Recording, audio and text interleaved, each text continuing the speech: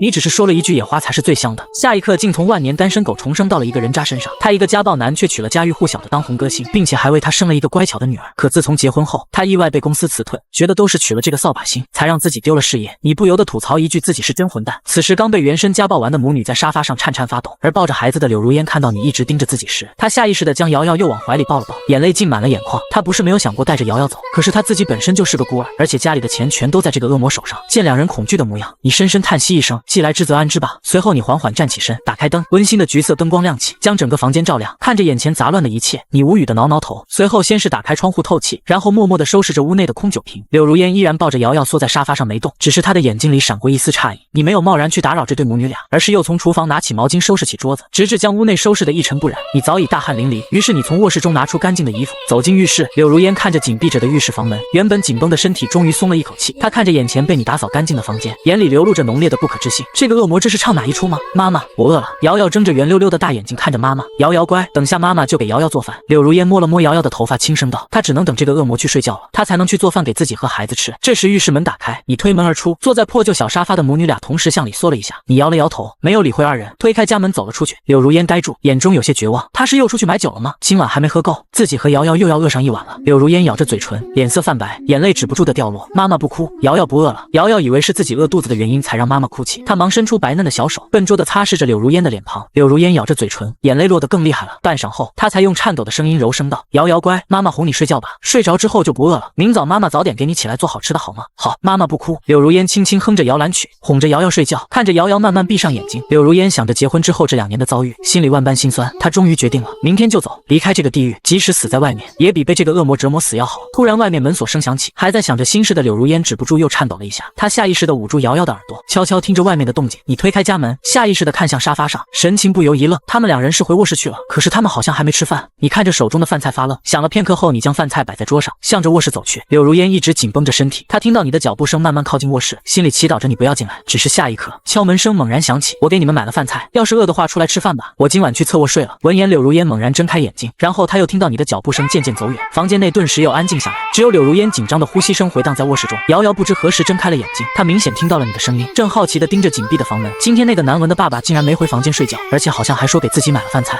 想到饭菜，她又饿了，她吞咽了一下口水，期待地看着自己的妈妈。柳如烟低下头，看着女儿期待的眼神，还是鼓起勇气，踮着脚悄悄地走到卧室门前，打开门。餐桌上饭菜的香气也扑鼻而来，柳如烟眼睛一下湿润了，她竟然真的给自己母女买了饭菜。面对这恶魔突如其来的好，柳如烟感到的不是高兴，而是发自内心的恐惧。她为什么会这样？她还想从自己手里得到什么？瑶瑶光着脚，迈着小短腿也跑了过来，扒着门缝看向外面。随后她的眼睛陡然一亮，口水更是不自觉地流了下来，但是她也没有擅自行动，而是抬起头，大眼睛一眨不眨地看向自己的妈妈。柳如烟无助地闭上双眼，深深吸了口气，然后嘴角扯出一抹微笑，将瑶瑶抱起。瑶瑶乖，我们小点声吃饭。瑶瑶慌忙地点了点小脑袋。房间里的你当然听到了外面的声音，又深深叹了口气。叹完气后，你又思索得起来，刚刚买了饭菜之后才发现，这个家里现在竟然只剩下1800多的存款，得搞钱了。片刻后，你突然坐直身子，眼睛发亮，自己怎么一时没转过弯来呢？这里可是平行世界啊！你心情激动，伸手拿起手机不断翻阅着。过了一会儿，你脸上扬起笑容，这个世界果然如记忆中一样，文化传承与娱乐圈和自己那个世界完全不同，一些让你皱眉的口水歌都能占据上热歌榜单。你紧握着手机，脑海里快速思索着，原是一首首经典歌曲慢慢在你的脑海里浮现。想着想着，你渐渐支撑不住，只能拖着疲惫的身体慢慢进入了梦乡。第二天早晨6点整，你轻轻地打开房门，走出卧室，餐桌上和厨房里已被收拾得一尘不染，应该是柳如烟昨晚吃过饭之后收拾好的。你站在原地想了一下，便悄悄地走进了卫生间洗漱去了。你知道柳如烟一般早上8点钟才会起来做饭，因为原先的你每次都要睡到10点多才会起床，只有她起来喝完酒之后，他们娘俩才能吃她吃过的剩饭。你下意识地又叹了口气，然后飞快地洗漱着。房间里的柳如烟其实已经醒了，但是她不敢出去。外面的洗漱动静消失，房门响起又关上。柳如烟抿着嘴，眼睛盯着卧室的房门，有些好奇，她又出门干嘛去了？等了半天，外面还是没有动静。柳如烟看了眼身边还在熟睡的瑶瑶，想了想，还是鼓起勇气悄悄下了床，打开卧室门走了出去。房间里酒味已经变得很稀薄，新鲜的空气顺着窗户吹进来的味道很好闻。这种情况让柳如烟有种不真实感，她已经很久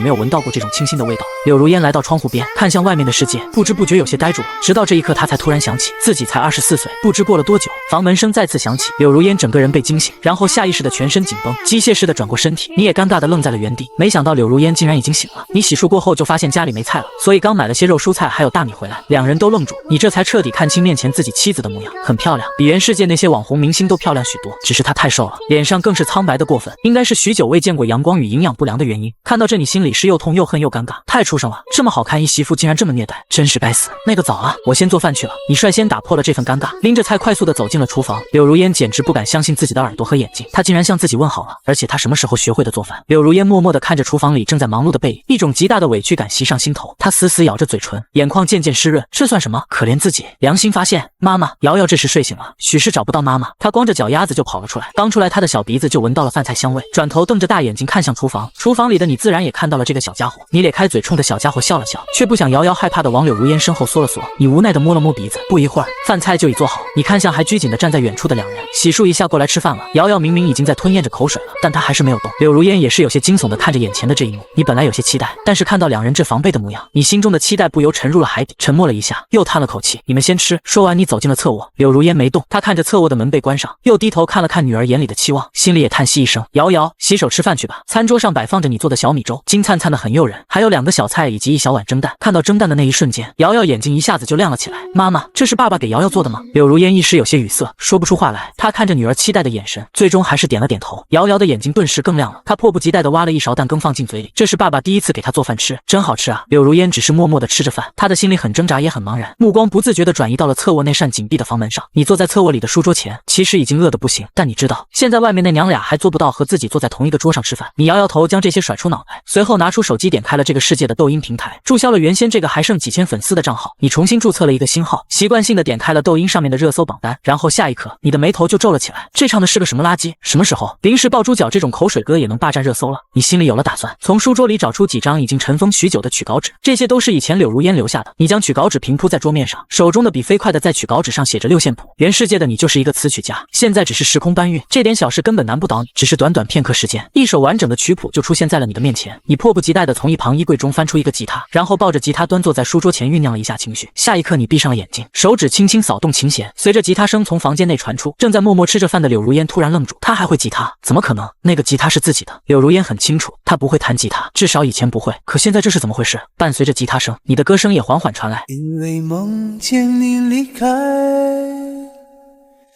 我从哭泣中醒来，看夜风吹过窗台，你能否感受我的爱？等到老去那一天，你是否还在我身边？看那些誓言谎言，随往事慢慢飘散。柳如烟更加愣住，她的眼中充满了难以置信，就连正在欢快吃着饭的瑶瑶都被歌声吸引住，停下了手中的勺子，看向侧卧紧闭的房门，大眼睛扑闪扑闪的瑶瑶歪着脑袋望着那里。瑶瑶知道这是第一次给自己做饭的爸爸的声音，好温柔。即使柳如烟没听过这首歌，她也能感觉到这首歌的厉害之处。这么优美的旋律，她很难想象这是从一个恶魔口中唱出来的。直到下一句歌声响起，多少人曾爱慕你年轻时的容颜，可知谁愿承受岁月无情的变迁？多少人曾在你生命中来了又还，可知一生有你，我都陪在你身边。听到这里，柳如烟再也忍受不住，她的肩膀开始轻轻颤抖，眼泪更是一颗一颗的往下掉落。2年了，整整2年了，每天担惊受怕。她已经2年没有听过音乐，2年没有出过家门，每天面对的都是柴米油盐与满屋狼藉，还有一个慢慢变成恶魔的她。现在自己好不容易鼓起勇气想要逃走了，她唱这个是什么意思？她突然变了是什么意思？柳如烟有些崩溃，她再一次迷茫了，对前路的害怕，以及对现在这人转变的害怕。她怕这是一场刹那的梦。歌声也在这一刻停止。瑶瑶也发现了妈妈的哭泣，她有些惊慌地爬到柳如烟的腿上，伸出小手努力地擦拭着妈妈的眼泪。妈妈不哭不哭，瑶瑶给你呼呼。瑶瑶以为妈妈的身上又疼了，她一边帮柳如烟擦着眼泪，一边扬起小脸扒开柳如烟的衣领吹着气。只见衣领下面，柳如烟的后背上遍布着道道伤痕。你自然不知道外面母女俩因为自己一首歌发生的事。此刻正打开抖音，点击了录制视频，视频里你并没有露脸，而是只露出了鼻子以下的位置。你抱着吉他清了清嗓子，这次你明显正式了许多，又将歌曲完整的弹唱了一遍，直到一曲结束，你将录制保存，又将开头与结尾的闲杂时间剪去。最后你将音频抽出配上词曲，在网上提交了版权所属，待一切搞定，你这才编辑了一个标题《一生有你》原创的一首歌曲，献给大家，希望大家能够喜欢，多多点赞支持。视频上传成功，你轻轻吐出一口浊气，终于完成了。接下来就静静等着群众的反响吧。这首歌在这个时代就是王炸啊！你将吉他放回衣柜，然后摸了摸饿得瘪瘪的肚子，挠了挠头发，不知道这娘俩吃完没？哎，好饿啊，真是造孽！揉着肚子的你终于等不下去了，轻轻推开房门，露出了一道缝隙，如做贼一样向外看去，正巧看到柳如烟正抱着瑶瑶离开餐桌，她的眼睛红红的，像是刚哭过一样。她明显也看到了自己，在原地愣了一下后，又抱着孩子快速的回到了主卧中。你松了口气，推开房门走到了餐桌前，终于能吃上饭了。你看着桌上明显给你留下的一些饭菜，有些开心，然后你端起小米粥大口大口的旋了起来，将桌上的饭菜全部清盘，收拾好碗筷，无所事事的你在房间里转了一圈，看了看这个家的布局，这是个2室1厅的房子，只有50平米，是之前结婚时2人一起出钱买的，家里的东西也都是那时布置的，这些东西已显得有些破旧了。你摇了摇头，回到沙发前一屁股坐下，真难想象柳如烟带着孩子是怎么在这种氛围下生活2年不怎么出门的，这种感觉就好像坐牢一样。你也知道自己一时半会改变不了什么，只能窝在小沙发上摆弄着手机，在查询怎么样去维持一个家，怎么样去哄一个孩子开心，怎样做一个好爸爸。网上的答案五花八门，看得你直挠头。这时主卧的门突然又被打开，你顺着声音看去，就看到从那里探出一只小脑袋，瑶瑶歪着脑袋，瞪着和她妈妈一样的杏仁眼，正好奇地打量着自己。这双亮晶晶的眼睛里懵懂与清澈，让你的心都要融化掉了。只是瑶瑶的小脸太瘦了，和她妈妈一样，要是再圆润一点肯定会更好看。也是，之前这对母女俩一天只能吃剩饭，而且混了酒的菜小家伙还不能吃，原主又不给这娘俩钱，他们只能饥一顿饱一顿的。你看见瑶瑶脸上下意识的想要露出笑容，可是你的嘴角还没扯开，就看到瑶瑶被吓得连忙又关上了门，窜了回去。房间内也响起柳如烟清脆的声音，她在哄孩子，笑容僵在脸上。你无辜的摸了摸鼻子，时间悄悄过去，直到中午，你放下手机站起身来，该做午饭了。也就在这时，卧室门被打开，面无表情的柳如烟抱着一堆衣物从卧室中走了出来，她像是没看到站在沙发前的你一般，径直走向卫生间。你明显看到她出来时身体僵硬了一下，她这是要去洗衣服吗？你突然想起昨天自己换洗下来的衣服还在洗衣机里没拿出来，想到这，你也快速的向着卫生间走去。柳如烟心里很紧张，她没想到你竟然还在家里。往常这个时候，你早出去和你的狐朋狗友们喝酒去了。她听到你的脚步声在往自己这里靠近，顿时她的心里更紧张了，身体微微颤抖。那个，我衣服还在洗衣机里，能让我先拿出来晾一下吗？你熟悉的声音从背后响起，正弯着腰打开洗衣机门的柳如烟被吓了一跳，身体更是踉跄一下，向卫生间里面缩去。小心点！你止不住又说了一句。柳如烟这才反应过来，她这是在征求自己的意见，她眼神闪躲着不敢看你。好，你先拿，谢谢。你紧握着拳头，手也有些颤抖，眼神中更是难掩愤怒和心疼。你刚刚清楚的看到了柳如烟的脖子下面那一道道泛着紫红的血痕。你收拾着洗衣机里的衣服，没有继续看她。一会儿我做午饭，记得喊瑶瑶出来吃饭啊。瑶瑶睡着了，等会我就喊她起床。柳如烟又往里缩了一下，整个人显得异常慌乱。你知道自己在这只会给她压力，无奈摸了摸自己的鼻子，拿起洗衣机里的衣服，快速的来到了阳台上晾起，然后走进了厨房。卫生间内抱着衣服的柳如烟还愣在原地，直到厨房里烟火升起，她才回过神来。她颤抖的将衣服放进洗衣机，目光却不自觉的往厨房飘去。她到底怎么了？柳如烟下意识的摸了摸自己的鼻子，然后突然又愣住。她什么时候有的这个习惯？柳如烟就这样待在洗衣机前，听着滚筒的转动声，心里异常复杂。直到衣服全部洗好，她拿出衣服走到阳台开始晾起。那个男人都一直在厨房里热火朝天的忙碌着。瑶瑶没有等到柳如烟叫她，她自己醒了，依旧是光着小脚丫子推开门，2只小手还在不停揉着睡眼朦胧的大眼睛。下一刻，她看到厨房里忙碌的你时，一双漂亮的大眼睛里明显亮了一下，然后她便好奇地趴在厨房门框边，看着你的背影。柳如烟晾好衣服，回过头来就看到了这一幕。小小的瑶瑶满脸期待，厨房里的你忙忙碌碌。柳如烟精神一下子有些崩溃，她飞速转身背靠着墙，双手捂住脸，慢慢蹲下身体，眼泪无声地掉落下来。这是她很久很久以前做梦才会出现的场景。你依旧没有与他们娘俩同桌吃饭，将饭菜端到桌上后，便匆匆地走出了家门。听到房门声响起，柳如烟胡乱地抹干脸上的泪痕，咬了咬嘴唇，站起身来抱住瑶瑶来到了餐桌前。没人知道她现在的心情是何等复杂，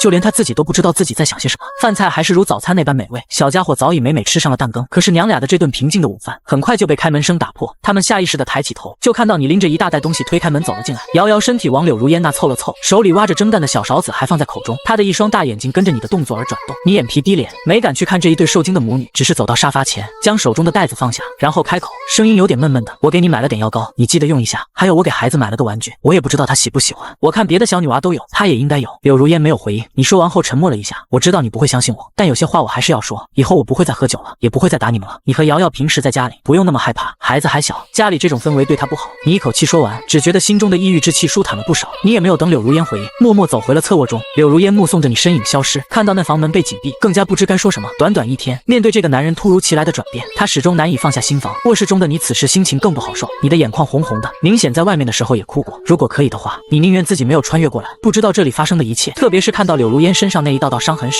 你的心就被压抑到快到崩溃。你实在难以明白，为什么会有人能对自己的亲人抱有这么大的恶意。柳如如烟吃过饭，依旧给你留了一些。他看着桌上的袋子想了一下，最终还是牵着瑶瑶往主卧走去。你听到了旁边卧室的关门声，知道是这对娘俩吃完饭了，这才起身走出房间。然后你看到茶几上的袋子依然没被拆开，静静地待在原位上。你抿了抿嘴，叹气一声，不知道该怎么办，只能坐下闷头吃饭。这时主卧的门竟意外的再次被打开，瑶瑶又探出了一颗小脑袋，正好奇地盯着吃饭的自己。你再次尝试咧开嘴冲着他笑了笑，这次终于如愿，小家伙没被吓跑，依然好奇地打量着正在吃饭的自己。你心里微微放松，一颗压抑的心也被这软糯的小瑶娃治愈了不少。你放下手中筷子，用自己毕生最温柔的声音对着瑶瑶喊了一句：瑶瑶。你的忽然开口将小家伙吓得身体轻轻颤抖了一下，不过他依旧没有缩回去，而是转头看向主卧里，然后像是受到了什么鼓励一般再次看向你。一个稚嫩又软糯的童声从他口中传来，爸爸。听到这个声音，你浑身一震，眼睛瞬间湿润，这是你穿越以来听到的最优美的旋律。瑶瑶歪着小脑袋，疑惑地看着这个又哭又笑的爸爸，似乎在奇怪为什么有人还能笑着流眼泪呢。你轻轻嗯了一声，回应着小家伙，然后你站起身，来到沙发前，从袋子中拿出刚刚买的洋娃娃，拿在手上对着瑶瑶轻轻地晃了晃。瑶瑶眨巴着大眼睛，似乎有些异动，她看了看你手中的娃娃，又扭头往主卧里看了看，好半天才磨磨蹭蹭地往你这里走来。此刻你心跳如肋骨，生怕吓到这个好不容易向着自己迈步的小家伙。瑶瑶只知道爸爸会给自己做好吃的了，现在手里又拿着自己喜欢的玩具，他好像不会再凶自己和妈妈了。他走到你身边，抬起小脸，用力地吸了吸鼻子，然后露出一抹开心的笑容。爸爸身上也不臭臭了。瑶瑶，看爸爸手里的娃娃好看吗？你极尽温柔又认真地对着瑶瑶说着。瑶瑶小手动了动，似乎想要从你手中将这个娃娃接过来，但她还是没有鼓起勇气伸出手，只是用一双乌黑发亮的大眼睛紧紧地看着你。你的目光一直在瑶瑶身上，自然看到了她的这个动作，于是你缓缓蹲下身子，直到自己与瑶瑶平齐，又将玩具轻轻放在瑶瑶的手里。瑶瑶终于接过了自己喜欢的玩具，她的目光从你身上移到娃娃身上，小手指在娃娃轻柔的长裙上摸了摸，眼睛立即弯成了月牙。你看着眼前小家伙握着玩具的欣喜模样，内心五味杂陈，特别是近距离看到瑶瑶消瘦的小脸，还有她身上这件已经洗得泛白，明显小了许多的衣服时，你的心一瞬间好像针扎般疼痛。她才3岁啊，本来是应该被捧在手心的年龄，现在却因为一件小小的玩具而开心到不行。你咬了咬牙，飞速地擦了一下眼睛，挤出笑容，就这样静静地看着瑶瑶在自己身边玩耍。这一刻你眼中再也没有其他。主卧内的柳如烟此时更是紧张，她不知道这样做是对是错，但她同意你之前说的话，孩子还小，她不应该在这种氛围下长大，让孩子去亲近你，是她现在能做到的最大程度。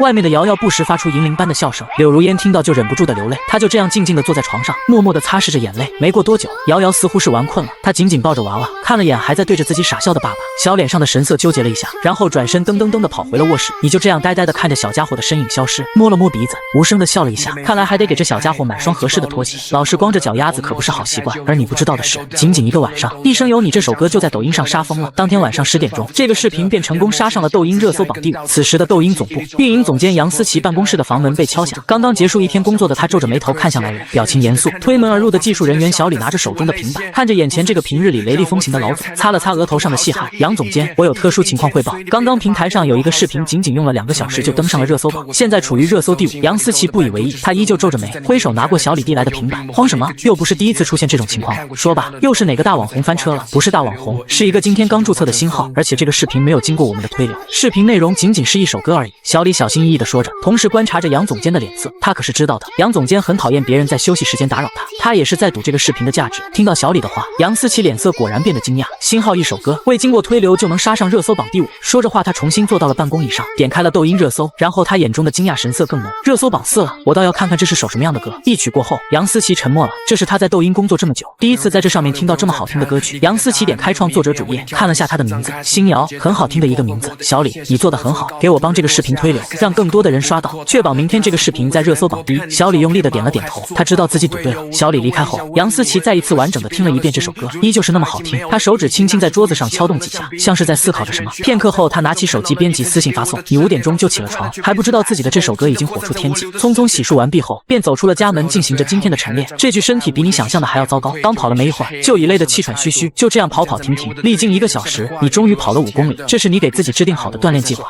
回到家的时候，时间已经来到早晨7点40，你刚推开家门，就和从卫生间洗漱出来的柳如烟对了个正着。柳如烟额前的发丝沾着水珠，正用毛巾擦拭着。她在看到你时吓了一跳，神情有些惊慌。我不知道你出去了，我现在就去做饭。你愣了一下，面对这种情况有些尴尬，但还是快速的回答：瑶瑶还在睡觉。柳如烟抿了抿嘴，低头嗯了一声，心跳加快。运动过后，你身上的阳光气息让她很不适应，见惯了你颓废的模样，突然这样阳光的你让她心里很慌乱。她下意识的躲避着你，快步往厨房走去。你去看着瑶瑶，等我洗过澡之后我来做饭吧。你有什么想吃的菜吗？你略带讨好的声音从背后响起。柳如烟脚步顿住，半晌后带着轻柔的颤音才从她口中响起：没有，你随便做吧，我去看孩子。说完后，柳如烟脚步加快，逃跑一般钻进了卧室。你看着被关上的卧室房门，无奈的耸了耸肩。洗过澡后，你感觉自己饿到发慌，而且原身身酒瘾还发作了，你很难受，口中一直分泌着唾液，只能一边做着饭一边疯狂喝着热水来缓解。瑶瑶这时也起来了，柳如烟给她洗漱一番后，她便扒在厨房门框上看着你做饭，怀里还抱着昨天你送她的洋娃娃。你转过身就看到了这个小家伙，咧开嘴对着瑶瑶露出了姨母般的笑容。瑶瑶今天早上想吃什么呀？爸爸给你做。瑶瑶头上2条辫子微微晃了晃，歪着小脑袋认真的想了半天，然后大眼睛弯起，蒸蛋。瑶瑶爱吃蒸蛋，好，那就蒸蛋。你宠溺的回答道，伸出手想揉揉瑶瑶的小脑壳，又悄悄地缩了回去，怕吓到眼前这个小天使。慢慢来吧，不急。你心中想到。瑶瑶明显在慢慢接纳自己，这让你看到了希望，心情不由大好。此刻就连酒瘾与饥饿似乎都远离了你。将早餐放在桌上，你照例回到了自己的小卧室，让这对母女先吃。不过比以往要好的是，外面2人在吃饭时明显多了些笑语声。侧卧中你躺在床上，拿起被自己设置成静音的手机，想看看视频的成效。刚将手机解锁，你就被震惊到了。卧槽，这是多少个通知？你咽了口水，点开抖音，打开自己的主页，页面上100多万的粉丝数差点亮瞎你的眼睛。怀着激动的心，你继续点开视频，200多万的点赞，接近100万的评论，也让你脸上止不住扬起笑容。一举成名，而且你看了评论区清一色的好评，全都是赞美之声。更多人还在呼吁着自己多来2首这样的好歌。接下来就是见证收益的时刻，你点开后台钱包，映入眼帘的收益让你咧开了嘴。在没有接任何广告的情况下，仅仅1天，这个视频只靠流量产生的收益就达到了恐怖的32万，还是已经交完税收后的收益。你终于松了口气，有钱了，日子终于不用过得那么紧巴巴了。之前握着全部家当1000多块钱的时候，你连买个菜都是小心翼翼的。将收益转到银行卡后，你等到外面2人吃完饭，房门声响起，才赶紧推门出去吃早饭。将桌上的饭菜全部吃完，刷完碗筷后，你便抄起手机匆匆出了家门。你现在住的这个小区位于江城的老城区内，这个小区如今已偏显老旧，之所以会买这里的房子，全因为这里便宜。他与柳如烟2人当初并没工作多久就结婚了，2人手里也没有太多钱，他们结婚时还憧憬着日后能换一个好一点的房子。可惜结婚后2年时间，原生不仅没有再找工作，还败光了2人的积蓄，就连柳如烟的手机都被他拿出去卖掉换了酒喝。从破旧的小区出来，你径直往记忆中的商场走去。刚一进门，你就看到一家名叫某维的国产大品牌手机专营店。可能是因为大多数人现在都在上班的原因，店里没有几个客人。一个年轻的女店员在柜台里正无聊地涂着指甲油，看到你进来时，她的眼睛明显亮了一下，快步迎了上来。帅哥要买手机吗？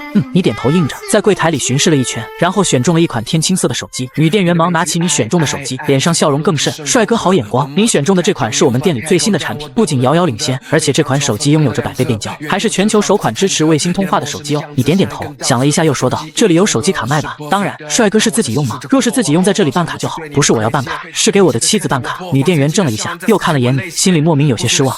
这么年轻一小伙，怎么这么早就迈入了婚姻的坟墓呢？果然好男人都是别家的，几千块的手机眼都不眨一下就给妻子买了。女店员这么想着，口中却没含糊，继续说道，帅哥的老婆真是好福气，我想这款手机您老婆一定会喜欢的。不过要办手机卡的话，还是需要您老婆本人携带身份证件自己来亲自办理。好吧，那麻烦你帮我把这个手机装起来就行。你挠了挠头，没想到这个世界购买手机卡也需要实名认证，只能让店员先将手机给包了起来。不一会儿手机包好，你扫码付完款后便匆匆离开了手机店。还有许多东西要买，在这已经浪费不少时间了。在你离开家后，柳如烟把家里上上下下收拾了一遍后，坐到了沙发上，看着窗外碧蓝的天空。经过2天的通风，家里早已没了酒气，新鲜的空气不时顺着窗户吹进来，让她感觉异常舒服。这放在以前是柳如烟想都不敢想的。看着玩得欢快的瑶瑶，柳如烟的嘴角不自觉地翘起了一个小弧度。这种日子真好啊！忽然传来的门锁转动声将柳如烟从沉思中惊醒，瑶瑶也飞快地爬起来，抱着洋娃娃钻进柳如烟的怀里。外面传来嘈杂声，你熟悉的声音也随之响起，慢点慢点，别刮到了，要竖起来，往里面搬。柳如烟有些慌乱，她快速地抱起瑶瑶，想回到卧室中，目光却忍不住好奇地向门外看去。你与一个陌生男人的身影率先出现在她的视野里，他们正搬着一个奶油色云朵风格的沙发往房间里面走来。在看到柳如烟时，你眼睛明显一亮，脸上带着欢快的喜色。那个麻烦能帮我倒几杯热水吗？一会忙完让师傅们歇歇脚。好，我这就去倒。长时间没有与外人接触过的柳如烟有些不知所措，但她也很快反应了过来，抱着瑶瑶快步走进厨房。你脸上的笑容更浓，虽然现在已经满身大汗，但还是干劲十足。你与师傅们将采购来的新沙发搬进屋内，又将原来老旧的沙发搬了出去，然后是电视、冰箱、绿植。家里在这一件件新家具入场后，瞬间变了个样，原本老旧的面貌顿时焕然一新，重新散发出一副生机勃勃的样子。淘汰下来的旧家具最后被你以800块钱的价格全部卖了出去。柳如烟有些肉疼，那些家具虽说老旧了一点，但都好好的，800实在是太亏了。不过他现在更好奇的是，你哪来的这么多钱？按照他心里的计算，家里现在应该快揭不开锅了才对。将师傅们送走，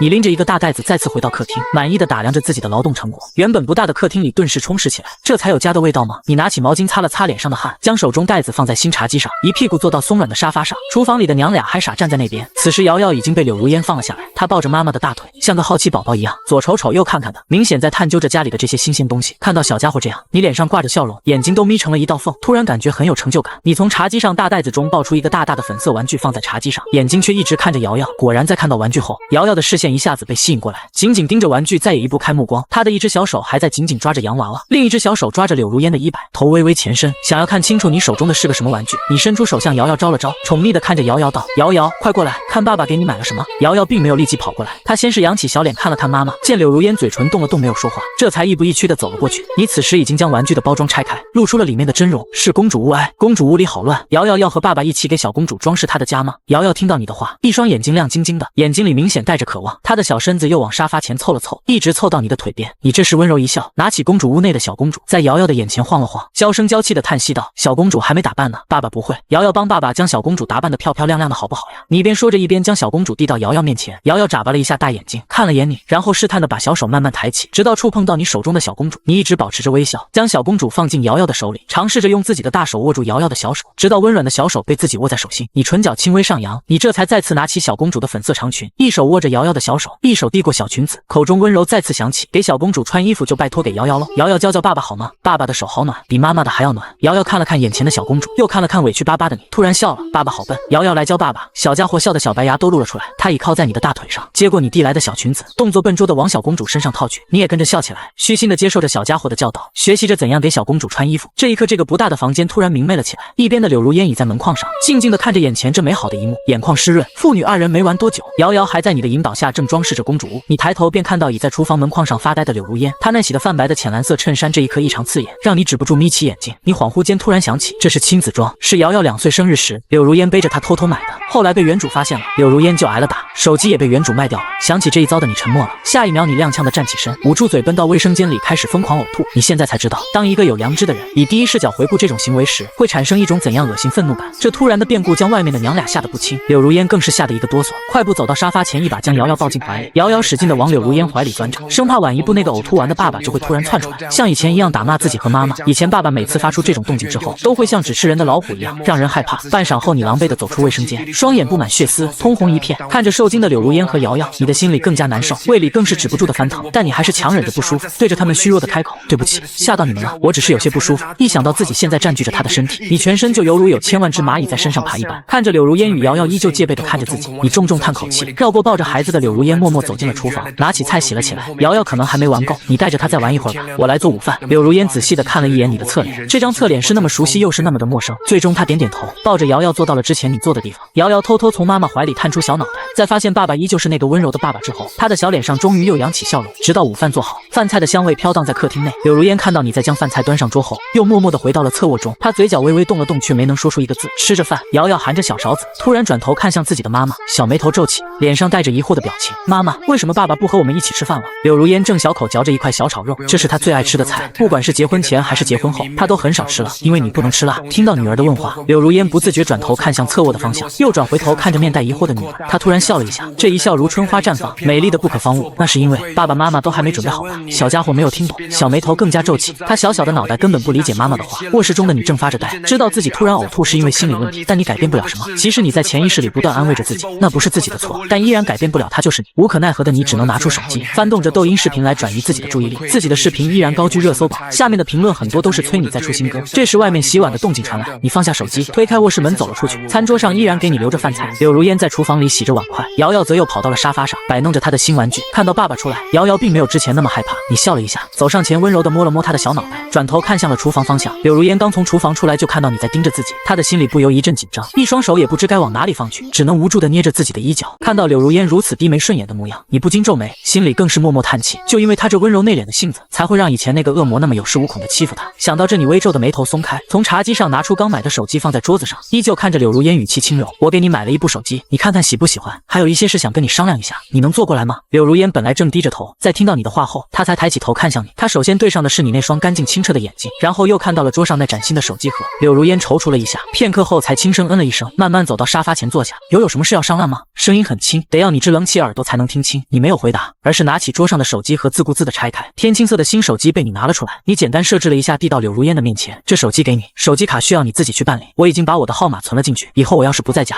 有什么事可以给我打电话。你一边说着，一边又从口袋里掏出一沓钱放在他面前，这是我刚取的现金，下午没事带孩子出去转转吧，总是待在家里也不好，有什么想买的就买点，特别是衣服，我看你们两人的衣服都小了许多，还有办张银行卡吧，带着现金不安全也不方便。你碎碎叨叨着，一口气将心里想的都说了出来。柳如烟抬起头，紧紧盯着眼前的男人，听着他的碎碎念叨，眼眶慢慢泛红。你见柳如烟迟迟没有拿过手机，无奈的摸了摸鼻子，是不喜欢这个手机吗？我看着颜色挺好好，又是最新款才买的，如果不喜欢的话，可以去再买个喜欢的。柳如烟摇摇头，又深深看了一眼你。不，我挺喜欢的，谢谢你。他的声音依然很轻，有些哽咽，带着轻微的颤音。两人眼神突然对视在一起，你不自然的瞥向别处，心里却是松了口气。喜欢就好，不用谢。好了，我先吃饭去了。说完，你站起身，快步走到餐桌前，大快朵颐起来。其实柳如烟心里还疑惑着你哪来的这么多钱买这些东西，但你没说，他自然也不会主动去问。他拿起桌上的新手机看了一眼，天青色的手机外壳很有质感。一边的瑶瑶这时也放下了手中的玩具，小脑袋凑了过来，好奇地看着妈妈手里的新手机。柳如烟顺势抬手摸了摸小家伙的脑袋，一大一小盯着手机开始研究起来。因为一上午出了许多汗，你吃过饭刷完碗后想洗个热水澡，但这娘俩今天竟一直待在客厅里，导致你很不好意思这时去洗澡，只能有些郁闷的又回到侧卧中。下午5点钟，外面的天终于不再那么炎热。柳如烟坐在沙发上踌躇了一会儿，还是将桌上的钱拿起，领着瑶瑶走出了家门。瑶瑶已经很久没有出门过了，她很喜欢出去外头玩，但之前妈妈从不带她出去，爸爸又不允许他们出去，所以这次出门她显得异常开心。小家伙一手拿着洋娃娃，一手牵着妈妈，一路蹦蹦跳跳，一双圆溜溜的大眼睛更是到处张望着。外面的一切对于她来说都是充满了新鲜感，只是柳如烟有些拘谨，她行走的脚步不自觉地加快，看着路上来来往往的行人，她莫名有些自卑，特别是她与瑶瑶身上这身不合身的衣服，让她总感觉别人的目光总会不经意多看自己2眼。商场不远，她依稀记得穿过2条街就到了，这里与她记忆里的商场变化有些大，仅仅2年，这里好像装修得更加精致了。一进门她就看到了一个手机店，里面有办手机卡的柜台。柳如烟犹豫了一下，就领着孩子走了进去。店里的人挺多，店员们都显得忙忙碌碌的，好久没有与人交流的柳如烟有些茫然地站在原地。好在有一个女店员发现了她与瑶瑶，主动走上前来，先摸了摸瑶瑶的脑袋，然后脸上挂着笑容说道：“小家伙真乖，美女是要买手机吗？”听到有人夸瑶瑶，柳如烟脸上也扬起了笑容，她摇了摇头：“不是，我有手机，我想办张手机卡，现在能办吗？”女店员脸上依旧挂着微笑，一边说话一边将柳如烟引导到柜台前：“可以的，这边请，我们这里有好几种套餐供您选择，不过能问下您是什么品牌的手机吗？如果是我们店品牌的手机，办理手机卡是有优惠的。”听到优惠，柳如烟眼睛亮了一下，她迅速从口袋中拿出手机递到女店员面前，轻声询问：“这个可以吗？好像就是你们这个牌子的，而且是上午刚买的。”女店员神情一愣，她再次仔细地看了眼柳如烟，今天卖出的最新款手机本就没2个，又是来办手机卡的。女店员自然想到了上午的你，原来这对母女就是上午那个帅哥的老婆孩子吗？只是他俩怎么都那么熟，而且穿着也明显不合身，那个帅哥看着不像是对妻女不好的人啊。女店员有些想不通，但她没有多问，脸上依旧挂着微笑，惊呼道：“原来上午过来买手机的帅哥就是您的先生吗？您可真是太幸福了，这是我们这里最新款手机呢，有这个手机您可以办理这个套餐，充值100送100，免费送600分钟的免费通话时长，依旧是热情的服务，只是这次的服务对象从你变成了柳如烟。”柳如烟被说的在晕晕乎乎中交了钱，成功办了卡，一直到走出手机店，她的脑子里还回荡着女店员热情的声音，太恐怖了。不过她竟然说你是个好男人，柳如烟真想告诉她，这样的好男人要不你领回家去。买了手机卡后，柳如烟又办了张银行卡，将手里的钱都存了进去，除去办手机卡的钱还剩4900，你这次给她的是整整5000。拿着手机和银行卡走出银行，柳如烟看着四周的高楼大厦，突然感觉自己活了。现在的她可以带着孩子离开，可以凭借着手里的这个钱找个工作养活自己和孩子，甚至可以去重新追寻自己的梦想。突然而来的自由让柳如烟站在原地怔了许久，直到一道稚嫩的童音在她耳边响起：“妈妈，瑶瑶可以吃一个冰激凌吗？”她瞬间回过神，身边的瑶瑶还拉着自己的手，圆溜溜的眼睛正直勾勾地盯着不远处的冰激凌店，口水都要从她的嘴角流了下来。柳如烟笑了，笑的是那么明媚与灿烂：“可以，但只许吃一个哦，要不小肚肚会疼。”好，瑶瑶最爱妈妈了。这对娘俩终于出门了，你美美的洗了个澡，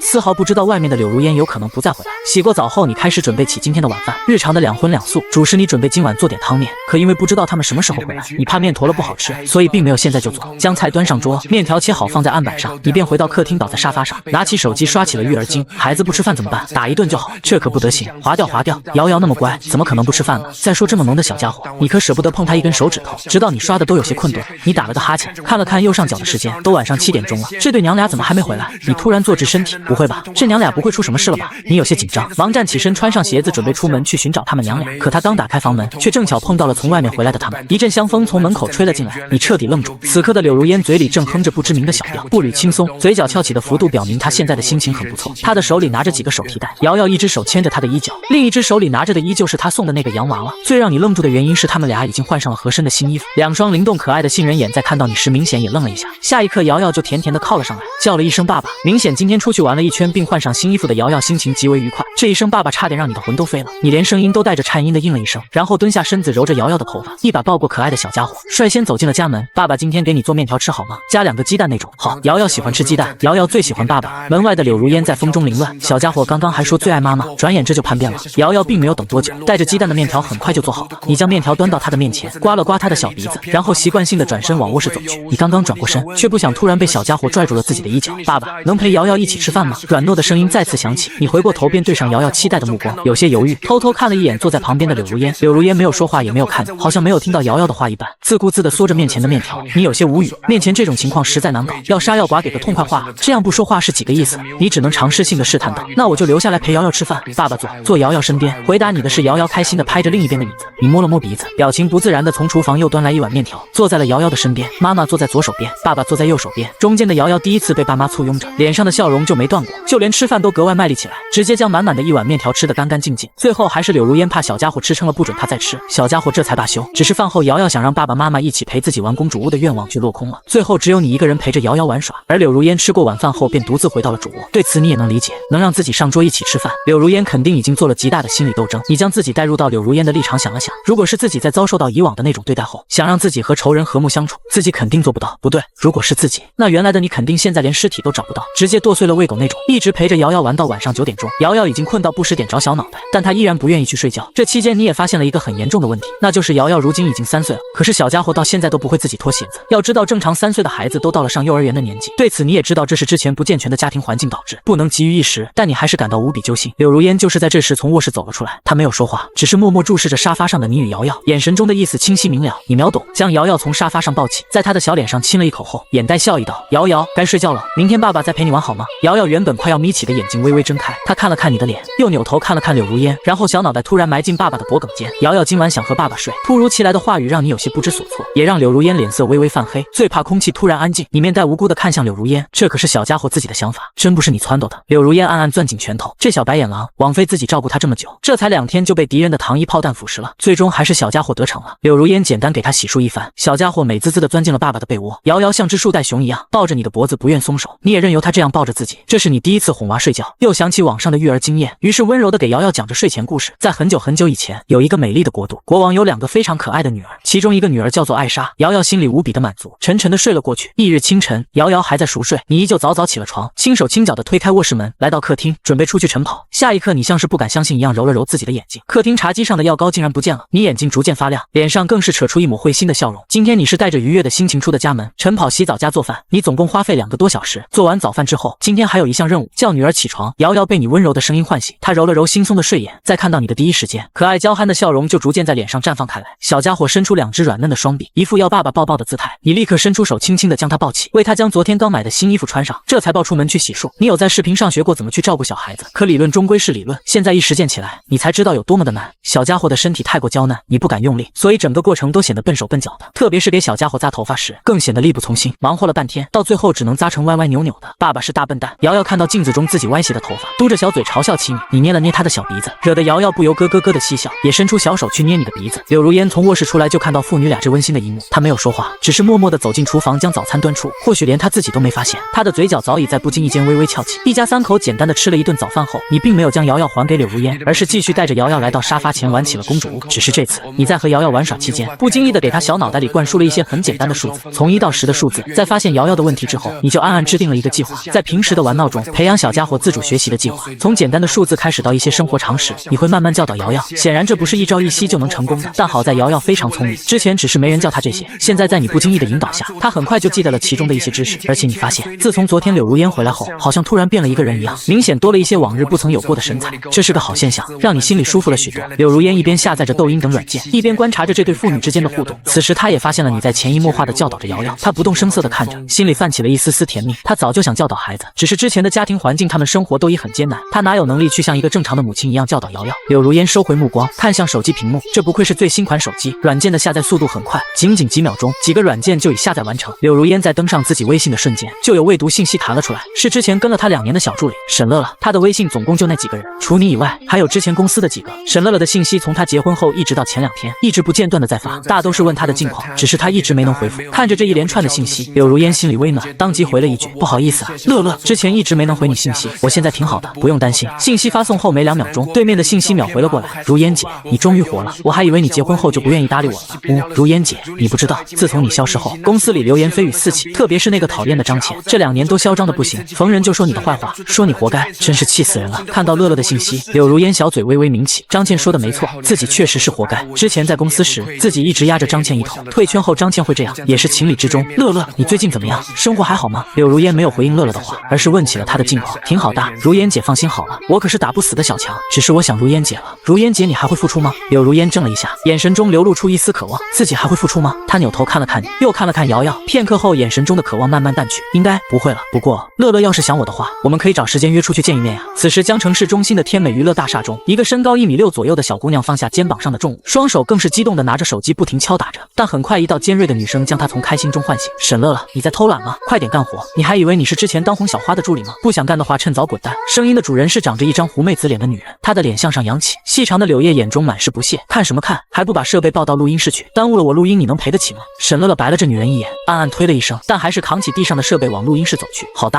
如烟姐，这周六我放假，有空联系啊。柳如烟看着这样一条信息，脸上终于挂起了笑容。她又翻了翻，见没有别的什么信息了，便又切换到微博。微博上自己的最后一条动态还在2年前，是自己宣布退圈的声明。原本几十万的粉丝数，如今已经变成几千。除僵尸粉以外，竟然还有一些老粉经常留言关心着自己。随意翻了翻微博热搜，都是最近的花边新闻，但其中竟然有几条在说着最近爆火的一首歌《一生有你》，神仙歌曲。神秘歌手仅凭一个视频一夜粉丝破100万。新瑶，他究竟是谁？深度解析，带你盘点最近的一首宝藏歌曲。柳如烟挺好奇最近爆火的歌是什么样子，于是她循着标题点了进去，手机屏幕自动跳转到一个视频界面，熟悉的吉他旋律响起，客厅里陡然安静下来，只有歌声在3人耳边回荡。你尴尬的扭过头，瑶瑶大眼睛扑闪扑闪的扑到柳如烟的怀里，看向手机屏幕，柳如烟彻底愣住，这熟悉的歌声不就是前2天从房间里传出来的歌？原来那天她是在录视频，还是瑶瑶最先出声？她伸出小手指向手机屏幕，抬头看向柳如烟，大眼睛满是好奇。是爸爸，爸爸在手机里。是爸爸呢。柳如烟摸了摸小家伙的脑袋，回应道，她现在才明白为什么你会有那么多钱给家里置换家具，点赞数都几百万了，能没钱吗？她扭头望向你那线条分明的侧脸，眼神复杂莫名。瑶瑶得到妈妈的回答，更是开心的又扑回你的怀里，2只小短手捧着爸爸的脸，大眼睛里全是亮光，奶声奶气。爸爸好温柔。瑶瑶也要唱歌，也要进到手机里，2只软乎乎的小手按在自己脸上，你眼神逐渐融化，同样用2只大手捧起女儿的小脸。瑶瑶也喜欢唱歌吗？喜欢。瑶瑶弯起大眼睛，毫不犹豫的回答。你笑容更加灿烂。好呀，那爸爸教瑶瑶唱歌，等瑶瑶学会了就到手机里唱好吗？瑶瑶不停点着小脑袋，然后开心的对着你的侧脸用力的亲了一下。得到奖励的你顿时喜笑颜开，在小家伙满是崇拜的眼神下，飞速的跑回侧卧，将吉他拿了出来，回到沙发上，你抱着吉他调了调弦，扭头就看到柳如烟和瑶瑶都是眼睛一眨不眨的望着自己，你脸罕见的红了一下，然后抚着琴弦。今天爸爸创作一首专属于瑶瑶的儿歌，爸爸先唱一遍给瑶瑶听，下一遍爸爸唱一句，瑶瑶跟着唱一句好吗？瑶瑶欢快的点头，小脸上充满了期待。这首歌叫勇气大爆发，瑶瑶听好咯。说完，你轻轻扫动琴弦，轻快的旋律随之在客厅里响起。瑶瑶的节奏感竟然出奇的好，她摇头晃脑的跟着旋律轻轻摆动着，你不由自主的也跟着小家伙摆动着身体。看着这对动作频率一致的父女，柳如烟眼神渐渐软化，一抹笑容悄悄浮现在她的脸上，她竟然也加入了你们的节奏，一家人第一次全部沉浸在欢乐的海洋中。这一刻就连客厅都明媚起来，跟着歌声，瑶瑶握起小拳头，做了个冲要的超人手势。你这时也放下手中吉他，跟着小家伙一起做着手势，然后伸出手指轻轻点在瑶瑶的俏皮上。瑶瑶扑到你的怀里，2只小短手紧紧揽住你的脖子。爸爸，瑶瑶喜欢这样的爸爸，你不要变回以前那样了好吗？瑶瑶软糯的声音在耳边响着，你微张着嘴巴，眼中突然水雾弥漫，把瑶瑶紧紧抱在怀里，脸深深的埋在瑶瑶的衣服下。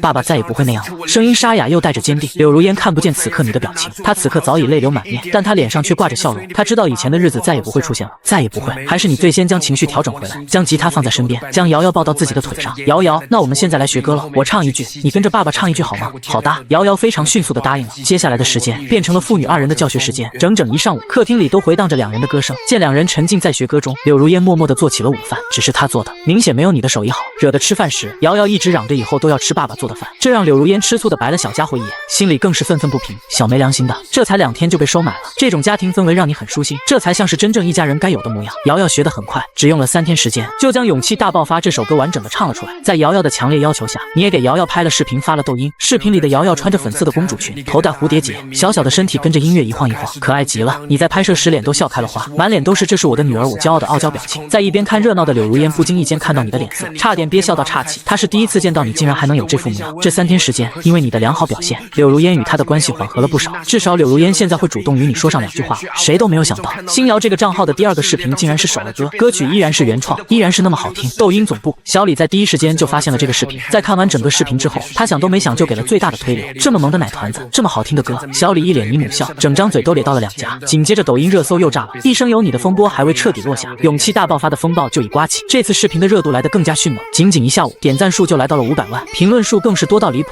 这也导致晚上的时候，你不得不再次将手机静音，抱着瑶瑶坐在沙发上乐此不疲地刷着评论区。评论区个个都是人才，你刷着根本停不下来。我要有这么个女儿，我不允许方圆百里有黄毛。这是点赞最多的一条评论。有其父必有其女，父亲先一首一生有你王炸开局，女儿后一首勇气大爆发承上启下。下面一个视频是不是该妈妈出场了？这是回复最多的一条评论。翌日周六，你刚刚晨跑结束，擦着汗推开家门，就看见柳如烟穿着新买的吊带睡裙从卫生间里出来。她明显刚洗完澡，正吹着头发，俏脸被热气吹得微红，两人大眼瞪着小眼。你的脑海里突然冒出一句诗来：天然缘不做，清水出芙蓉。这用在此时柳如烟的身上正正好好。见你像只呆瓜一样紧盯着自己，柳如烟下意识地捂住胸口，脸上逐渐充血，就连耳垂都开始泛红。明明两人都结婚2年多了，现在这感觉竟好像刚在一起的小情侣一般。早啊！柳如烟尽量让自己冷静下来，与你打了个招呼，迈向卧室的脚步却不由得加快。早，你简单回了一声。柳如烟没再说话，逃也似的跑回了卧室。你无奈地笑了笑，将脑子里的胡思乱想甩掉，哼着歌走进了卫生间，洗澡做饭叫瑶瑶起床，日常3件套。你推开卧室门的时候，瑶瑶还在熟睡中，她小嘴微张着，四仰八叉地躺在你的大床上。经过这几天正常的饮食与睡眠，瑶瑶脸色水灵了许多，虽然还是那妖兽，但精神面貌肉眼可见的好了许多。你坐在床边看了一会儿，俯下身子轻轻捏了捏小家伙的鼻子。瑶瑶，起床吃饭了。躺在床上的小家伙撅了撅小嘴，微微睁开眼，当看到你时，嘴角两侧止不住的上扬，然后他慢吞吞地伸出小短手，抱住你的脖子。爸爸，奶声奶气中带着撒娇。你笑了笑，伸手将他抱起，走出卧室门，将他放到洗手台前的凳子上。小家伙这2天都是自己洗脸刷牙，你在旁边扶着他，给他挤牙膏拿毛巾什么的。瑶瑶很聪明，你只教了2天他就学会了这项技能。柳如烟也在这时走出了卧室门，身后的长头发也被他高高的盘起，扎成了一颗小丸子头。这个样子的柳如烟让你眼前止不住一亮，暗暗点了点头，这才是20多岁该有的活力吗？只是还是太瘦了，要是圆润点肯定更好看。柳如烟心里还是有些紧张，脸颊微红，这是她第一次在家打扮成这副样子，不知道好不好看。她抬头看了看还在照顾瑶瑶的你，不动声色地走到餐桌前落座。刚刚她眼睛好像亮了一下，那就说明还是好看的吧。等等，自己为什么要在意她的看法？柳如烟生气地鼓着腮帮，筷子不经意地在碗里搅拌2下，她在气自己的不争气。你也在这时抱着洗漱好的瑶瑶落了座。瑶瑶甜甜地喊了一声妈妈，然后拿起自己的专用小勺子，舀起面前金灿灿的小米粥。今天能和我们一起出门吗？正低头享受着美食的你突然听到柳如烟的话，抬头看着柳如烟一脸疑惑。柳如烟点点头没有看你，只是耳垂已经鲜艳欲滴。好啊，你非常爽快地答应了。马路上你拦下一辆出租车，你们今天要去市中心的益达广场。柳如烟与她以前的小助理沈乐乐约在那里的一家奶茶店见面。之所以要带上你和瑶瑶，完全是因为沈乐乐想见见小家伙，而小家伙这2天又成了你的小尾巴，和你形影不离，所以你纯粹是沾了小家伙的光。时隔2年，他又能见到如烟姐了。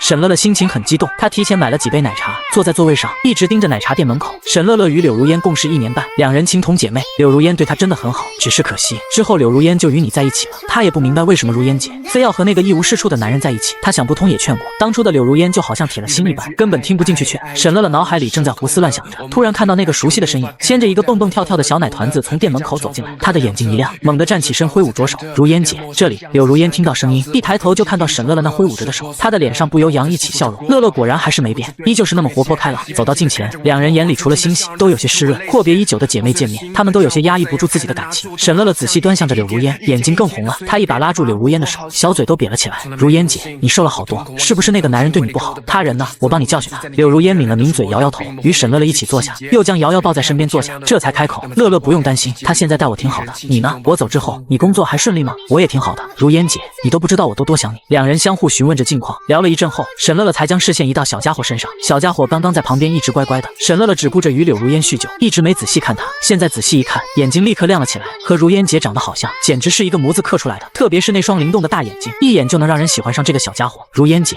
这就是瑶瑶吗？跟你好像，好可爱呀！沈乐乐一边说着，一边离开座位，蹲在小家伙前，伸出手摸了摸小家伙的小脸，然后他的眉头又微微皱起。小家伙与如烟姐一样，都是那妖兽。沈乐乐现在心里无比气愤，他敢肯定，那个一无是处的男人肯定对如烟姐与孩子不好。越想越气，他现在恨不得当面质问那个男人。于是他抬起头，看向柳如烟，如烟姐，不是说他也会来吗？人呢？柳如烟也能感觉到沈乐乐对你的敌意，只是他不知道该怎么说，只能尴尬地笑了一下。瑶瑶想吃冰激凌，他去给孩子排队买冰激凌了。沈乐乐自然看到了柳如烟脸上的神色，他心里顿时更气了。他的如烟姐本就是温柔清冷的性子，现在这份温柔清冷里又多了一些怯懦，他能感受得到，怕吓到孩子。沈乐乐只能冷哼一声，回到座位上，暗地里却咬牙切齿地想把你给弄死。如烟姐，沈乐乐刚想说话，却又突然顿住，眼神也逐渐犀利起来，看向奶茶店门口。柳如烟一愣，脸上表情更加尴尬，他以为是你来了导致乐乐的敌视，刚想转身去看，一道略显尖细的声音从他背后响起：沈乐乐，你还有空喝奶茶？我交给你的工作做完了吗？张倩，你有完没完？今天是休息日。沈乐乐脸色难看，像只炸毛的小猫一般死死盯着说话的人。柳如烟转过身，这才看清来人是张倩。柳如烟微愣，之前与自己一个公司的当红小花，走的也是实力派歌手的路线，这不是如烟姐吗？如烟姐不在家老老实实相夫教子，出来找乐乐做什么啊？张倩眼带笑意，口中说出的话却满是嘲讽。柳如烟还没说什么，身边的沈乐乐先怒了：张倩，管好你自己吧，现在不是工作日，你少在这阴阳怪气。如烟姐，我们走，这里有只疯狗乱吠，只会影响我们的心情。沈乐乐说完，抱起瑶瑶，拉着柳如烟的手就要离开，却不想张倩先一步挡在他们身前，眼神有些阴郁。他看着柳如烟眉角轻挑又笑了，哎，如烟姐，你怎么这么瘦了？日子不好过吗？不好过和妹妹我说一声，我还能施舍施舍，谁叫我心善呢？你看乐乐现在就在我手下打杂，日子不是挺好的，你说对吗？乐乐，沈乐乐铁青着脸，一言不发地看着张倩。柳如烟猛地转过头，看向沈乐乐，眼中满是不可置信。要知道打杂的就是卖力气，公司怎么能让乐乐做这个？只是现在明显不是问话的时候。柳如烟转过头，看向张倩的目光也带上了怒气。只是她刚要开口，沈乐乐率先出声了：“我与公司签的合同月底就到期了，到时我自然会辞职，只是希望某人不要爬得越高摔得越惨。如果如烟姐复出的话，某人恐怕做梦都要吓醒。”张倩闻言一愣，她确实对柳如烟有些阴影，毕竟以前柳如烟整整压了她1年半的时间，她在的那段时间谁认识自己呢？不过张倩很快就笑了，她带着藐视的眼神看着柳如烟。复出，这是我听过最好笑的笑话。有公司敢签这样一个带着孩子的过气艺人吗？说起孩子，柳如烟，你的孩子长得挺不错嘛，你可以考虑将他培养成新一代的当红小花。张倩说着话满脸不屑，甚至她还忘乎所以的想要掐一掐瑶瑶的小脸。住手，把你那脏手给我拿开，我保证你敢碰她一下，我让你哭都没地方去哭。两道声音同时响起，一道是柳如烟的，另一道浑厚的男声来自你目光中带着狠厉，快步走到柳如烟面前，将手中冰激凌递给3人，然后面向张倩，将柳如烟与瑶瑶挡在身后。张倩被吓了一跳，身体也不由自主地向后退了2步。生气的你给人压迫感很强，只是她定了定神，仔细看向你时，却突然笑了。原来是这个小白脸，没用的废物，我倒是谁？原来是你啊！怎么，公共场合下你还想打人吗？你皱皱眉，回头看向柳如烟，眼神带着疑问，明显在询问柳如烟这个泼妇是哪来的。是以前公司的歌手，我也没想到会在这遇到他。生气的你或许别人不怕，但柳如烟却有些害怕。看到你望着自己，他头微微低下，看到柳如烟这样，你眉头皱得更紧，心里更是叹了口气，没再询问柳如烟，转过头居高临下的盯着张倩。歌手，不好意思，我没听说过你，也不认识你，我只知道好狗不挡道，请你让开。你很认真的说着。闻言，张倩声音更加尖锐，做人要看清自己的分量，你以为我不知道？你天天巴结人家花样男团里的高成许冰，天天请人家喝酒，现在在这跟我装什么大尾巴狼？高成、许冰，你仔细想了想这2个名字，终于想起来这2人是谁。之前原主所在的男团成员退圈后，原主想重新出道，确实经常请他们喝酒，巴结他们，只是人家鸟都不鸟他。你说的这2人我也不熟，你再这样纠缠，别怪我喊保安了。张倩狠狠地剐了一眼你，但还是乖乖让开身子。你拉起身后的柳如烟，又是一沈乐乐跟上，径直往外面走去。只是与张倩擦身而过时，张倩对着柳如烟却又突然开口：“哎，可惜啊，某人再也唱不了歌。柳如烟，我的新歌这个月月底发播。”说完，张倩竟开心地笑了起来。你柳如烟怎么跟我比？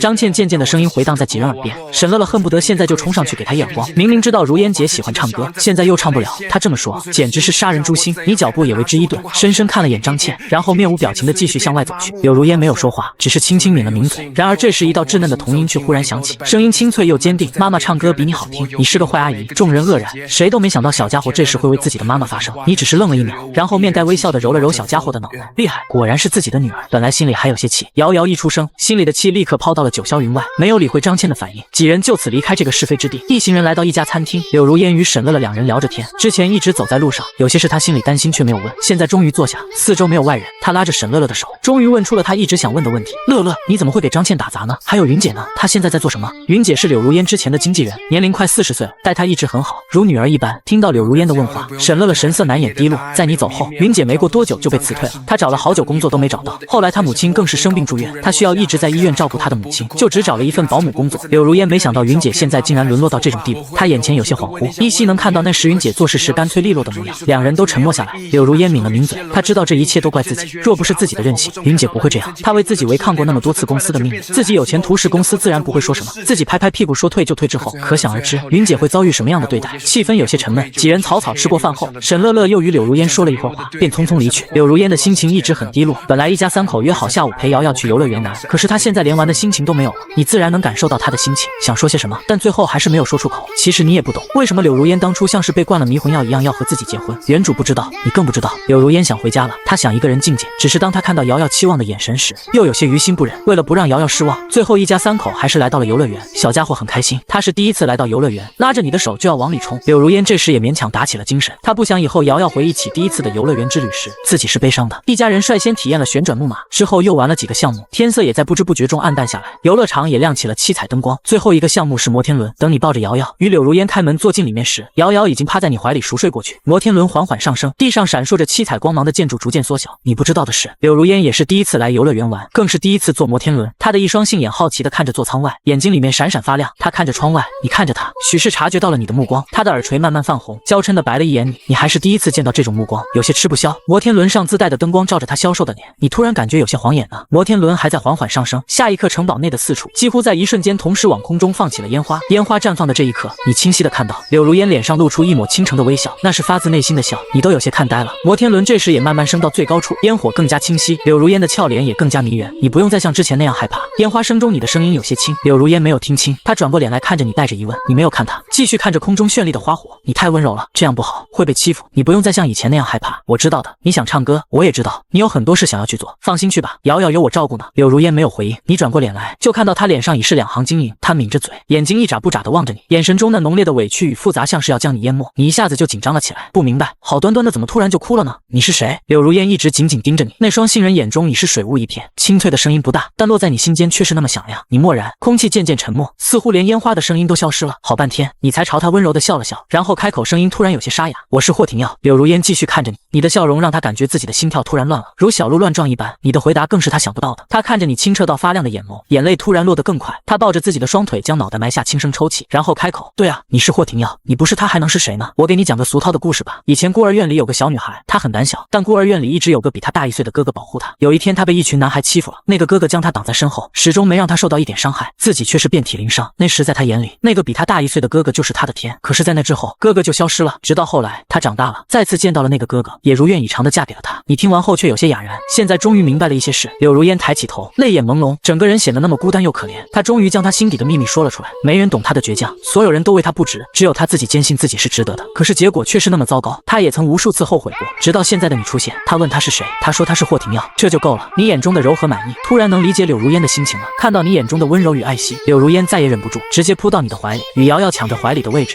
小声的抽泣着。瑶瑶被吵醒，迷蒙着双眼，不解的看着自己的妈妈占领了自己的位置。小家伙只是愣了一下，然后欢天喜地的一手搂着爸爸，一手搂着妈妈，吧唧吧唧两口亲在他们的脸颊上。今天是瑶瑶最美好的一天。你看着怀里的大小美女，顿时哑然失笑。生活的轨迹在往好的方向发展，这就够了。不过有些计划要做一些改变了。烟火逐渐落幕，摩天轮缓缓降落到地面，柳如烟抱着瑶瑶走在前面，你跟在后面。看着健步如飞的柳如烟，摸了摸鼻子。从摩天轮下来后，柳如烟就从你怀里离开，整个人好像一瞬间又恢复了以往对你的冷漠态度。柳如烟心里很紧张，就连抱着瑶瑶的手都是紧的。她感觉自己耳垂和脸颊都有些发烫。刚刚她竟然在你怀里待了那么久，还像个小女生一样在她怀里蹭来蹭去，真要命。她肯定在心里暗暗笑话自己了。刚刚从摩天轮里出来的时候，她看到那个男人脸上掩藏的笑颜，想到这，柳如烟脚步不由迈得更加急速，好像在竞走一般。你也不知道这女人怎么突然那么有活力，你都要小跑才能跟上她的步伐了。直到出了游乐园的大门，见柳如烟还没有停下脚步的意思，你不得不出声喊停她。喂，难不成你要走回家吗？就在这打车吧。柳如烟这才停下脚步，站在路边却不看你，她更加觉得你一定又在后面笑话自己了。可恶，更加丢脸了。等了好久，你才终于打到一辆出租车，这也让你第一次有了买车的念头。出租车在小区门口平稳停住，你付了车费，抱着瑶瑶轻手轻脚地走下车，回到了家里。你将瑶瑶抱回房间安顿好，也快步往卧室走去。你上了床，很快就进入了梦乡。对比你的酣然入睡，柳如烟倒是有些辗转反侧。她躺在床上，一闭上眼睛，脑海里就不自觉地浮现出今天在游乐园的场景。柳如烟有些气恼地拉过被子，盖住自己的脸，想要强迫自己睡着，可她那不断眨动的睫毛却无时不在展示着她此刻的内心有多么的不平静。清晨6点，你照例准时醒来，晨跑洗漱做饭，喊瑶瑶起床，一条龙结束，却不见柳如烟从房间里出来。看着那紧闭的主卧房门，你挠了挠脑袋，看来昨晚回来的确实有些晚，她竟然睡到现在还没起床。你也没有叫她的想法，给她留一份早饭就好了。饭后你将用过的碗筷洗净放好。从厨房出来时，柳如烟也起了床，俏脸微红地穿过客厅，来到浴室洗漱。你还想继续唱歌吗？听到你的声音，柳如烟微微愣了一下，半天没有反应。你拿着手机倚在浴室门框上，静静地等待着她的回答。片刻后，她轻柔的声音才在她耳边响起，想，只有一个字，没有过多的回答。在柳如烟心里，现在的日子已经是她这2年不敢想象的生活，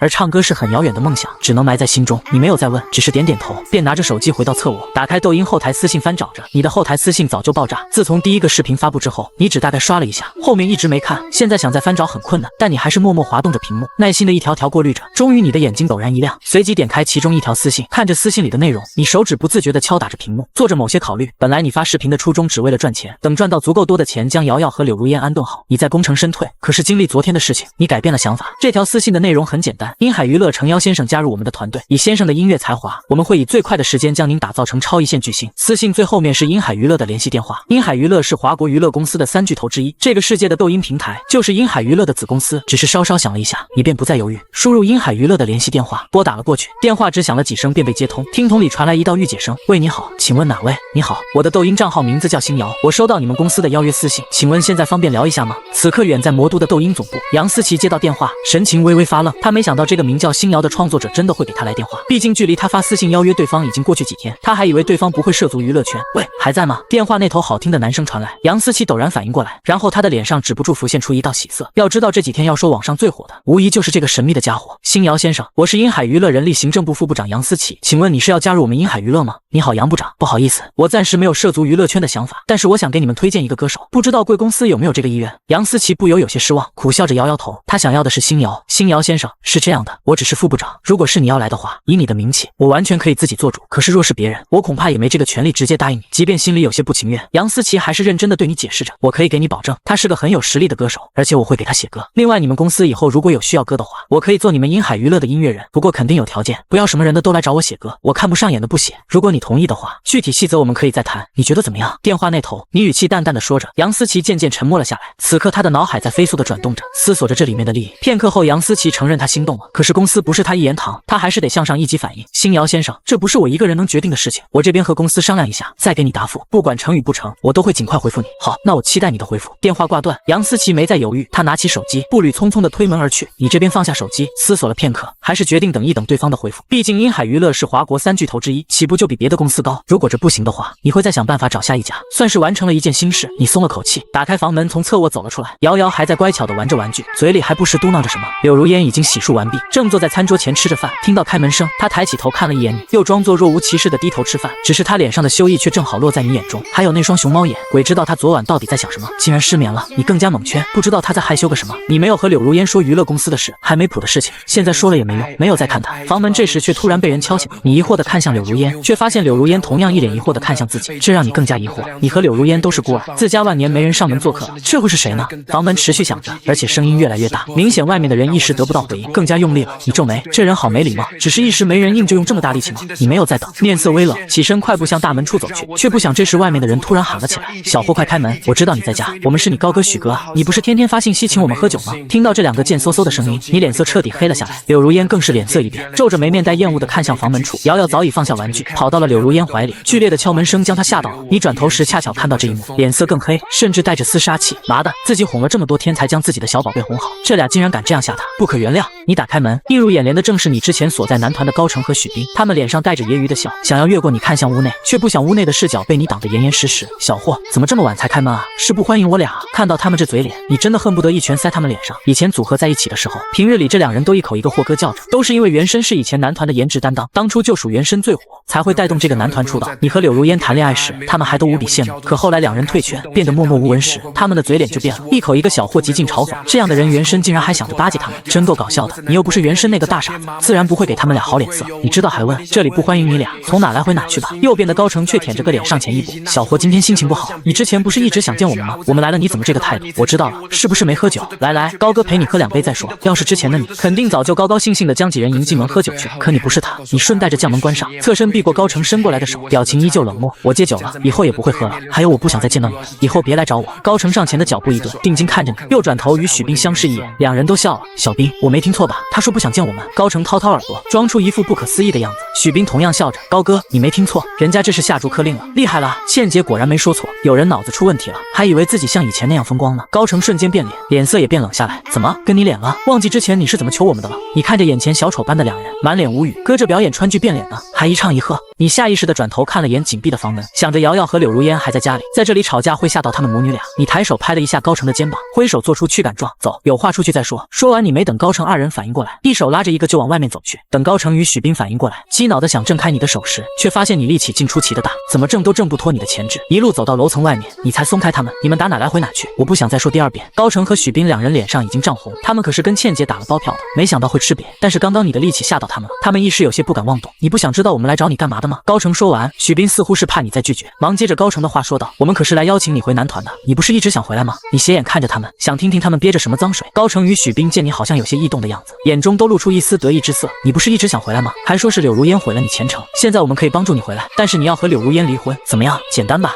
你依旧斜眼看，这两人是当自己萨比吗？说完了吗？说完了滚吧！你不要给脸不要脸，给脸不要的是你们。你一点不怂，直接回对了过去。看着两人涨红脸，一副想动又不敢动的样子，你伸手主动拍了拍高成的肩头，将他吓了一哆嗦。我知道你们为什么来，回去告诉你主人，让他别来碰瓷柳如烟，不然……你说完没再理这俩二货，转身往回走去。看着你离开的背影，高成与许冰脸上青一块红一块，眼睛死死盯着你。许冰还有些不甘心，高哥就这样让他走了？高成龇牙咧嘴的揉了揉被你拍疼的肩膀，没好气的回道：要不然呢？奇了怪了，怎么好像突然变了一个人似的，力气那么大。回去吧，事情既然没办妥，只能以后再想想有什么别的招了。许冰泄气的嗯了一声，两人转身就走，你则是迈着轻快的脚步回到家。柳如烟饭还没吃完，在餐桌前带着疑问的表情看着你。他们走了，以后不会再来了。你轻飘飘的说着，伸手抱起瑶瑶走到沙发前坐下，看着你若无其事的陪着瑶瑶玩着玩具，柳如烟这才转过身低头继续吃饭。家里又恢复了之前的温馨。与你这边不同，高成许冰二人则难受到不行，他们刚被你羞辱后，又被张倩狠狠的羞辱了一番。他们俩对张倩打了包票说能说服你，却不想直接被赶走，这让两人更加痛恨起了你。傍晚时分，柳如烟带着瑶瑶出门买菜去了，独自在家的你刚拿起手机准备刷抖音，正好接到杨思琪打来的电话。星瑶先生，是你吗？是我。你回完听筒里立即又传来声音，星瑶先生，我们已经商量好了，可以让你推荐的人加入公司，但是上面的意思是目前你只有2首歌存在，而且还有1首是儿歌，你不要误会，这2首歌都很好，但是上面还是想要再看看你作曲的能力，不知道方便不方便。果然仅凭2首歌，对方不相信自己的能力，作曲是吗？可以。你的回答简单明了。杨思琪的内心本来挺坎坷，但听到星瑶这么干脆的答应，他的心里不由升起一些欣慰。今天他为了这事奔波了许久，他相信星瑶的才华，可是上面还是有些怀疑，但最后公司还是同意给星瑶一个机会。正好最近华音给了几个娱乐公司一个难题，他们最近因为这个难题邀请了许多词曲人，可惜没有能入演的，最后都被 pass 掉了。如果星瑶能解决这个难题，公司将再也不会怀疑他。星瑶先生，具体的事宜我们可以见面聊吗？这边还是需要你过来一趟，进行现场作词作曲。杨思琪非常诚恳地说道，他也想见一见这位神秘的家伙，究竟长啥样？你想了一下，在家除了带孩子，其他也没什么事，于是爽快地答应了。好的，什么时间？在哪？魔都。如果可以的话，明天就过来最好，毕竟越早越对你越有利，更能体现你的价值。好，那就明天下午吧。电话挂断后，你便订了明天的上午10点的机票。不一会儿，你竟沉沉睡了过去。柳如烟领着瑶瑶回来时，就看到熟睡着的你。瑶瑶走到沙发前，轻轻地依偎在你的怀里。梦中的你只觉得有只小猫一直在蹭自己的脸，你有些喘不过气，猛地惊醒。瑶瑶欢快的笑声回荡在你的耳边，你低下头，这才发现原来是自己的宝贝女儿，用温软的小手捏住了自己的鼻子。爸爸，吃饭了。你会心一笑，突然觉得这样的日子很不错。饭菜的香味这时也从餐厅飘了过来，让你感觉肚子有些发饿。柳如烟的身影随之从厨房走出来，手上端着2碗米饭。她看了一眼你，轻声道：看你一直没醒，我就做了饭。你一把抱起瑶瑶，站了起来，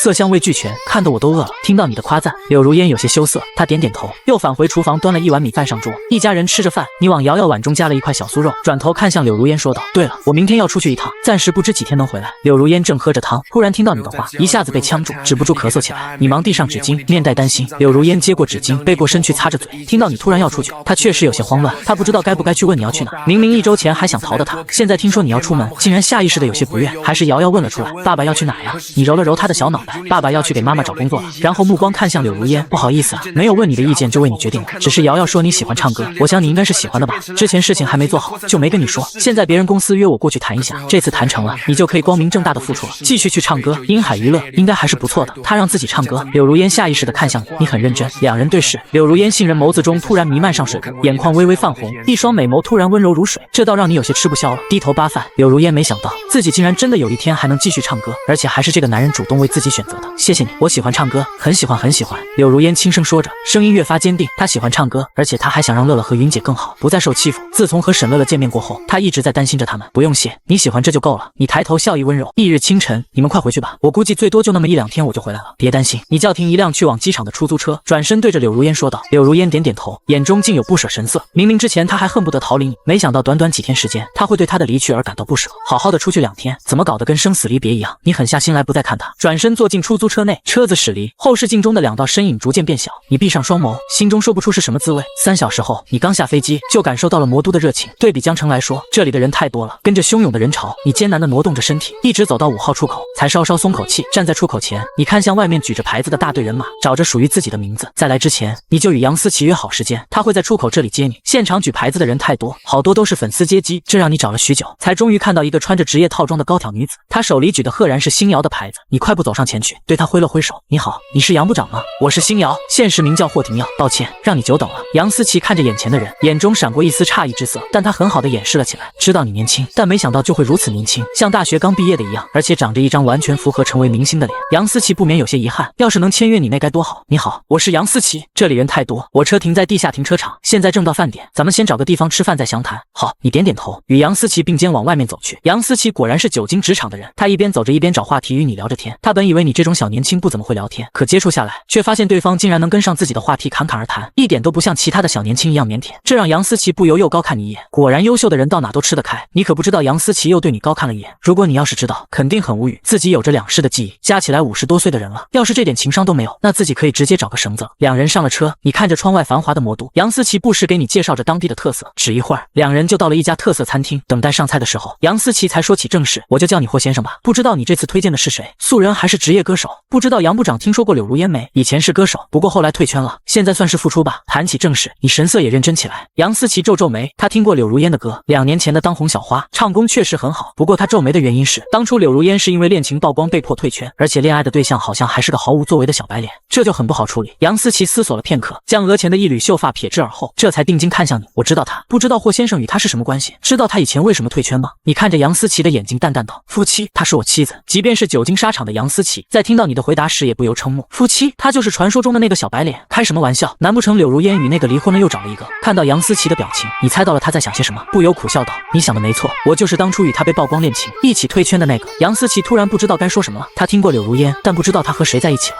像以前你这种靠脸吃饭的偶像男团，他自然不会关注。他现在都有些怀疑那2首歌是不是你写的了。你没有给他多想的时间，在看到他面带纠结时继续说着，让他加入你们公司很难吗？如果真为难的话，我再想办法。而且我的要求不只是让他加入你们公司，我还希望他在你们公司要有最顶级的资源和自由，合同也不能卡。说到底还是利益问题，我相信有我的帮忙，滨海娱乐会更上一层楼。我还是希望你们能慎重考虑。你一口气说完，端起水杯淡定地喝了一口水。杨思琪面色凝重，明显有些为难。他开口说道，说到底我们没有合作过，只凭你在抖音上发布的那2首歌，可没有这么大的价值。柳如烟唱功我是认可的，可娱乐圈讲究的不只是唱功，我相信你也清楚，让他付出不难，但你要的顶级资源、合同自由，我们基本没有签过这种。这件事容我们再好好商量一下，这不是小事。杨思琪虽然没有明确拒绝，但话里话外都透露着这是基本不可能。你们可以商量，我在这也表达我的态度，不只是你们这次遇到的难题，以后你们需要歌，甚至是剧本，不管什么类型，只要你们开口，我都可以给你们。我还是很希望我们能够成功合作的。你们这次让我来，不就是想看看我的能力吗？我来了，何不在看过之后再做决定呢？你淡淡说道，一副胸有成竹的样子。杨思琪深深地看了你一眼，这么自信的人他还是第一次见，这就是传说中的小白脸，世人愚昧。最终杨思琪在吃过饭后匆匆离开了，他要去和公司商讨，临走时给了你一张房卡，等我消息。这是他临走时说的最后一句话。你来到酒店房间，简单洗漱了一下，便躺在床上思考着，如果英海不行的话，你还会去其他公司，如果都不行，大不了你多赚点钱，自己累点开个公司，带着柳如烟为所发育得了。你丝毫没有发现，你的想法不知不觉间改变了，从刚开始只想做个咸鱼，到现在为了柳如烟去奔波，短短的相处，你越来越为他们着想了，更是不自觉融入了这个小家庭。杨思琪的电话是在下午3点时打来的，他已经到了楼下，表示你需要与他一起去英海大厦一趟。你没再多说什么，直接下楼与杨思琪会合。英海娱乐的公司位于魔都最繁华的区域，一整栋大厦全是英海娱乐的产业。此刻英海大厦18层，董事长杨宪、人力部部长张超，还有其他几个英海娱乐的经理都在。张超的脸色很难看，董事长杨副部长的业务能力我没话说，但是这次我觉得他对这个霍廷耀太重视了。他以前就是个3无的艺人，现在竟然跟我们提这么离谱的要求，我觉得我们就是在浪费时间。对于张超的抱怨，杨宪摆摆手，脸上带着和善的微笑，还是要给年轻人一些机会的嘛。这次先看看他的才华，不行的话，我相信小齐也不会多说什么。看着董事长一副和蔼的模样，张超只能憋着气，心里却在不停腹诽着，还不是因为那是你女儿，你就偏心吧。杨宪看到张超这副受气包的模样，又笑了笑。他作为公司董事长，自然不会女儿说什么就是什么。实际上他也听过那2首歌，只能用完美来形容，不过他没必要向张超解释什么。至于说那2首歌是不是人家本人所作，是骡子是马，拉出来溜溜就知道了。杨思琪带着你在这时到了会客厅，你从进门开始就看到不少这个世界上爆火的明星，他们每一个都是各自领域的佼佼者，果然是3巨头之一，这豪华程度看着就让人生出一种高大上的感觉。一进到会客厅，你就感觉在座所有人的目光都看向自己，他们眼神里流露着各种神色。你很自然地落坐在客位上，一人对着一群，表情淡然。杨宪心里止不住升起一丝欣赏之意，这么年轻的小伙面对这种阵势还能表现得这么大方，第一印象不错。好了，既然正主到了，那就开始吧。霍先生是吧？你的要求我们开会研讨了一下，柳如烟签约可以，资源也可以按最顶级的给，但是合同不能自由，这个我们真给不了，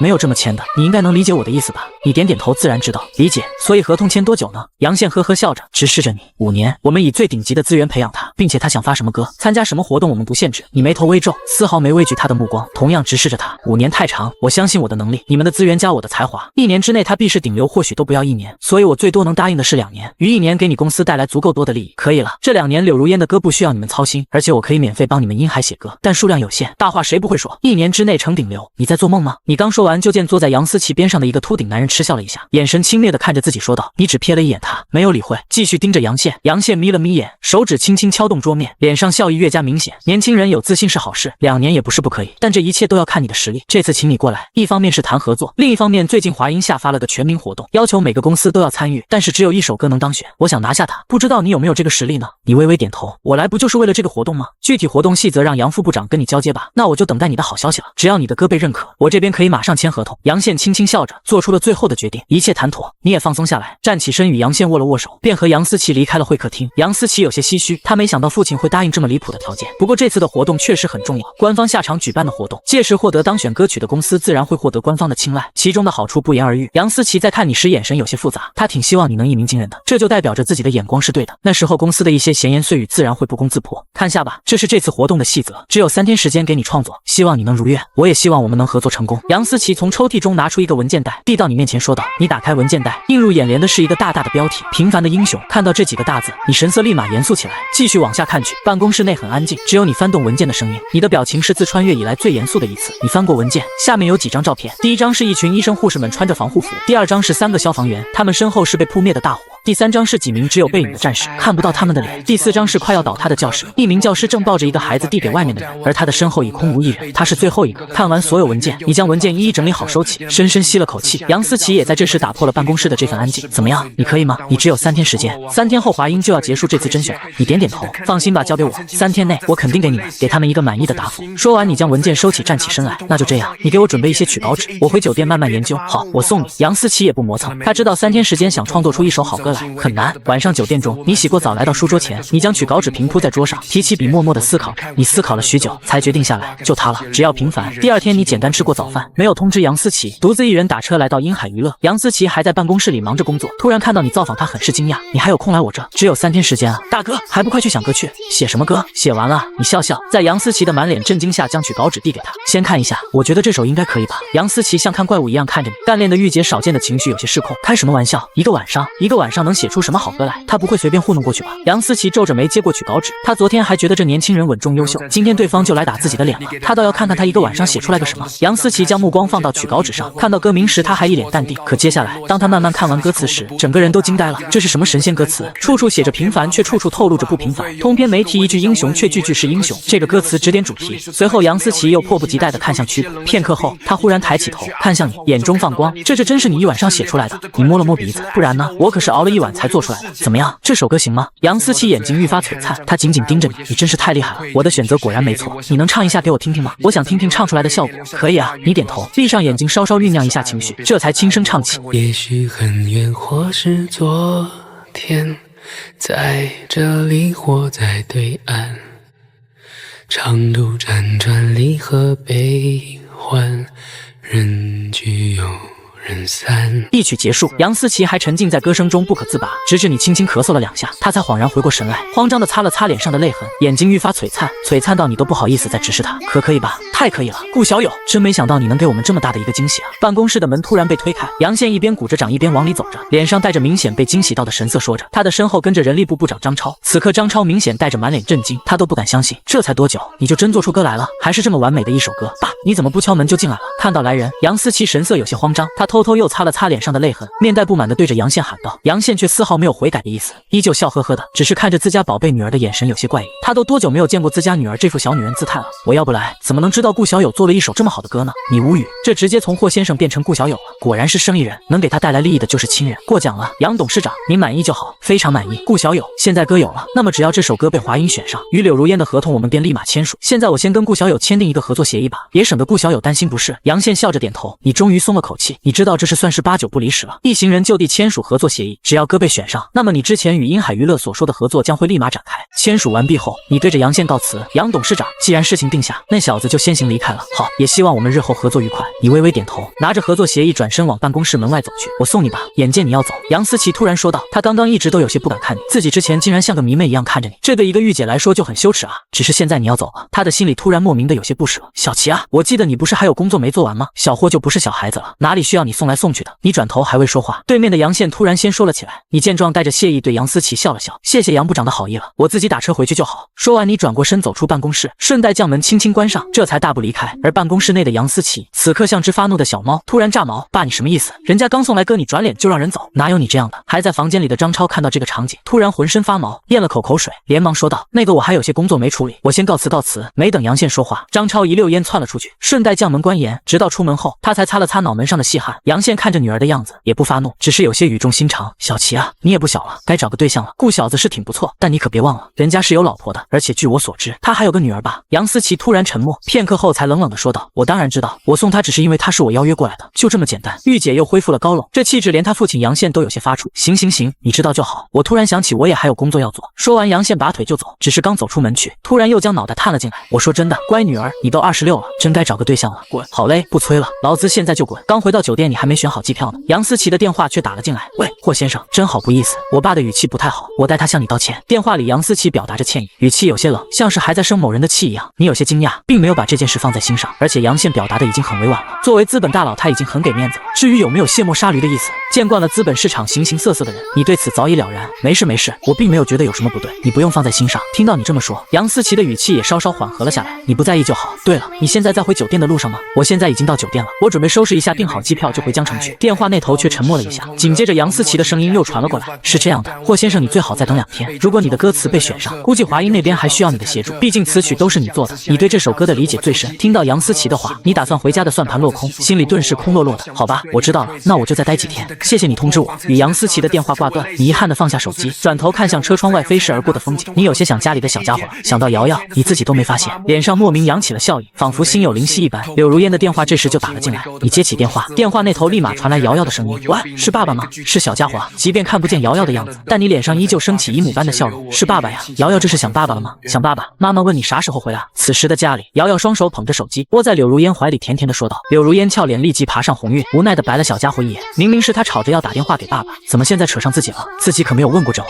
那你跟妈妈说，爸爸还要再过几天才能回去呢。你偷偷笑着，你猜肯定是小家伙想要自己回去了，却搬出柳如烟来。瑶瑶听到这话明显有些不高兴，在电话里哼哼唧唧的，你嘴角微微翘起，换了个舒服的姿势趴在床上。瑶瑶今天有没有好好吃饭呢？瑶瑶听到这话立马抬头看了一眼自己的妈妈，然后像是做贼一般低着头，小声的说道，有。可是瑶瑶更想吃爸爸做的饭。小家伙的语气极为认真，认真到将偷听的柳如烟都给气笑了。这么小的年龄就会告状了是吧？拐着弯说自己做饭不好吃，然后柳如烟就听到电话那头你的哈哈大笑声，刹那间柳如烟的脸更红了，她一把抢过手机，好了，今天和爸爸的聊天到此为止。喂，那不是我问的，我知道的，家里还好吧？听到你的回答，柳如烟只感觉更气了，她是不是在憋着笑？很好，你这才出去了1天而已，能有什么事？好了，不说了，挂了，我要做午饭了。喂，你不能这样，我还没和小家伙聊够呢。再见。柳如烟却没有给你这个机会，直接挂断了电话，她的脸现在滚烫一片，再聊下去，她怕她想揍人了。见瑶瑶还满脸遗憾地盯着手机，柳如烟决定今天中午就做瑶瑶最不喜欢吃的小青菜了。对的，小孩子不能挑食。你听到听筒里传来的忙音，遗憾的同时脸上却依然挂着笑，这还是第一次见到柳如烟有这样的小情绪呢。之前的她总给你一种说不上来压抑的感觉，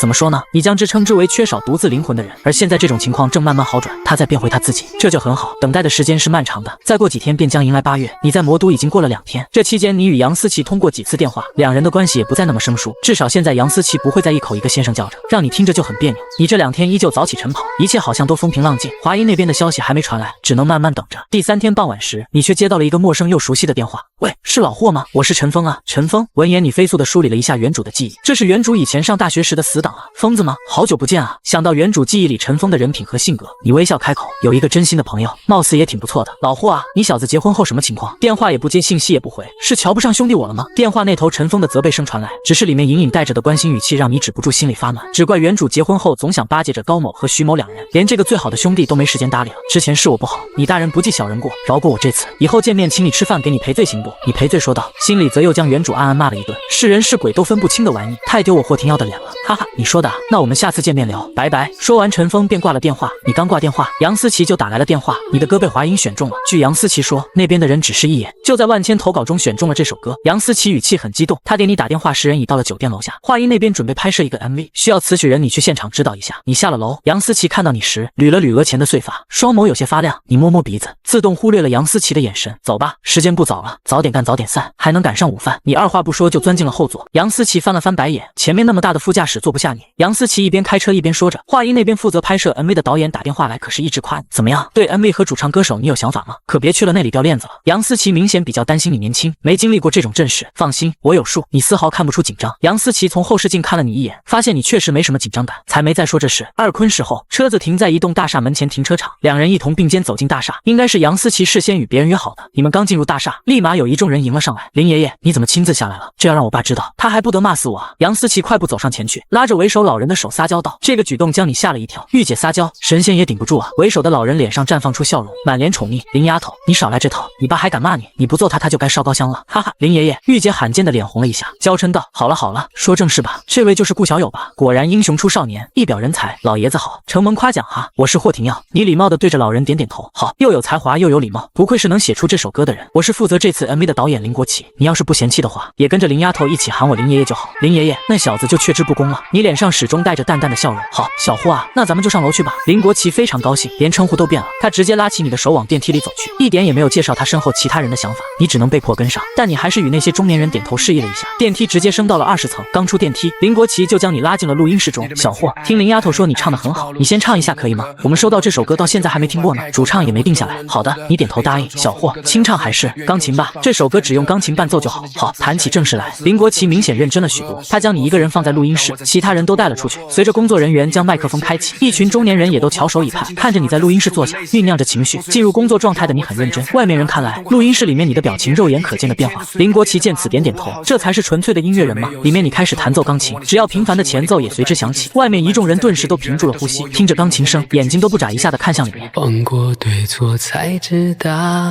案，活着的勇敢，没有神的光环，你我生而平凡。一曲结束，你深吸一口气，平复了一下情绪，才站起身走出录音室。外面的一群人还在怔怔地看着你，下一刻所有人都情不自禁地为你鼓起了掌。林国奇更是激动上前握住你的手，眼神火热。小霍啊，就是这个感觉，我觉得主唱不需要换人了，就你上吧。我有预感，这首歌会在网上刮起一阵关注平凡英雄的风暴，这正是我们想要看到的效果。那些平时默默奉献的英雄们值得。听到老爷子这么夸奖，即便是久经沙场的你也禁不住脸红了一下，但你还是摇摇头，一脸诚恳地对着林国奇说道：“林爷爷，我就不当这个主唱啊，我有一个更好的想法，要不您听听。”林国奇皱眉，还有比这首歌词曲人更好的主唱？见林国奇明显有些不愿意，你也不再卖关子，飞快地将自己想法说出。是这样的，林爷爷，我觉得这首歌更适合孩子们来唱，一方面孩子们的声音更加清脆空灵，另一方面由祖国的花朵们来歌唱无名的英雄们，更能深入人心。听到你的解释，林国奇不由瞪大了双眼，妈呀，这人是鬼才吧？他怎么没想到呢？孩子们本身就自带让人亲切的属性，由他们来唱，再配合自己拍摄的那些素材，绝对能深入人心，绝了！果然不愧是自己看中的年轻人。这下林国奇的眼神更加热切，就连他身后的那些中年人都好似突然醍醐灌顶一般，皆不可置信地看向你。他们在万千素材中选出了这些素材配合这首歌的时长，可就是确定不下来主唱。没想到你一句话就解决了。小霍，你真是个奇才，有没有兴趣来我们华音工作？你放心，在华音肯定不会埋没你的才华。林国奇起了爱才之心，他想把你拉到自己身边，这样的人才放在外面太浪费了。别，林爷爷，我就一咸鱼，这次能帮上你们忙我已经很知足了。你连连摆手拒绝。林国奇无语，现在咸鱼都是这样的吗？不过他也没强求，反正你人就在这也跑不了，以后真有这种机会再找你就是。等你从华音大厦走出，时间竟然已经来到下午1点，现在你整个人脑子都是胀胀的。那些家伙一谈论起工作来，一个个积极的不行，简直堪比工作狂。最后还是杨思琪撒娇说要去吃中午饭，两人才逃脱出来。霍廷耀，你是不是该请我吃顿饭，与华音共创啊？要发财了。杨思琪罕见的俏皮了一下，吐了吐舌头打趣道：“这个御姐越来越没有御姐的样子了。你挑挑眉，你一个家大业大的人还要宰我这个平头老百姓啊？好意思吗你，小气！”杨思琪白了你一眼，气鼓鼓的先上了车。你笑了笑，赶紧跟上。和这个御姐越熟悉，越能感觉到她性格真的很好，丝毫没有初见时的那种压迫感，典型的外冷心热。最后你还是没能逃掉这顿饭，让杨思琪美滋滋的蹭了一顿大餐。吃过饭后，杨思琪载着你来到鹰海娱乐，这次来这里是拿合同，你的最初目标柳如烟的签约合同。两人坐上电梯，不知道为什么，你突然感觉杨思琪兴致好像不太高的样子，整个人蔫蔫的。明明这货刚蹭了一顿大餐，你不理解，女人的心思太难懂。出了电梯，径直来到杨宪的办公室，他早已在办公室里等候多时，合同也已准备好放在桌上，他脸上带着万年不变的笑容，看着推门而进你。顾小友，合作愉快，合同在这，你看看还有什么需要补充的吗？吗？你点头，在办公桌前坐下，当面看起合同来。合同很正规，一式3份，只要柳如烟签上字就立即生效。合同内容也与之前说的一样，滨海娱乐会给柳如烟最顶级的资源，最大程度的自由。就一句话，柳如烟自己想做什么就做什么，没人能强迫她。这也是你想要看到的。合同的周期是2年，之后续不续约全看柳如烟自己的意思。合同全部看完，你将其收起，站起身，伸出手与杨宪握了握。谢谢你，杨董事长，合作愉快。能够给出这样的合同，你对他的感官也好上不少，至少他不会像其他黑心资本家一样，开出的合同中处处是陷阱。不用谢，我看中你的才华，你看中我们公司的资源，互惠互利罢了。还有你曾经许诺为我们公司写歌，这我就不单独给你立一份合同了。我相信顾小友的人品。杨宪也站起身与你握着手说道，你自然不会推辞，但同样说明了自己的观点。放心吧，不过前提我可说好了，我只写主打歌，而且为谁写歌全凭我自己的意愿，不要什么阿猫阿狗都来找我写歌，没空，有脾气还有才华来支撑这份脾气。杨宪对你的感官越来越好，只是他看到一边女儿的样子时，心里又偷偷叹了口气，可惜了，年纪轻轻的结婚这么早干嘛？以顾小友的才华，不是公司顶流歌手缺歌我也不会向你邀约，毕竟我也知道日后以你的名气，写出的必是精品，一般人没那个资格。双方合作愉快达成。杨宪这时突然话头一转，现在合同拿到了，顾小友准备时候回去。你不知道他这么问是什么意思，但还是立即回答道，我准备现在回酒店收拾一下订机票，一会儿就走，毕竟这里的事已经不需要我了。杨董事长还有什么事要交代吗？没有，那我祝你归途顺利。杨宪忙笑着说道，只是这笑容在你眼里看来，怎么听到自己要走，他突然那么高兴呢？没做多想，你起身告辞。杨思琪将你一直送到酒店门口，没有跟上去。从进入滨海娱乐之后，他的兴致好像一直都不太高。霍婷要去机场，我就不送你了，你自己去吧，我还有点事，先走了。你转头摆摆手，好，路上小心。随后扭头往酒店里走去。杨思琪看着你的背影，莫名有些生气，一脚油门离开了这里。终于可以回家了，想我的小宝贝了，这是你此刻由心而发的想法。飞快地收拾好自己的行李，订机票、退房、打车，一气呵成。下午6点将成，你手中拎着满满的礼物，迈步走入熟悉的破旧小区，脚步竟更加轻快起来。直到推开久违的房门，客厅里静悄悄的，柳如烟和瑶瑶好像都不在家里，没有立即见到相见的人，你心里隐隐有些失落。然而下一刻，主卧的门突然被推开，柳如烟揉着迷蒙的双眼，俏生生地走了出来。在见到你的第一时间，她猛地惊醒，不自觉地睁大眼睛看着你。她此刻穿着吊带睡衣，其中一只吊带脱落到的手臂处，头发睡得乱糟糟，微张着小嘴，活脱脱一副睡美人的姿态。两人同时愣住，在夕阳的余晖下，就这么静静地看着对方。然后你脸上逐渐灿烂，笑容满面。我回来了。柳如烟的脸色慢慢升起红润，站在原地不知如何是好，心里有些慌张，却又有那么一丝丝甜蜜涌来。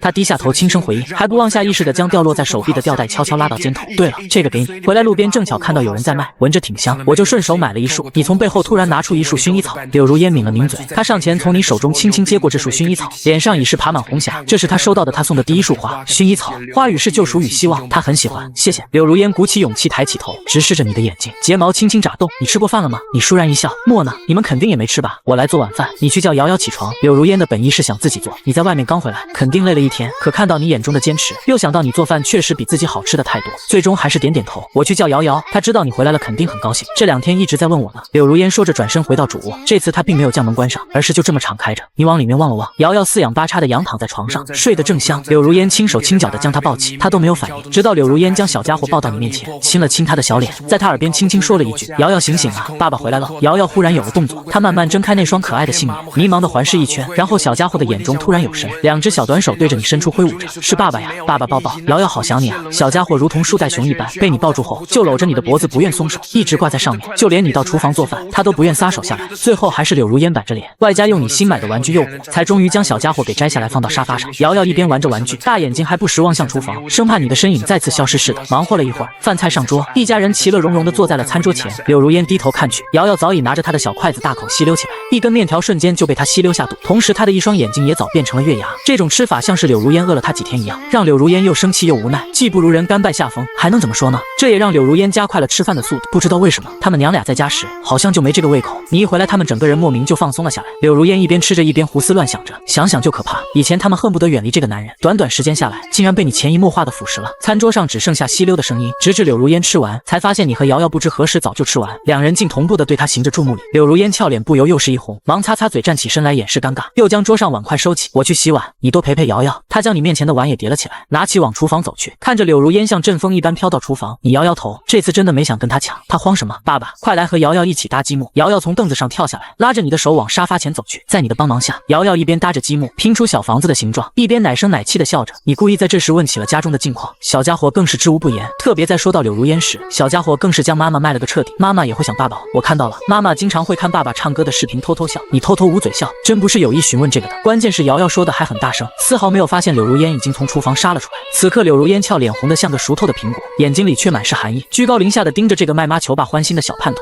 瑶瑶发现爸爸突然不说话了，疑惑地抬起头，就看到妈妈的一张大红脸，她呀的一声躲到你的怀中，嘴里一直念叨看不见，妈妈看不见。柳如烟不由气笑，伸出手拍了拍小家伙露在你手臂外面的屁股，眼睛却盯着你偷笑的脸解释道：“你别听瑶瑶乱说，我才没有，就有，妈妈骗人，骗人不是好孩子。”瑶瑶小脸深埋在你的怀里，闷声闷气地喊道。柳如烟眼瞅着要炸毛，你立马举双手投降，将小家伙彻底露了出来。没有，我相信你，识时务者为俊杰，只是瑶瑶可惨了，立马被柳如烟捞了过去，蹂躏起来。小家伙大眼睛中星光闪闪，伸手看向远处正襟危坐的爸爸，完全没想到爸爸转脸就把自己卖给了妈妈。你眼观鼻鼻关心，为了能让柳如烟顺心，为了这个家的繁荣昌盛，只能让自己的小宝贝委屈一下了。一家人在一起玩闹了一会儿，瑶瑶最终委屈巴巴的一个人承受了所有，独自在那搭着积木。你揉了揉他的小脑袋瓜子，这才站起身来，从行李箱中拿出一个纸质的档案袋，放到柳如烟的面前，圆满完成任务。你看下，这是英海娱乐的合同。柳如烟看了眼神情认真的你，睫毛微微眨动，示意着她内心的不平静。她在外面仅几天时间，就真的为自己拿回了一份合同。柳如烟低下头，拿起档案袋拆开，翻看着里面的合同，一直看到最后，她的手开始微微颤抖。这是她做梦都不敢有的合同，顶级的待遇，完美的自由程度，就算她之前一直没有退圈，继续唱歌到现在，她都不会有这样一份合同。柳如烟不知道她怎么做到的，就几天时间，她经历了什么，付出了多少，才能换来这样一份让人想都不敢想的签约合同。柳如烟抬起头，怔怔地看向你，眼中噙着泪光，抿着小嘴，就这样与你对视着，你的脸上依旧挂着温柔的笑，仿佛这一切都是那么云淡风轻。半晌后，柳如烟才轻轻地开口：“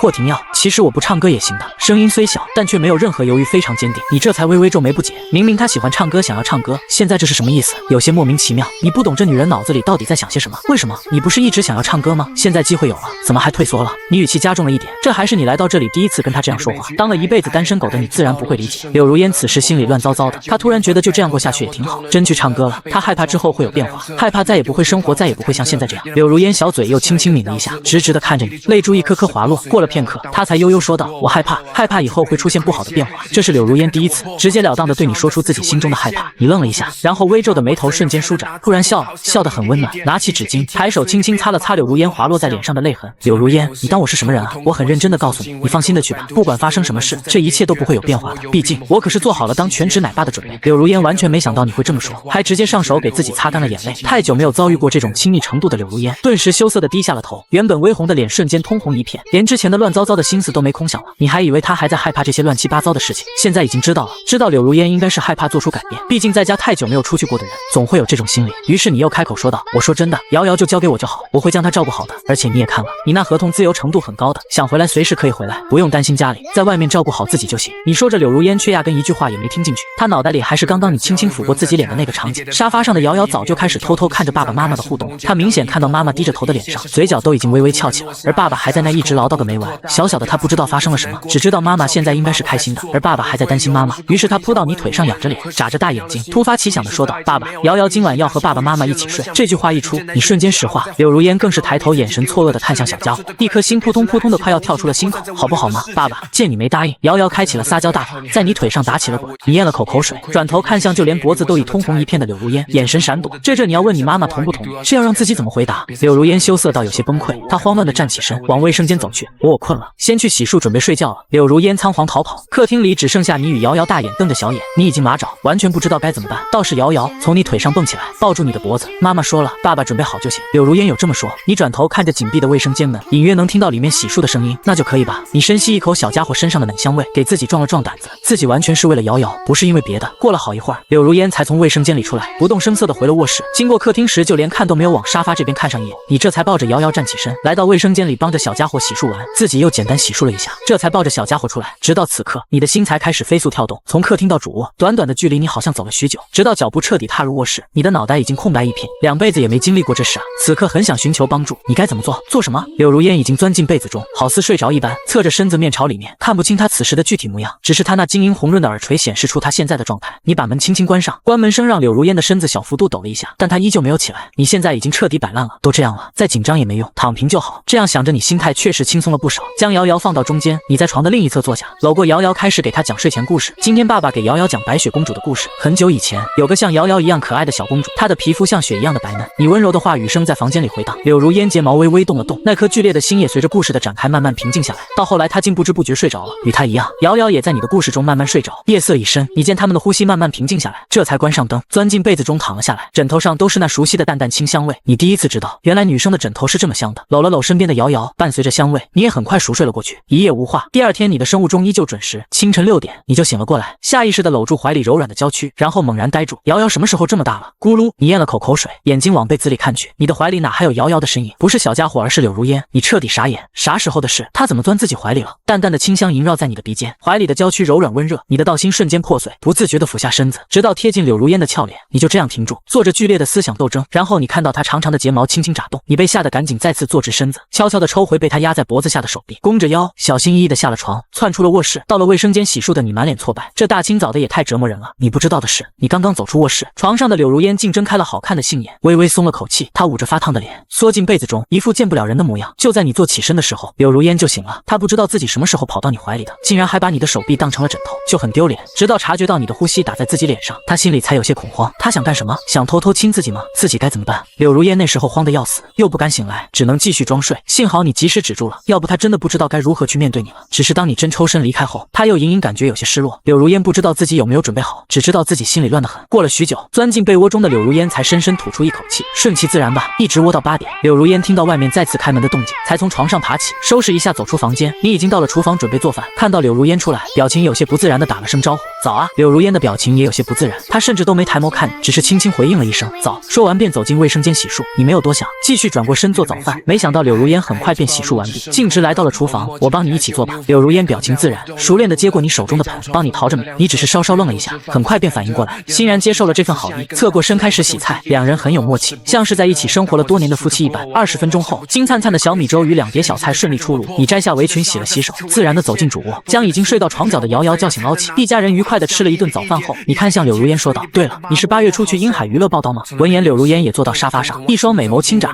在这之前，我要先去接回乐乐，再去找云姐。他们若是知道我能重新复出的话，肯定会很开心的。柳如烟说着，脸上由衷露出笑容。之前贸然退圈，她最对不起的就是这2人。如今就算不为了自己的梦想，为了他们2人，自己也要努力才对。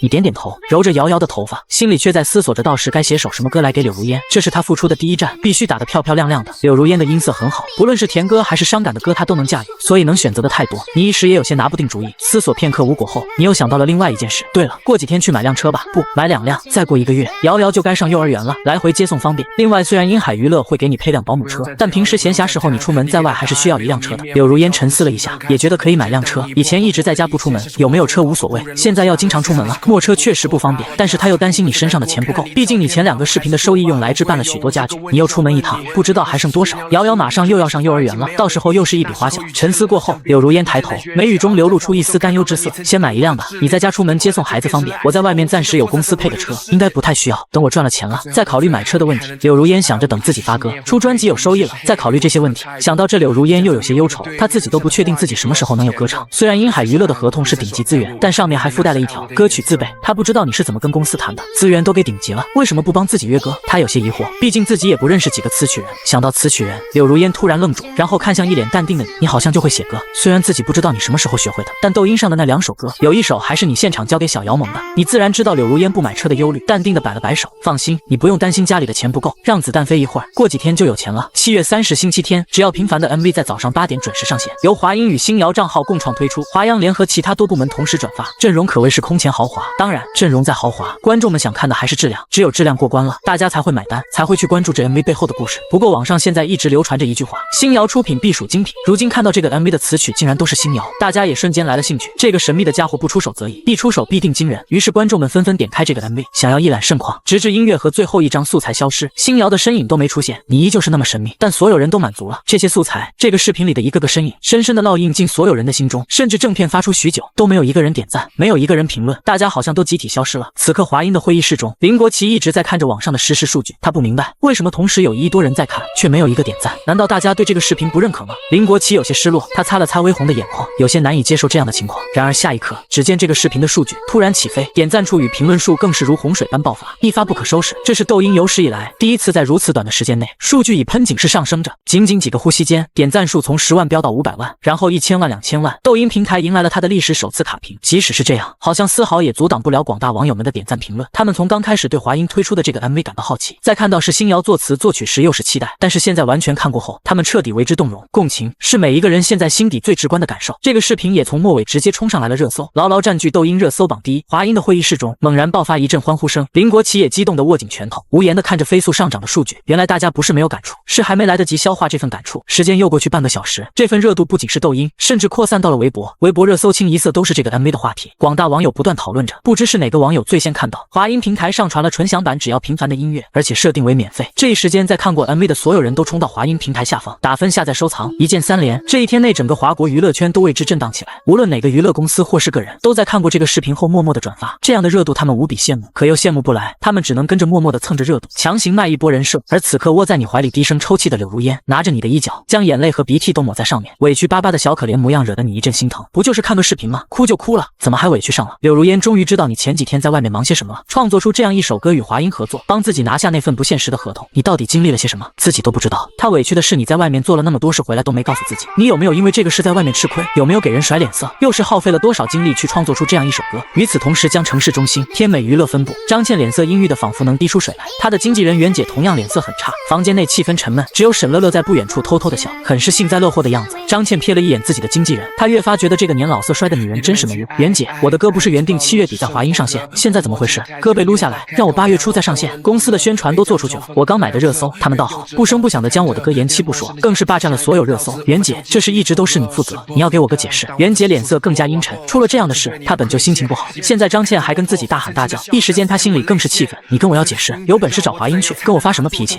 谁知道从哪窜出来个新谣，一首歌愣是让华音的 MV 提前上线，若不是还要靠张倩吃饭，袁姐压根都不想理她。那现在怎么办？张倩语气依旧很冲，袁姐皱眉，他们现在是一条绳上的蚂蚁，还不能翻脸。她邪笑了一声，我们这样做。闻言，张倩也只能如此。她在心里将新谣暗暗咒骂一通，都是她将原本属于自己的热度抢走。当张倩转过脸，看到不远处正捂嘴偷笑的沈乐乐时，顿时更气不打一处来。沈乐乐，没看到这边乱成什么样子了吗？还不快过来收拾！声音尖锐刺耳，让沈乐乐忍不住掏了掏耳朵。哎呀，不好意思啊，我今天合同到期，已经递交离职手续了，老娘不伺候了。沈乐乐说着大笑起来，坐在椅子上翘着腿，悠闲的喝着茶。张倩唰的一下站起身，指着沈乐乐，脸色一阵青一阵白，半天也没能说出一句话来。此时你吃过午饭，一家三口开开心心的打车出门，下午你们准时到了 4S 店，欢迎光临。先生女士有比较中意的车型吗？负责接待的销售员眼睛放光，他有着几年的销售经验，这样一家三口来看车的80%能够成交。你点点头。在家时与柳如烟两人提前研究了一下，最后选好了车型才过来的。有 H9 吗？顶配？有的有的。一听到你果然有中意的车型，销售员眼睛更亮。H9 顶配最便宜的落地下来也得要30个多个。先生，我们这边 H9 顶配正好有现车，而且是2辆，一辆流沙金色，一辆龙胆紫色。您看您先看哪辆？销售员一边说着一边带着你3人往店里面走去。龙胆紫吧，看着更深邃一些，这也是你们在家早就商定好的。龙胆紫更显贵气，柳如烟出门在外也不会太失面子。先生真有眼光，龙胆紫确实更适合您夫人的气质。销售员一边说着一边将你领到车前介绍道，这就是 H9 龙胆紫色顶配，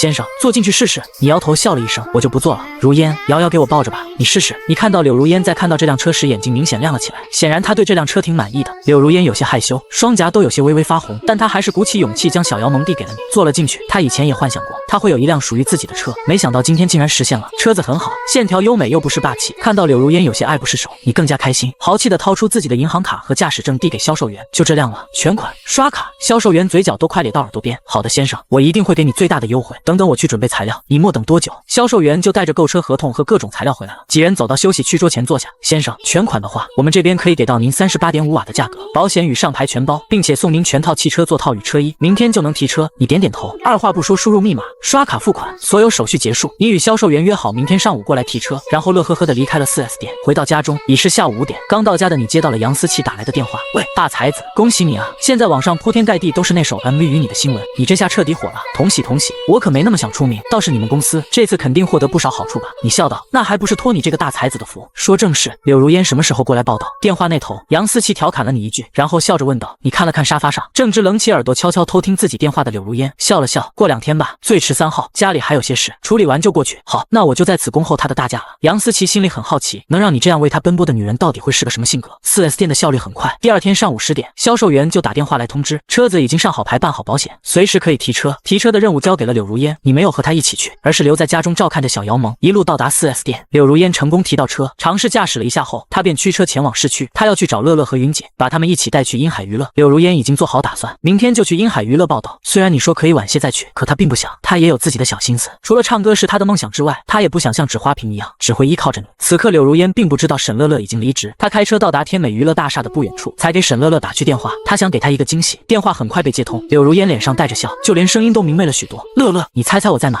沈乐乐正在自己的出租屋中收拾着东西，离职之后他打算打道回老家，他已经想好了。也正是这时，他接到了柳如烟的电话。如烟姐，你不在家还能在哪？笨蛋，我在你公司楼下了，快下来，我有事情跟你说啊。那如烟姐你等一会儿，我马上到。沈乐乐一下子有些慌张，如烟姐怎么跑自己公司楼下了？他一时有些不知道该怎么跟柳如烟说自己离职要回老家的事。幸好沈乐乐租的房子离天美娱乐大厦不远，不一会儿他便气喘吁吁地跑到了楼下，左右张望着，直到他听到一声乐乐我在这。他转头看去，只见柳如烟从一辆崭新的车上下来，正冲着自己招手。如烟姐，你买车了？沈乐乐眼睛眯成一个好看的弧度，快步走到柳如烟身前，看着柳如烟旁边那辆崭新的车子，一脸不可思议，那个男人竟会给如烟姐买车，他不是对如烟姐不好吗？柳如烟笑着点点头，拉住沈乐乐的手，对啊，刚买的，今天来是有件事与你商量，你有空吗？沈乐乐这才发现，这次的柳如烟好像和上次见到的又有些不同，皮肤水灵了不少，脸蛋圆润了一点，气色也明显好了许多，最主要的是她身上的那股自信好像又回来。见到柳如烟这样，沈乐乐眼睛都有些发亮，她的如烟姐回来了。如烟姐，我有空，多得很，什么事你说吧。乐乐，再回来做我的助理吧，我们把云姐叫上一起，我要复出了。柳如烟拉起沈乐乐的手，眼中带着憧憬的光。沈乐乐愣住，他不敢相信自己的耳朵，好半天他才回过神，我就知道天无绝乐乐之路，如烟姐太巧了，我刚辞职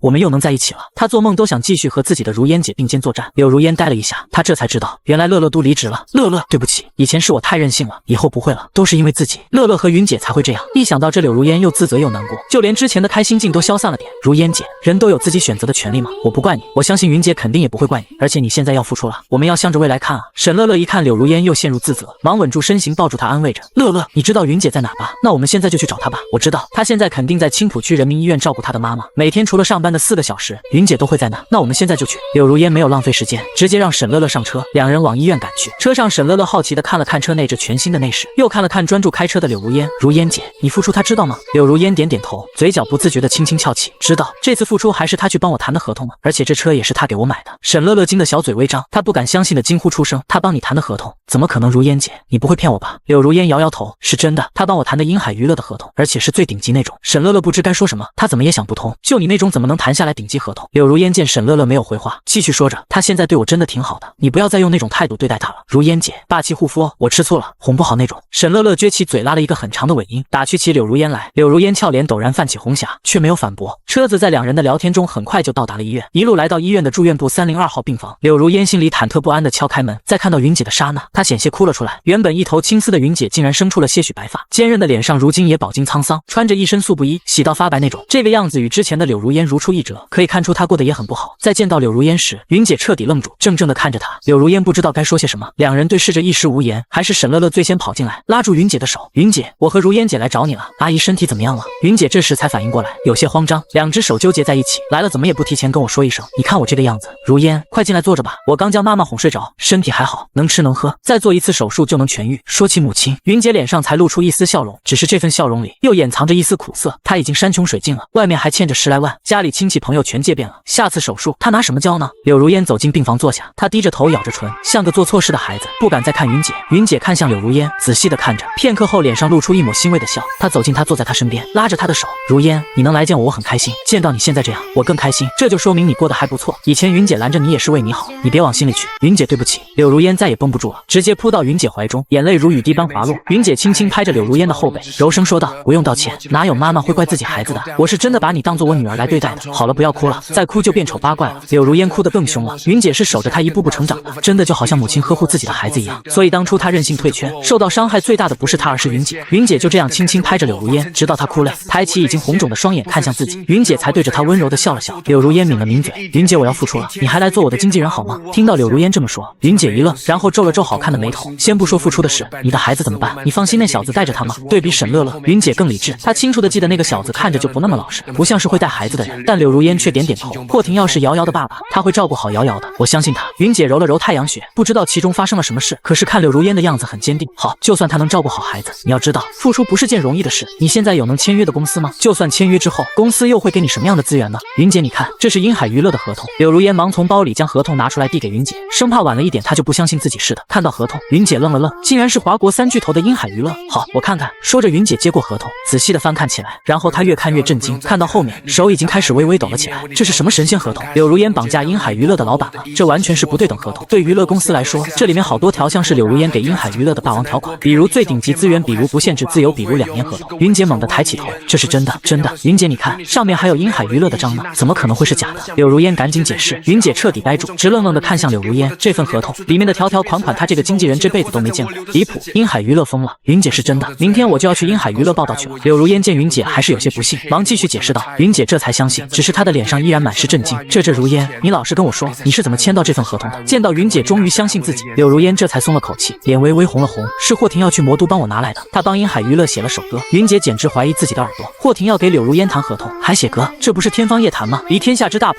如烟，别怪云姐不相信他会写歌，好吧，就算他会写歌，什么样的歌能值得了这样一份合同？你可别给他骗了。云姐，他真的写歌了。见云姐不相信你，柳如烟赶紧拿出手机，打开抖音，将新瑶的账号点开，递到云姐面前。云姐半信半疑的接过手机，就连一边的沈月乐也凑了过来，她也不信那个男人还会写歌。然而下一秒，我的天，1亿多的点赞！沈乐乐夸张的喊了起来，然后又突然缩着脑袋，带着歉意的笑了笑。这是病房，自己这么大喊大叫会影响到病人。云姐也傻了，什么视频1亿多点赞？然后她就看到了账号的名字新瑶，后面跟着华音共创，新瑶华音，原来如此。云姐都没点开视频，因为这个视频他们都看过。云姐茫然的抬头，新瑶是霍廷耀，沈乐乐也在一旁惊呼，但这次却压着声音：新瑶啊，现在全网最火最神秘的家伙。两人震惊的模样让柳如烟再次红了红脸。霍廷耀能被认可，他也很开心。他一板一眼的说道：对啊，霍新瑶，我女儿的大名。云姐这时也缓过劲来，她抬起头，将手机还给柳如烟，眼神有些复杂。柳如烟能生活得很好，前途光明，她当然很开心。只是如烟，以你这个条件，一定能找到更好的经纪人，我就算了吧。不是，云姐，为什么你不要我了吗？沈乐乐和柳如烟同时出声，柳如烟更是一脸委屈的模样。云姐叹了口气，看向病房内，你也看到了我这个情况，母亲需要照顾，我真的走不开，可以雇保姆啊。现在的科技那么发达，随时可以远程观看这边的情况啊。沈乐乐直接说道。柳如烟也一脸希冀的看着云姐，云姐面露难色，她哪里不知道可以雇保姆，可她现在的经济情况又怎么允许自己这么做呢？而且自己这样跟着柳如烟只会拖累她。如烟，你不用再劝我了，我想守着母亲，你们回去吧。如烟，这么好的机会一定要好好珍惜，以后不要再那么任性了。云姐揉了揉柳如烟的头发，狠心扭过头去不再看她。柳如烟咬了咬嘴唇，她不明白为什么云姐不愿意和自己走，带着希望过来，又带着失望回去。一路上柳如烟与沈乐乐都沉默着，柳如烟将沈乐乐送回去，又独自一人驱车回家。房门打开，你正带着小姚萌做游戏，看到柳如烟时不由一愣，她哭了，咋回事？回来了，事情还顺利吗？你直接问道。柳如烟瘪着嘴坐到沙发上，看到你的一瞬间，她像是看到了依靠，又有些想哭。云姐不愿意和我去，为什么？你挠了挠头，记忆中那个严厉的女人应该很宠柳如烟的才对，怎么会不愿意呢？柳如烟将今天在医院的所见所闻都与你说了一遍，她委屈的说着，你默默的倾听着，直至听完全过程。你若有所思的点点头，我知道了，你啊就是笨蛋，你在家带着瑶瑶，我出去一趟。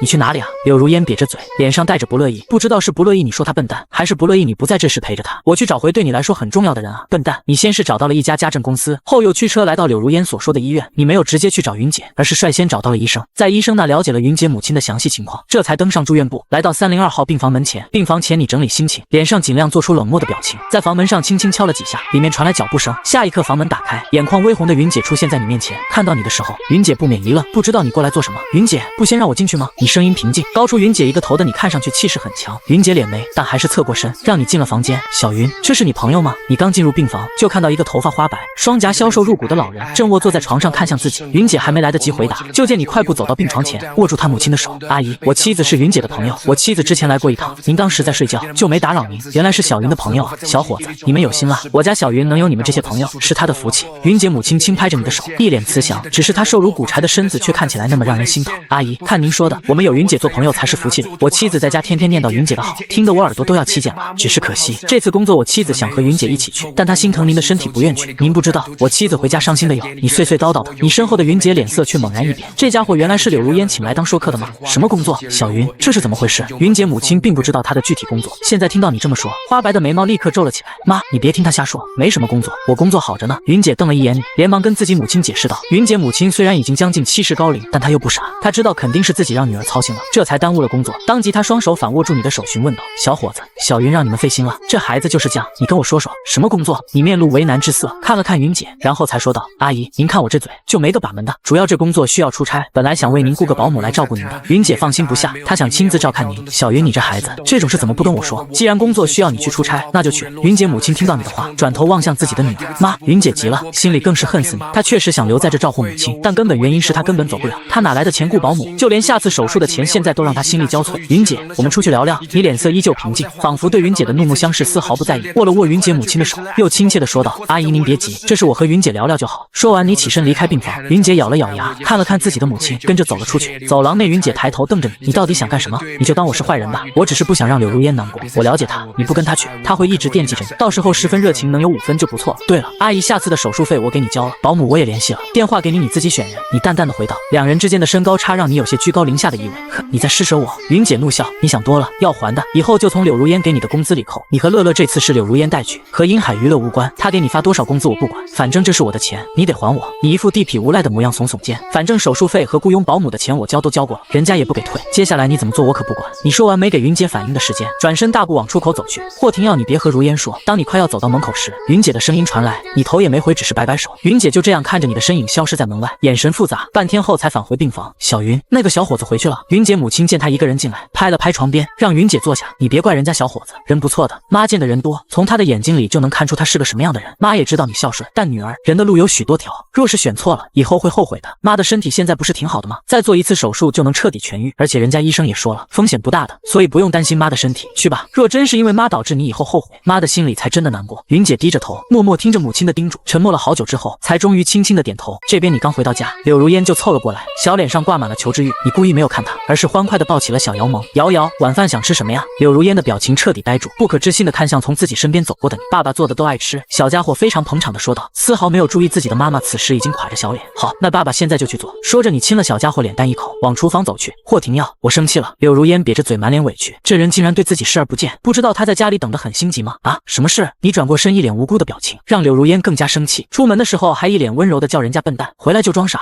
越想越气，柳如烟一屁股坐到沙发上，抱着胸，撇过脸不再看你。你笑了，决定不再逗他。明天出门的时候记得带上你那俩忠实保镖。就你这脾气，不带上他们，出去还不给人家欺负死？柳如烟猛地转过头，眼中闪着光，这变脸速度让你都惊叹。云姐同意了，你说呢？好了，我要做饭了，请你不要打扰我。柳如烟最终还是没有问出来你是怎么做到的，一问就装傻，但这丝毫不影响他看着你眼中放光。自从你改变后，好像没有什么事情是你做不到的。你坦然享受着柳如烟的崇拜眼光。现在是狗大户，能用钱解决的问题都不是问题。与华银共创的收益让你钱包鼓鼓，膨胀到不行。就说云姐这事，柳如烟跟你讲了之后，你就大概猜到原因了。人饭都要吃不上了，跟你去追寻什么梦想？这也让你感叹，男人和女人看待事情的眼光与处理方式真的大为不同。女人大多感性，男人大多理性。第二天一大早，柳如烟就爬了起来。你今天也少见的没有出去跑步。两人很有默契的待在厨房里，一起做着早饭。柳如烟的行李已经收拾好放在客厅，小姚萌还在睡觉，她不准备等小姚萌醒来再走，她怕自己到时候舍不得。早饭很快做好，柳如烟安静的吃着早饭，你坐在她身边，有一嘴没一嘴的说着话。你们就像平常人家一样，妻子要出门工作了，丈夫唠唠叨叨的叮嘱，去到那边记得经常打电话，要不瑶瑶会想你。我已经和那边说了，今天你会过去，魔都也不远，有空就回来，在外面有什么事记得和我说，不要自己傻子似的藏在心里。柳如烟边吃着粥边听着你说话，她心里突然有些怅然若失，有点不想离开家了。柳如烟这顿饭吃得很慢很慢，直到粥都见底，她的电话铃声响起，她还有些发呆，还是你提醒她，她才反应过来接起电话。喂，如烟姐，我准备好了，云姐和我在一起，你什么时候过来？我等会儿就到，你们再等等。好，那待会儿我家楼下，不见不散哦。电话挂断，柳如烟抬起头看向你，杏眼中的神色让你心都颤了颤。柳如烟的样子真的很好看，至少在你两世见过的人中，少有能与她媲美的存在。你转过头看向行李，该出发了吧？别让人等急了。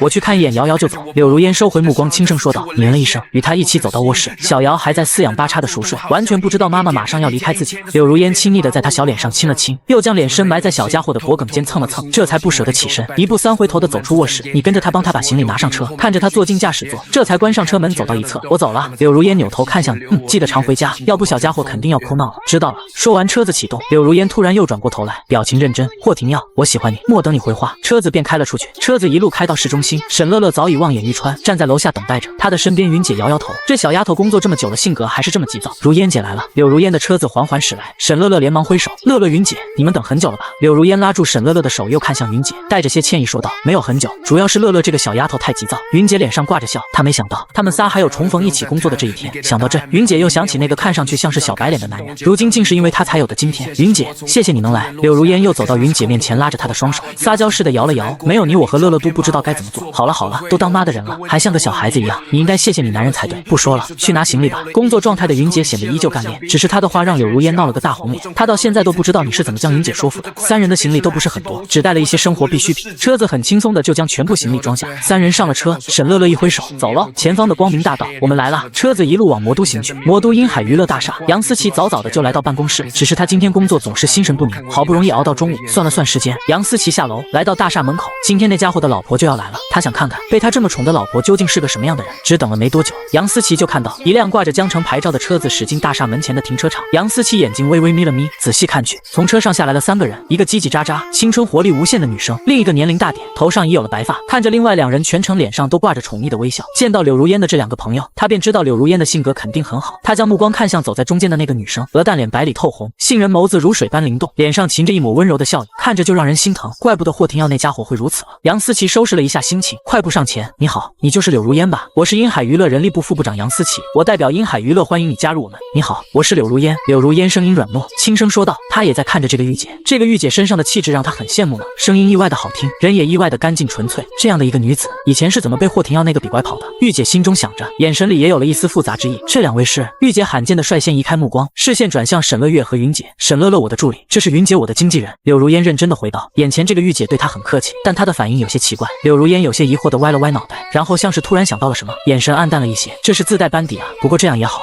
省事。杨思琪与沈乐月和云姐分别点头示意，才又转回脸来。那我先带你们参观参观这里吧，毕竟未来2年你们都要在这里工作，越早熟悉越好。参观结束了，我带你们去艺人公寓。好，谢谢。柳如烟点头道谢。几人跟着杨思琪进入大厦，一路上沈乐乐简直被震惊到了，这里比江城天美娱乐分部那里豪华太多了，而且随时都能看见那些经常出现在热搜上的明星，这就不是天美分部能比的。要知道在江城那边，一个2线歌手张倩都能作威作福。杨思琪带着他们坐电梯一直上到11层，很热情的给他们介绍着，这一层都是录音室，里面有着各种专业的设备。说着推开一间闲置的录音室给柳如烟他们看了看，我们用于歌手的楼层主要是3层，11层全部都是录音室，下面我们去12层，那里是歌手的休息室。一般情况他们都会待在休息室中，不管是创作歌曲还是接收通知，每个房间都是专属的个人房间。从录音室中出来，杨思琪又带着柳如烟一直来到12层，期间有许多人跟杨思琪打招呼，他们脸上都带着奇怪的奉承之色。柳如烟挺好奇，他们在看到自己时，眼中明显带着嫉妒。他不懂，杨思琪不是人力部副部长吗？为什么大家都要用这种眼神看着他？而且让柳如烟更奇怪的是，他还看到一个秃顶的中年男人挂着人力部部长的牌子，主动停下来跟杨思琪打着招呼，甚至还对自己打了招呼。柳如烟有些受宠若惊的回了一句：“这个叫张超的部长脾气真好，对自己竟然都那么有礼貌。”要知道在天美分公司的时候，那里的不管什么领导，见到人都是一副鼻孔朝天的模样。这时杨思琪在走廊尽头时停住，他指着面前的休息室对着柳如烟说：“这以后就是你的专属休息室，平时在公司没通告，不忙的时候可以一直待在这里休息。”柳如烟抬头看去，只见这间休息室房门紧闭，上面安着密码锁，门牌上确实写着他的名字。杨思琪一边输着密码，一边向柳如烟介绍着，这些密码锁初始密码都是6个6，之后你改一下密码就好。好了，来看看你的休息室吧。房门被打开，一行人进到房间，沈乐乐率先哇了一声，这个休息室太大了，而且装修豪华，除了云姐淡定一些外，就连柳如烟都被震惊到了，她从来没有见过这么豪华的休息室。沈乐乐更是幸福的快要晕掉，想起她在天美的时候，好吧，那里狗都不带，简直是没有对比就没有伤害，若不是还有外人在场，沈乐乐甚至想扑到沙发上打滚。杨思琪看着几人惊喜的神色，也笑了笑，不是每个人都有这待遇的，顶级资源吗？那休息室肯定也要按顶级的来。听到这话，沈乐乐瞬间感觉霍廷耀也不是那么可恶。直至他们从休息室出来，沈乐乐还沉浸在开心之中。这时旁边的房门突然打开，一个雍容华贵的女人踩着高跟鞋从里面走了出来，她的身后还跟着一个戴着眼镜的小助理。这女人看到他们从边上房间出来，脸上惊讶一闪而逝，随即对着杨思琪打了声招呼：“杨姐，你亲自带人来看房间啊？”“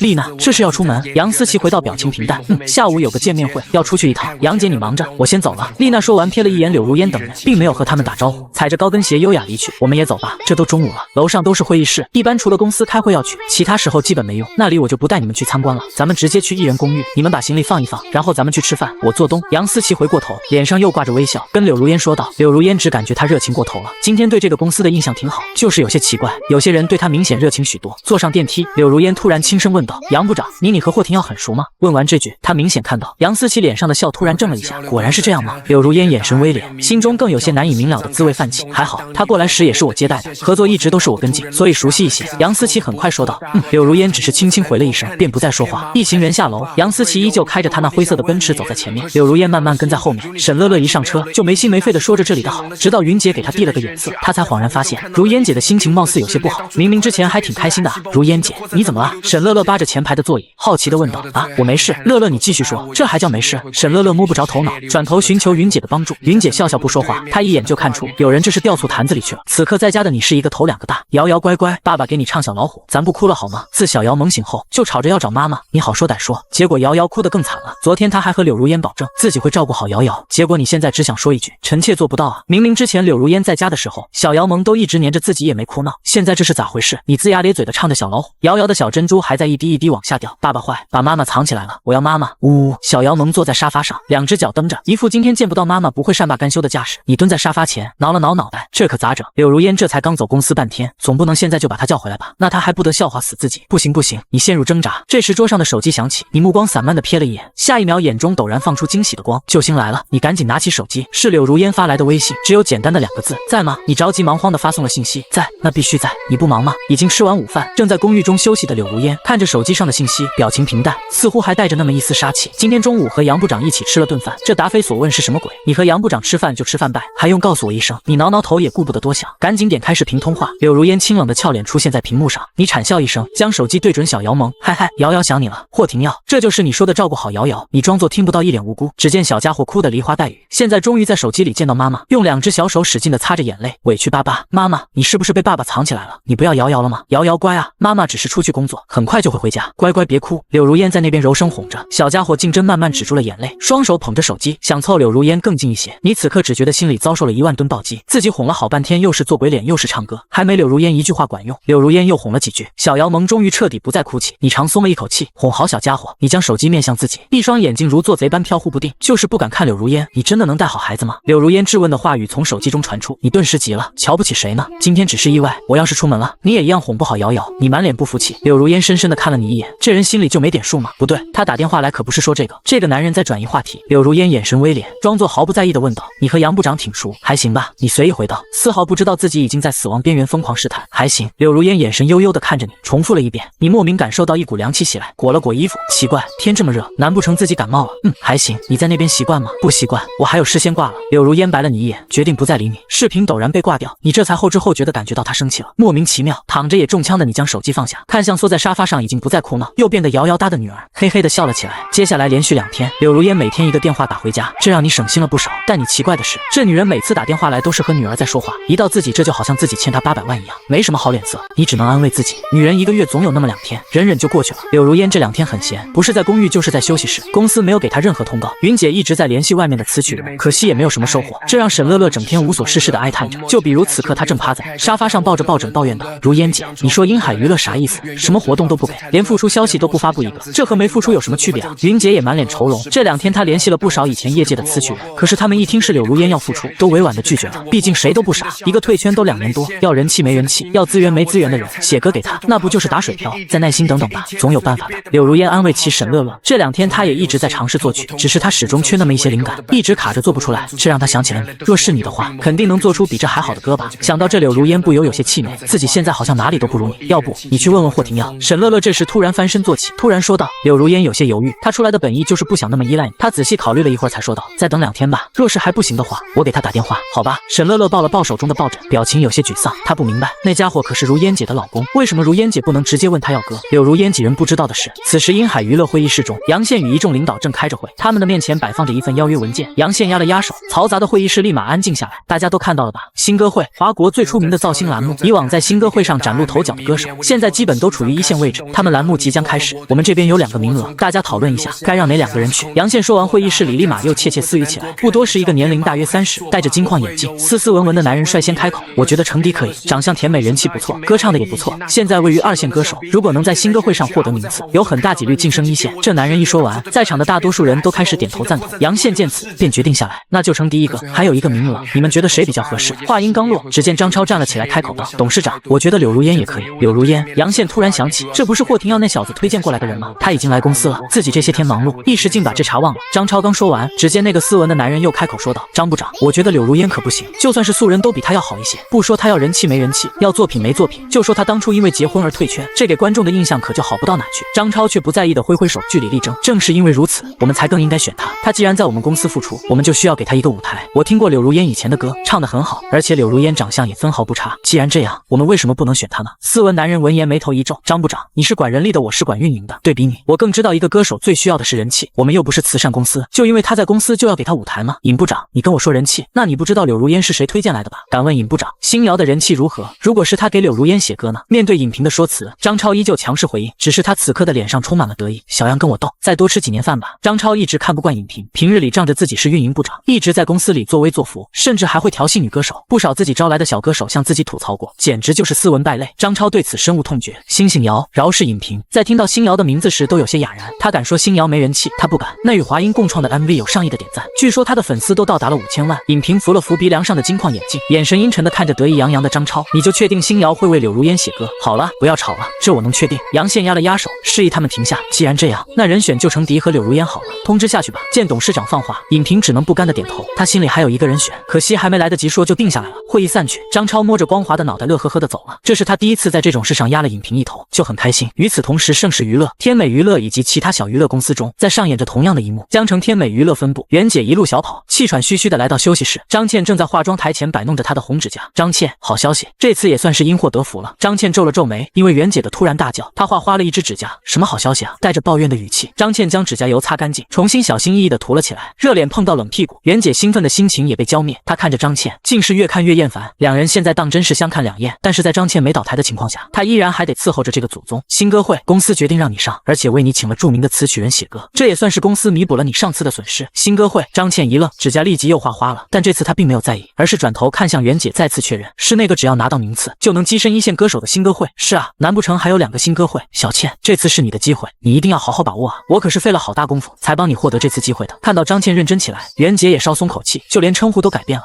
新歌会，我要火了！张倩这才反应过来，从椅子上蹦起来，欣喜之情溢于言表。她丝毫没有听出袁姐在邀功，只听到了自己要火了的消息。小倩，还有3天时间才开始，我们稳住。这次可是著名词曲人吴凡给你写歌，你一定要好好唱。袁姐劝说着，希望张倩不要太过激动，毕竟张倩火了，自己才能分到更多钱。这次袁姐也希望她能拿到好名次，而张倩则不以为然。在听到吴凡后更加激动，是那个有音乐教父之称的吴凡，那不是稳了吗？这还有什么好担心的？我和他那就是强强联合，哈哈。袁姐叹了口气，不过转念一想也确实，张倩虽说人品不咋样，但唱功确实在线，又有音乐教父吴凡的歌，这次必定能冲刺前3。魔都艺人公寓中，柳如烟接到运营部的电话，通知她3天后准备参加新歌会。挂掉电话后，柳如烟整个人都是懵的。刚他们还在讨论该用什么样的方法复出，没想到公司这就送枕头来了。见到柳如烟接完电话一脸呆萌的样子，沈乐乐止不住好奇地问道：如烟姐，谁啊？公司运营部通知我3天后参加新歌会。新歌会？真的吗？如烟姐，你说真的吗？沈乐乐只是怔了一下，下一秒直接爬起来抓着柳如烟的肩膀来回晃动着，兴奋到不行。乐乐，我要被你晃晕了。柳如烟将沈乐乐的胖手扒拉开，满脸嫌弃。如烟，公司真的让你参加新歌会吗？云姐端坐在一边仔细问道。刚刚运营部已经通知下来了。柳如烟确认的点点头，云姐脸上也难掩喜色。以新歌会为舞台宣布强势归来，这很不错，只是现在当务之急的是找到一个合适的词曲人，我再联系以前认识的词曲人。如烟，你自己在尝试着写歌，接下来3天我们务必要找到一首好歌来打响复出的第一枪。柳如烟认真的点头。沈乐乐举手，我来搭配营养餐，按照以前的方式尽快将如烟姐养得圆润起来。3人分工明确，沈乐乐开始挑选今天午餐的食材，云姐拿起手机开始联系词曲人，柳如烟拿起去稿纸平铺在桌上，去眉思索。而此时你正在教小姚萌第2首儿歌，这2天的小姚萌很乖，虽然这有可能是柳如烟每天都会打电话回来的原因，但你觉得自己的功劳也是大大的，至少现在你完全熟悉了哄娃的流程。小姚萌拍着小手给你伴奏，你戴着一个大灰狼的头饰，装作凶神恶煞的样子，嘴里却唱着瑶瑶的歌词。傍晚时分，吃过晚饭后，玩了一天的瑶瑶止不住睡意，小脑袋不时向下一点一点着。就这样，他还是强打精神，坚持听到你给他讲睡前故事，这才沉沉睡去。你笑了笑，将被子给小家伙盖好，亲了亲他的额头，蹑手蹑脚地走到客厅。现在刚晚上7点钟，你这2天一直在思索着点柳如烟准备一首什么样的歌，只是至今还没有头绪。原世界的歌曲太多，一时间让你剪不断理还乱。而且柳如烟那边从到达英海娱乐之后，好像并没有什么动静传回来。你想了片刻，依旧没有头绪，便打开抖音，准备刷一会儿视频再去睡觉。只要频繁在网上的热度依然没有散去，你刷3、4条，基本就能刷到1条相关的视频。不少网友感叹着听完新瑶的歌，耳朵容不下其他歌了。他们更是自发组建了新瑶粉丝后援会，头像皆是小姚萌唱勇气大爆发时的表情。你这才发现，不知何时，他们竟逐帧将小姚萌的表情制作成了表情包，并且使用的不亦乐乎。幸好网友们大多数的关注点都在新瑶身上，只有少部分妈妈粉和孩子粉是瑶瑶的粉丝，要不然小家伙以后出门都得戴口罩，那才麻烦。除了只要频繁的热度，现在网上最热的话题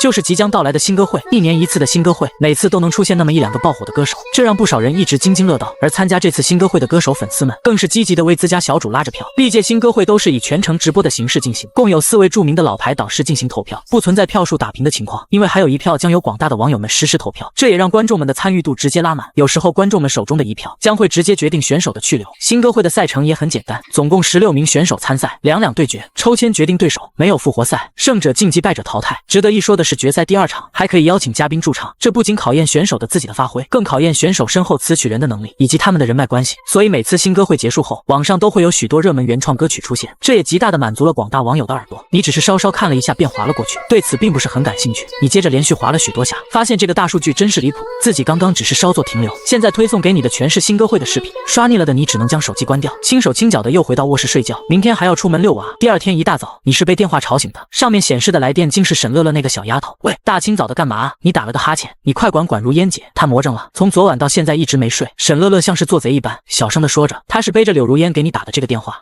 发生什么事了？你皱眉，这人怎么这么不爱惜自己的身体，费心费力的刚养胖一点，别又瘦回去了。如烟姐参加新歌会了，但是我们没有歌曲。如烟姐为了创作一首歌出来，已经魔怔了。你挠了挠头，没想到柳如烟这才去，没几天就要参加比赛了。本来与英海娱乐合作的条约里面，就是自己给她写歌，这确实是自己的疏忽，自己还在这想了好久的歌，结果那边已经火烧眉毛。知道了，我会给她打电话。乐乐，也谢谢你帮我照顾她。切，谁帮你了？我照顾如烟姐天经地义。好了，不说了，如烟姐出来了。沈乐乐忙挂掉电话，有些做贼心虚的看了一眼柳如烟，好在柳如烟一个晚上没睡，此时精神很差，并没有注意到她的小动作。柳如烟现在很烦躁，她感觉她快要抓住那个旋律了，可是每次都差一点，她不明白差在哪，所以心情自然不是很好。也在这时，你的电话打了进来，柳如烟忙收拾了一下心情，接起电话。喂，是瑶瑶想我了吗？瑶瑶没想你，我就不能给你打电话吗？我可是你老公啊！你的声音从电话里传来。柳如烟脸色微红，这还是你第一次自称是她老公。柳如烟没有回答，一时两人都有些沉默。过了一会儿，电话里传来你叹气的声音。你参加新歌会，怎么没告诉我呢？能轻松解决的事情，干嘛要让自己那么累？真熬坏了身体，瑶瑶的多伤心啊！你无奈的说着，在你看来，这明明是可以轻松完成的事情，柳如烟完全可以直接告诉你，可她偏偏没说。柳如烟熬了一夜，精神本就处于崩溃边缘，现在听到你的这么问，柳如烟觉得你像是在质问自己。她突然感觉有一种极大的委屈袭上心头，她下意识的咬着嘴唇，脸上闪过一丝倔强，眼泪渐渐盈满眼眶。柳如烟没有说话，她怕声音暴露出自己现在的状态，她不想让你看到自己难看的一面，你看不到她的表情，下意识的皱皱眉。片刻后，你突然听到那边的抽泣声，她哭了，发生了什么？你就感觉很离谱，自己好像也没说什么，头大，感情这东西有点难搞啊。哎，好端端的你哭什么？自己还是没有忍住。柳如烟感觉自己好没用。霍廷耀，柳如烟带着哭腔出声，声音很大，在你听来有些恼羞成怒的意味。你怔住，第一次听到柳如烟这样跟你说话，带着颤音满腹委屈，你突然能想到她现在的小表情了。柳如烟抿着小嘴，眼中还噙着泪光，她也意识到自己的失态，只是有些话不说出来，她心里好不舒服。霍廷耀，你是不是觉得我一点用都没有，只会依赖你？我不想这样的，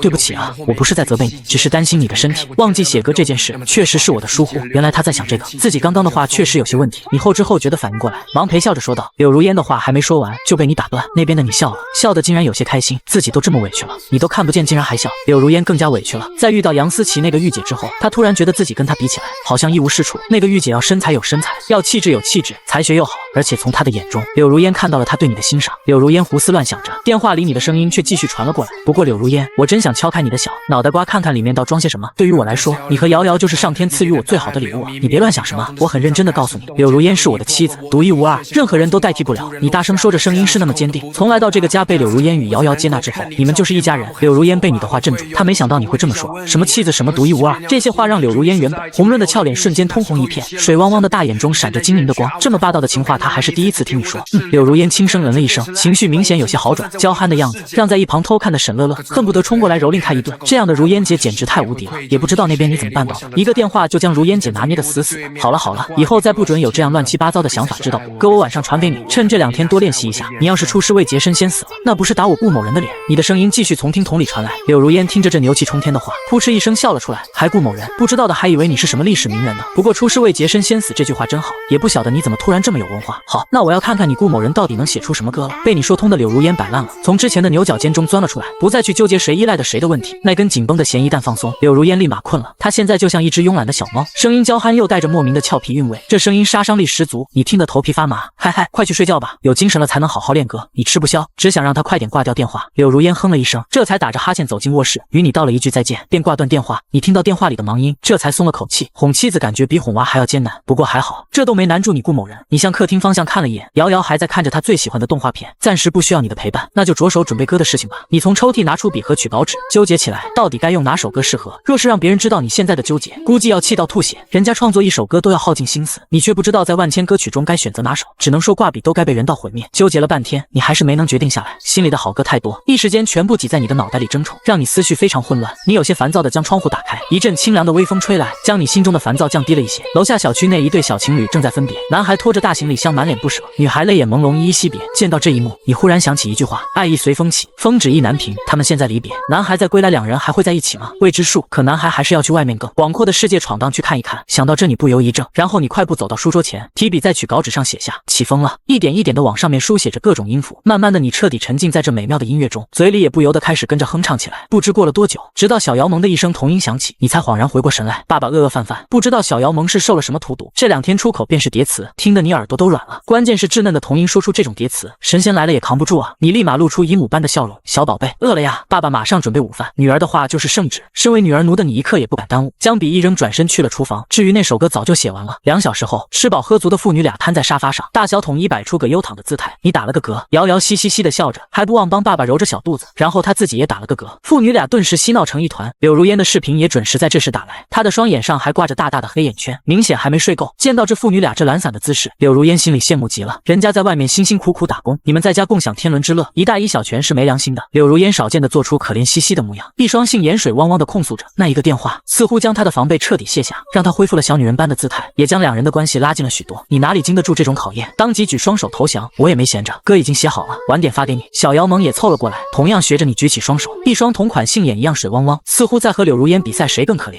瑶瑶也没闲着，瑶瑶今天少看了2集动画片，多学了5个数。柳如烟立马绷不住，瞬间破功。她承认她比不过这个小妖精。好，我们家瑶瑶最辛苦，快让妈妈亲亲。木马，小家伙立马开心的将小嘴送上去，同样奖励了柳如烟一个木马。嗨嗨，不奖励我一个吗？你咳嗽了一声，不要脸的也将脸凑到手机前，让柳如烟的俏脸以肉眼可见的速度晕红起来。最关键，小家伙还在一边起哄，让妈妈也奖励爸爸一个。最终柳如烟实在抵不住小家伙的热情，也抵挡不住你的厚脸皮，撅起嘴象征性的亲了一口，只是没发出木马的声音。得到奖励的你脸都笑开了花，快速跑到卧室，将写好的曲稿纸递到手机镜头前，看吧，没骗你，哥真的写好了，你这个亲亲没有浪费。柳如烟风情万种的白了你一眼，心里却震惊到无以复加。这才几个小时，你就写出一首歌了，有被打击到？自己想了那么多天，还有一点旋律却怎么都抓不住。可你仅仅几个小时，一首成品歌就出来了。这男人就是个妖孽。一家3口又聊了一会儿，才将电话挂断。你将曲谱与歌词完完整整的拍摄下来，发给柳如烟，这才将手机扔到桌上，继续陪着小姚萌葛优躺。柳如烟收到微信，有些期待的点开上面的图片，一个大大的标题映入她的眼帘：起风了。这是一首什么神仙歌？柳如烟看完歌词与曲谱，只感觉心跳微微加速。她现在终于明白网上那些评论的含金量，什么叫新瑶出品必属精品，这就是。而且最恐怖的是，她仅仅只用了几个小时，就创作出这样一首歌来。柳如烟有些迫不及待的想问你，脑子里到底背着自己藏了多少东西？想到这，柳如烟深吸一口气，拿起电话。你此刻刚为小姚萌换好衣服，准备出门遛娃，就见到柳如烟的视频再次打了过来。还有什么事吗？你不姐不是刚挂断没多久吗？怎么又来？视频中柳如烟的眼神火热，直勾勾的看着自己，让你有些吃不消。咋了？你声音磕巴起来，眼神闪躲，这女人什么意思？显摆她的眼睛好看吗？没事就不能给你打视频吗？好家伙，现学现卖！之前自己刚用这种理由对过她，她立马就还了回来。这女人不仅漂亮还记仇，你暗暗想到嘴里却打着哈哈。那必须呢，你到底背着我藏了些什么？此话从何说起？她怎么能平白无人清白？你挠了挠头发，皱眉不解。见你如此模样，柳如烟俏脸一红，有些羞恼，声音不自觉大了起来。你的这些歌，这些啊，我说我在某一天突然开窍了，你信不信？哈哈哈，就挺突然的是不？你不知该如何解释，只能摸着鼻子尝试蒙混过关。柳如烟深深看了你一眼，并没有追问，而是低头看向歌词，半天后才突然开口，声音软糯：谢谢。你被他突如其来的这一句彻底搞不会了，只能点头。你好好练歌啊，我和瑶瑶到时为你加油。好。柳如烟声音很小，在抬头时脸上已带着笑意。我不会让你这首歌埋没的。你点点头，拉起小姚萌的手，在镜头前晃了晃。我和瑶瑶出门了。视频挂断，柳如烟拿起手机敲了敲沈乐乐的房门。乐乐准备一下，我们去公司。如烟姐，我们去公司吗？沈乐乐从房间走了出来，他不明白柳如烟为什么突然要去公司。柳如烟扬了扬手里的手机，脸上露出笑容。去练歌，我们有歌了。真的吗？是霍婷要给的吗？我就知道他不会坐视不管。沈乐乐一脸惊喜，直接抓住柳如烟的手摇晃着，丝毫没有发现自己说漏嘴了。柳如烟脸色微红，瞥了一眼沈乐乐，这才知道原来是这家伙出卖了自己。接下来云姐也被柳如烟打电话叫回，她还在外面联系着词曲人。在听到柳如烟有歌了之后，语气中也带着兴奋。她这几天到处碰壁，现在终于不用看别人脸色了，自然很开心。3人驱车来到滨海娱乐，上到11层，这里有专门的录音室。柳如烟准备这2天常待这里了，直到把这首歌唱到满意为止。时间不知不觉来到了下午，由沈乐乐去联系公司的录音团队，将这首歌的背景音乐录制下来并注册版权。等沈乐乐回来后，柳如烟才终于从录音室出来。她准备吃过晚饭后继续练习，后天就要去参加新歌会，时间紧迫，她不允许你的歌在自己口中有任何闪失。3人从录音室出来，对面的房间门也正好打开，一个长着娃娃脸的可爱女生这时也正正巧从里面走出。他见到柳如烟时愣了一下，但还是友好的跟柳如烟点了点头。柳如烟回以一笑，面对善意，他向来都是抱着更大的善意。只是他身后站着的那个带着金丝眼眶的男人，鼻孔朝天，丝毫没有给柳如烟一点好脸色。柳如烟也不认识他，自然没有打招呼，转身与沈乐月和云姐离开了这里。柳如烟走后，这男人冷哼一声，真是没点眼力劲，见到领导都不知道打招呼，不知道公司怎么选得上他。舅舅，人家刚来公司，能认识你才有问题呢。小迪，这次一定要好好唱，知道吗？你可是我选出来的，不要丢了舅舅的脸。知道了。这女生正是要与柳如烟一起参加新歌会的程迪，而她的舅舅不是别人，正是尹平。程迪说完后，看了一眼已经关闭的电梯处，若有所思。他自然从尹平口中得知柳如烟是怎么入选的，所以他也很好奇，柳如烟究竟会拿出一首什么样的歌呢？毕竟是新瑶写的，应该不差吧？他也是新瑶的粉丝呢。至于自己舅舅是个什么样的人，程迪自然知道，若不是尹平是自己的亲舅舅，他才不愿多理他。接下来的几天时间，柳如烟每天早出晚归，练得很是辛苦。这份努力让沈乐乐都心疼了，以至于他做的营养餐更加丰厚起来。云姐也没闲着，她将柳如烟的微博重新捡起，发布了一篇复出声明：大家好，我是柳如烟，8月7号新歌会上我将重新起航，滨海娱乐歌手柳如烟正在路上，希望大家以后可以多多关照，也希望大家可以在我的微博下方多多互动，谢谢大家。声明很短，柳如烟剩下的粉丝也就几千，大多还是僵尸粉，所以声明发出来之后也似石沉大海，并没有掀起什么风浪，只有少部分以前的老粉和一些小的营销号发现了这则声明。虽然柳如烟退圈2年多，但架不住新歌会的流量足够，于是这些小营销号纷纷开始编辑，通过这些小营销号的宣传，不少人隐约记起了这个以前的当红小花，不过他们并没当回事，都老黄历了，谁还关心这个？8月7号，魔都体育馆新歌会正式开启，只是这次新歌会的导演任超很是忧愁，因为新瑶的一首歌一直霸占着热搜，所以他们新歌会的流量和以前完全没得比。但是1年1度的新歌会也不能因为一个人而推迟，他只能硬着头皮开始了这届的新歌会。可惜联系不到新瑶，若是能让他来做振兴歌会当导师，那流量岂不爆炸？任超也曾多次给新瑶的账号发过私信，可惜都是石沉大海，没有一点回应。不过还好的是，这期间新瑶没有再发布新作品，上次的作品影响力已经降低了不少。除了他的视频，现在网上最高的流量就是新歌会了。此时的你丝毫不知道这些，正带着小姚萌排着长队往体育馆内走着。是的，你在中午吃完午饭后，便瞒着柳如烟到了魔都。既然要帮他加油，那肯定是现场加油啊！小姚萌在你的怀里也很兴奋，他今天坐大飞机来的，而且听爸爸说马上就能见到妈妈了，他可想妈妈了。现场的气氛很热烈，你看了一圈，基本人人手中都拿着姻缘棒，还有人举着自己支持的歌手姻缘牌挥舞着，欢呼声不绝于耳。你算是异类，只有你像是做贼一样，手中只抱着个摇摇，悄咪咪的在场馆里找自己的座位。你很幸运，座位还是比较靠前的。此时新歌会的直播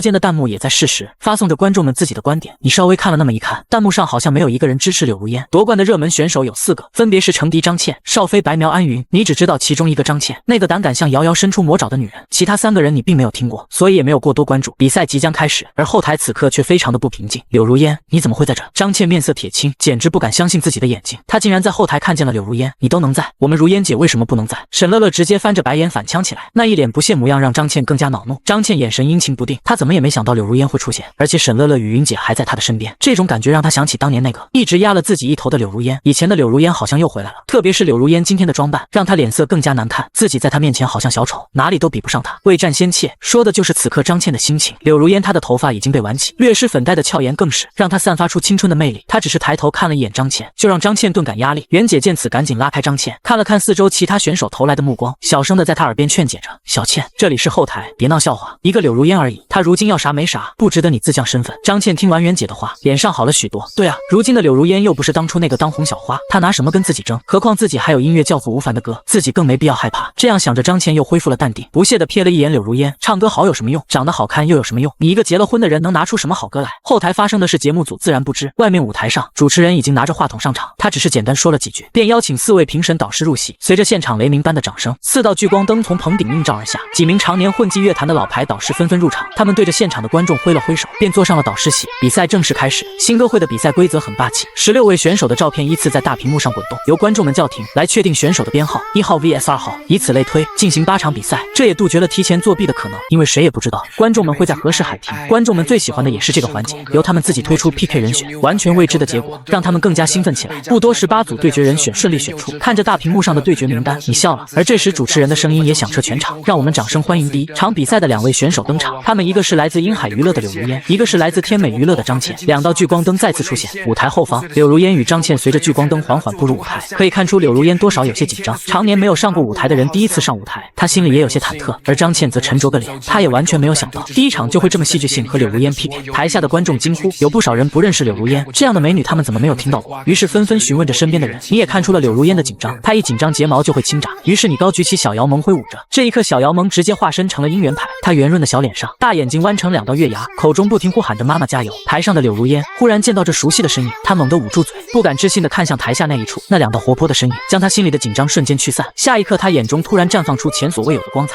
随后她的双眼突然弯起，与小姚萌形成了同款月牙状。这一瞬间展现出来的柔情将在场观众的心都要融化掉了。爸爸，妈妈看到我们了。小姚萌的目光与柳如烟对视，她的小短手挥舞得更加快速起来。你也望向柳如烟，脸上挂满温柔的笑。是啊，妈妈看到瑶瑶了吗？第一场柳如烟 PK 张倩，柳如烟首唱，让我们把舞台交给她。这时主持人的声音再次响彻全场，随后他便协同张倩一起走到后台，灯光逐渐暗下，舞台上只有一道聚光灯打在柳如烟身上。歌曲的旋律响起，就像迎面吹来一阵暖风，轻轻拂过观众们的耳朵，现场不自觉安静下来，他们微张着嘴静静地聆听着。此时的大屏幕上也显现出歌曲的名字，起风了。这名字很简单，但他下面跟着的词曲人却让所有人微微眼神微微收敛。星瑶，这个陌生的歌手竟然能请来神秘的星瑶为他写歌，所有人都不约而同地竖起耳朵，他们现在迫切地想听听星瑶的新歌究竟是什么样子。后台的张倩早已目瞪口呆，如果细心点可以发现，她的手在不停颤抖，前奏很简单，却牢牢地抓着众人的耳朵。柳如烟的歌声也在随之而来。这一路上走走停停，顺着少年漂流的痕迹，迈出车站的前一刻，竟有些犹豫。不禁笑出景象亲切，仍无可避免。而长夜的天依旧那么暖，风吹起了从前。现场依旧变得落针可闻，他们跟随着音乐，仿佛看到了从前自己青春的脚步，从未曾停歇。然而走过半生，当看到熟悉的家乡时，那种刻在骨子里的近乡情切又让他们隐隐激动。柳如烟此时已经彻底沉浸在歌声中，这首歌她练了无数次，只有这次她最为投入，那是种放开心扉的投入。她目光盈盈看向台下，那里有着对她最重要的2个人，他们都在。猝不及防闯入你的笑颜，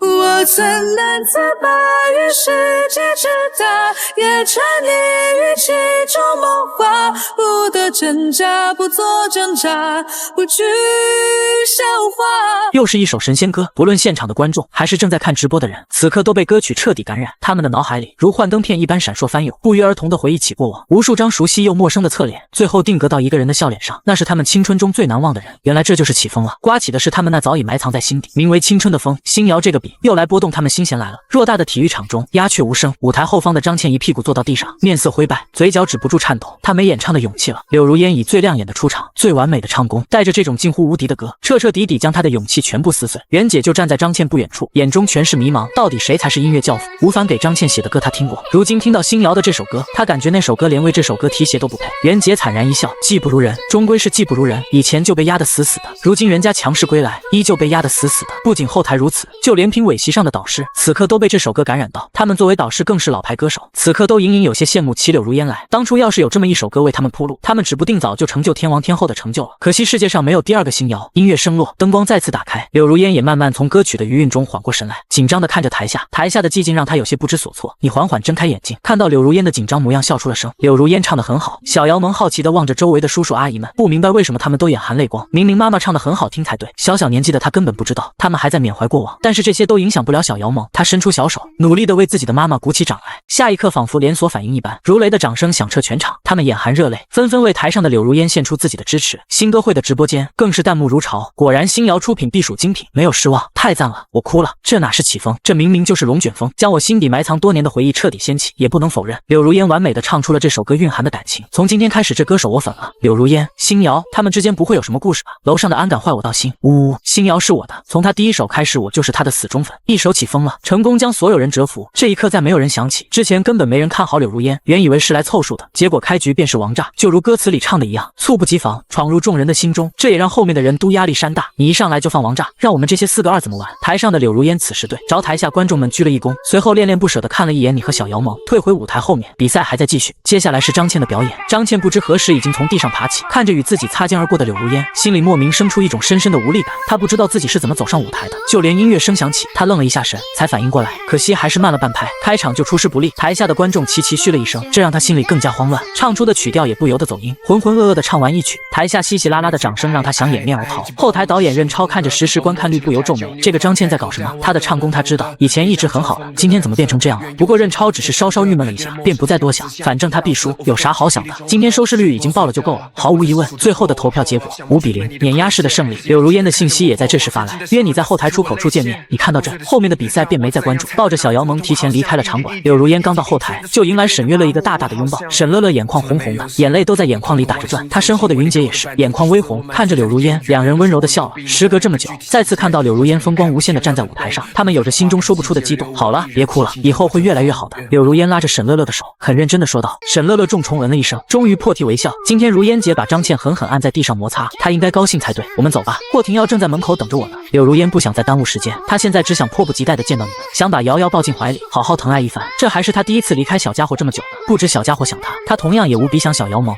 霍廷耀来了，沈乐乐吃惊到睁大眼睛，她现在都不知道该以什么样的态度来见你了。以前恨他要死，现在又感觉他挺好的，就很纠结。柳如烟没给他多想的机会，拉着他快步往出口走去。外面天色已晚，街旁两侧路灯早已亮起。柳如烟一出来，远远的就看到你抱着瑶瑶，笔直的站在路灯下方。柳如烟心里突然涌起一阵幸福感，是那种丈夫领着孩子在灯光下等待着妻子下班回家的幸福，平平淡淡却极为温暖。妈妈，小姚萌迫不及待的从你怀里挣脱下来，迈着小步伐，噔噔噔的跑向柳如烟。柳如烟立即蹲下身子，脸上绽放出明媚的笑，一把将扑过来的瑶瑶拥入怀中。你这时也走近，面带笑意的对着沈乐月和云姐打招呼。云姐淡淡点头回应，眼神中却有着一丝感激之色。沈乐乐眼神闪躲，但也是轻轻点头回应。自从他知道你就是新瑶后，他突然对你的感官不是那么坏，毕竟能写出一生有你和只要平凡的人，心思能有多坏呢？柳如烟此时也抱着瑶瑶站了起来，瑶瑶拱在他的怀里不停磨蹭着，小脸都不愿抬起。你笑笑看向柳如烟，怎么样？这个惊喜还可以吧？柳如烟脸上升起一抹红霞，但她还是直视着你，杏眸弯起。柳如烟轻轻回答了一句，紧接着她又低下头，看着怀里的瑶瑶再次回答，很惊喜，只是你们不知道，此刻你们的举动全部都落在刚刚从后台出来的张倩和袁姐眼中。张倩此时正拿着手机看着柳如烟离开的背影，眼里泛起怨恨的光。她突然想到一个好主意，让柳如烟身败名裂的好主意。她既然已经输得彻底，她就要将柳如烟同样拉下来。她得不到的东西，柳如烟凭什么能够得到？虽然新歌会的比赛还没结束，但此时网上已经炸开了锅，人们纷纷好奇新瑶到底谁从哪找到这么一个不仅长相绝美，而且唱功了得的歌手。新瑶的歌加上柳如烟的嗓音，简直绝配。可当他们顺藤摸瓜点开柳如烟的微博时，就只看到一则复出的声明。这时大家才知道，原来这歌手以前存在过，互联网是没有记忆的，但当你出现在他们的视野中时，他的记忆又无比强大。柳如烟的以往经历开始被人翻找出来发到微博上，2年前的当红小花恋情曝光退圈，这一热点一出来，立马被有些无良的媒体嗅到气味，他们开始拿这个话题肆意炒作。一时间柳如烟的话题越炒越热，甚至有些盖住了星光会的风头。网上也呈现了2极分化，一部分人觉得柳如烟既然因为恋情曝光都退圈了，就不该再复出，他们无法粉一个已经结婚的歌手。还有一部分人觉得只要唱歌好听，恋没恋爱是人家的自由，谁说歌手就不能谈恋爱？实力派歌手不需要花里胡哨。两边人在网上吵得热火朝天，最后那一部分觉得实力歌手不需要炒作的人直接来一句绝杀，我就问你歌好不好听吧。这一句话一出，那些颜值党瞬间哑火，歌好不好听不好听，他们有必要在这吵吗？只是他们心里还是别扭，只能扔出一句，新瑶要是把这首歌给别人唱的肯定也一样好听。这时英海娱乐终于下场说话，恭喜我司柳如烟成功晋级，希望大家往后能够对她多多支持。在此声明，下一场比赛柳如烟依旧会携新瑶的歌再次出场。另外这期新歌会柳如烟的歌曲将会统一制成一张专辑，在新歌会之后上线华音，无损音质，敬请期待。英海娱乐这则通告一出，网上顿时一片哗然，新瑶不止给柳如烟写歌了，还不止一首，就很离谱。一瞬间英海娱乐的声名与下戏，瑶的话题瞬间杀上热搜榜第一，就连起风的这首歌都只能屈居第2，而新歌会只能可怜兮兮的站在热搜第3瑟瑟发抖，并且一条关于柳如烟的帖子还在慢慢上热搜上爬着，直到第2天，这个帖子已经来到了热搜第10，柳如烟婚外情，出轨神秘歌手新瑶。帖子里信誓旦旦，里面主要讲述了柳如烟与霍廷耀已经结婚，并生有一女儿，但两人关系一直不太好。柳如烟为了付出利用美色勾引新瑶，新瑶才会为她写歌。这个帖子里说的头头是道，不少营销号转载，更有许多评论。看到的网友们刚开始还有些怀疑，可是架不住帖子下面评论一面倒，更有各种营销号在转发宣传，他们从怀疑到相信，再到对柳如烟口诛笔伐。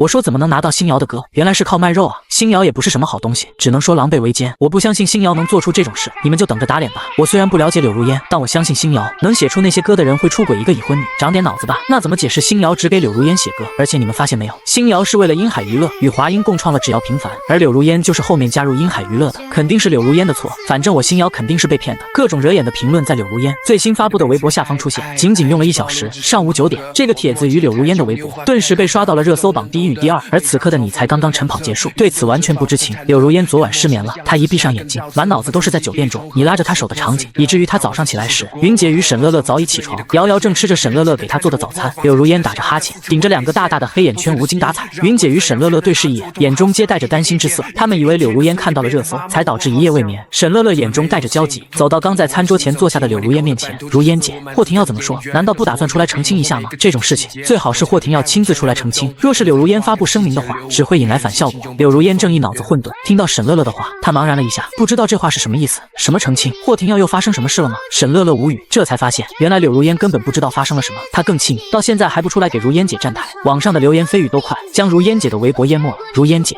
你现在还想着她没事，你倒是有事了，你还是看看你的微博吧。柳如烟这才从沈乐乐的口气中意识到事情的不对，她拿出手机打开微博，映入眼帘的是密密麻麻的私信与评论消息。柳如烟点开，在看到这些充满恶意的私信后，手不自觉抖了一下。她深吸一口气，继续往下滑去，基本10条有9条是骂她的私信。退出私信，她这才看到那篇帖子以及数个营销号发布的跟帖。片刻后，柳如烟放下手机，继续吃起早餐，表情平静，好像根本没有事发生一样。看到柳如烟这个样子，沈乐乐更加担忧，网上这么大的舆论，如烟姐会不会承受不住？如烟姐怎么办？我们不管吗？柳如烟拍了拍沈乐乐的手，反而安慰起沈乐乐。乐乐，亲者自亲，我们知道就好了。见柳如烟这副样子，沈乐乐在心里叹了口气，说是亲者自亲，可舆论从不关心你的死活。柳如烟睫毛微微眨动，其实她心里也很不平静。但你既然一直都是匿名发歌，那就证明你并不想让别人知道。既然这样，那他就不能将你的身份曝光。此时广大的网友们还在等着正主出来解释呢。结果他们等了好久，终于等来了柳如烟的微博更新。他们迫不及待地点开，然后全部愣住了。他们本以为这会是长篇大论的公关，没想到只有简简单单的4个字：亲者自亲。这算什么？这就想将他们打发了。于是网上的言论瞬间更加激进起来。江城天美娱乐大厦，张倩笑得很开心。虽然从魔都回来被公司臭骂了一顿，但也止不住她现在的愉悦心情。柳如烟被她成功拉下水了，这就很爽。看到网上清一色的评论，她现在无比开心。虽然她知道这里面大多都是她花钱请的水军，另外有几个营销号也是她花钱找人发的帖，但是只要能把柳如烟整到，她就感觉自己花的钱值了。袁姐在一旁看着笑得无比张狂的张倩，她只感觉眼前这女人已经疯了。她也是今天早上才知道的这个消息。张倩做这些事竟然连她这个经纪人都隐瞒了起来。张倩，你知不知道你在做什么？你这是在诬陷。如果新瑶真要追究起来，你就彻底完了。听到袁姐的话，张倩只是不满地瞥了一眼她，心里更是对她的话嗤之以鼻。我怎么诬陷了？谁知道他们俩究竟有没有事？你说要是没事的话，就凭柳如烟这个要什么没什么的女人，怎么能让新瑶给她写歌？我看他们8成心里有鬼，你看连解释都没有，哈哈，还亲者自亲，假清高。袁姐依旧阴沉着脸没有说话，她看着发疯的张倩，只能期待张倩说的都是真的，要不然她只能将张倩抛弃掉了。死道友不死贫道，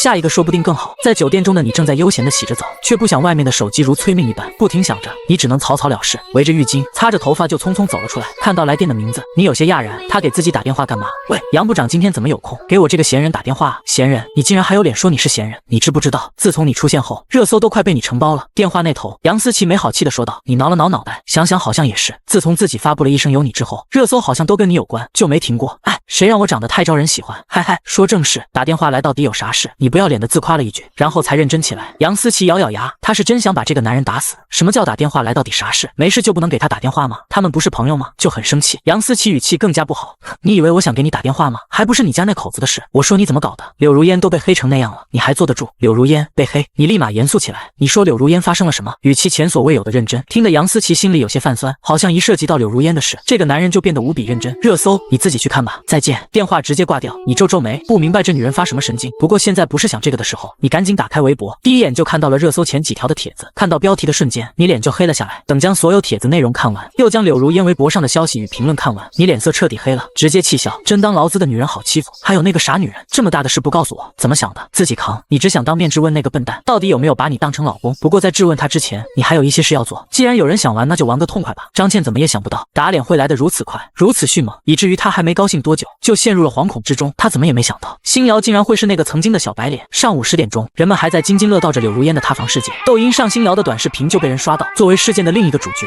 又是坐拥数千万粉丝的神秘大佬，他刚刚发布视频，被无数人看到，都不需要抖音的专门推流，粉丝们就自发将这条视频推了上去。新瑶露脸自证了，这是一大事件，所有人都没想到神秘的新瑶会在这时毫不犹豫地站出来发布视频。他本可以不说话的，毕竟这次大家主要攻击的目标不在他。可当大家点开视频的时候，却发现这哪是什么自证视频，这分明就是一份狗粮加讨伐视频。视频中你一身得体的休闲装，即便面色很严肃，却依旧让人眼前一亮。没想到神秘的新瑶这么帅，爱了爱了。可接下来的话却让网友们感觉到遭受了1万点暴击。大家好，我是新瑶。人刚睡醒就看到网上一些很不好的言论，很多人就在质疑我为什么给柳如烟写歌，甚至有人造谣柳如烟婚外情。我在此只想大声问一句，我特么给我老婆写歌怎么了？怎么了？我老婆不愿意搭理你们，我可不惯着你们。什么亲者自亲，不存在的。本来想以普通人的身份来和你们相处，结果换来的却是疏远。不好意思，我不装了，我摊牌了，我叫霍廷耀，想必你们也能在网上搜到我。当初我和柳如烟因为恋爱双退圈，后来结婚一直到现在。至于我为什么要起名叫新瑶，因为我们的女儿就叫顾新瑶。现在你们知道结果了，开心了。在此我还想跟那个发帖的人以及那几个营销号说，不好意思，我已经收集了相关证据，你们一个也跑不掉。对了，还有那些水军，你们背后的那些团队，有一个算一个，通通等着律师函吧。好了，今天话就说到这，奉劝那些人好自为之。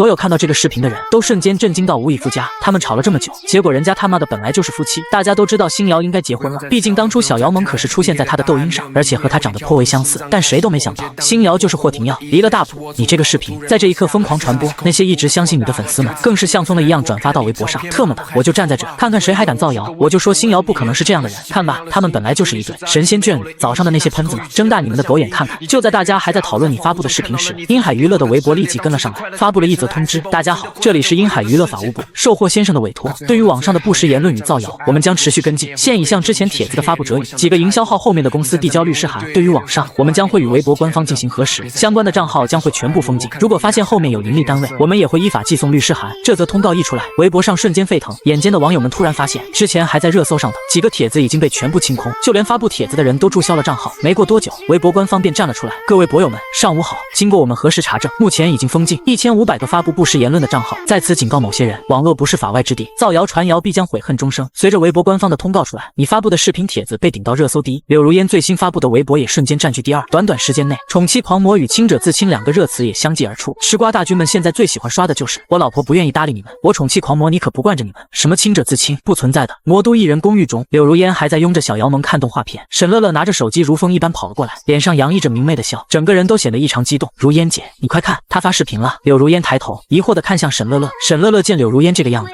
一脸恨铁不成钢的样子，他直接将手机递到柳如烟脸上。如烟姐，你这么温柔以后该怎么办哦？你真该好好学学霍廷耀，你看看他，直接硬刚，太爽了！硬刚。柳如烟接过手机点开视频，你的声音便从视听筒里传出，一直到柳如烟将视频全部看完，她小嘴微张，明显很是惊讶。沈乐乐在一边还在继续说着，如烟姐，你知道现在人家都是怎么说霍廷耀的吗？宠妻狂魔，哈哈，太有趣了。听到沈乐乐的话，柳如烟脸色悄然红润起来，心里也微微泛起甜蜜感。有谁又不愿被宠着呢？想到这，柳如烟直接抛下小姚萌，快步走回了房间。客厅里顿时只剩沈乐乐与小姚萌大眼瞪着小眼，丝毫不清楚柳如烟是怎么了。回到房间的柳如烟看着拨号界面，突然有些犹豫，她不知道打过去该说些什么了。说你干嘛要说那些羞人的话？这不就间接承认自己害羞了吗？还是说对的好，深得我心。不行不行，那他会不会认为自己是个狎子必报的小气鬼？柳如烟扑倒在软绵绵的床上，脸蛋深埋在被子中，像个小女孩一样踢了踢腿。最终她还是鼓起勇气拿起手机，直接打了语音。电话再度的一声后秒接听，那边传来你好听的声音。喂，柳如烟小脸还埋在被子中，憋得通红，闷声闷气的说道：喂，你现在在干什么？柳如烟没等来你的回答，先等来了你的嘲笑声。呵，你在干嘛？表演用被子闷死自己吗？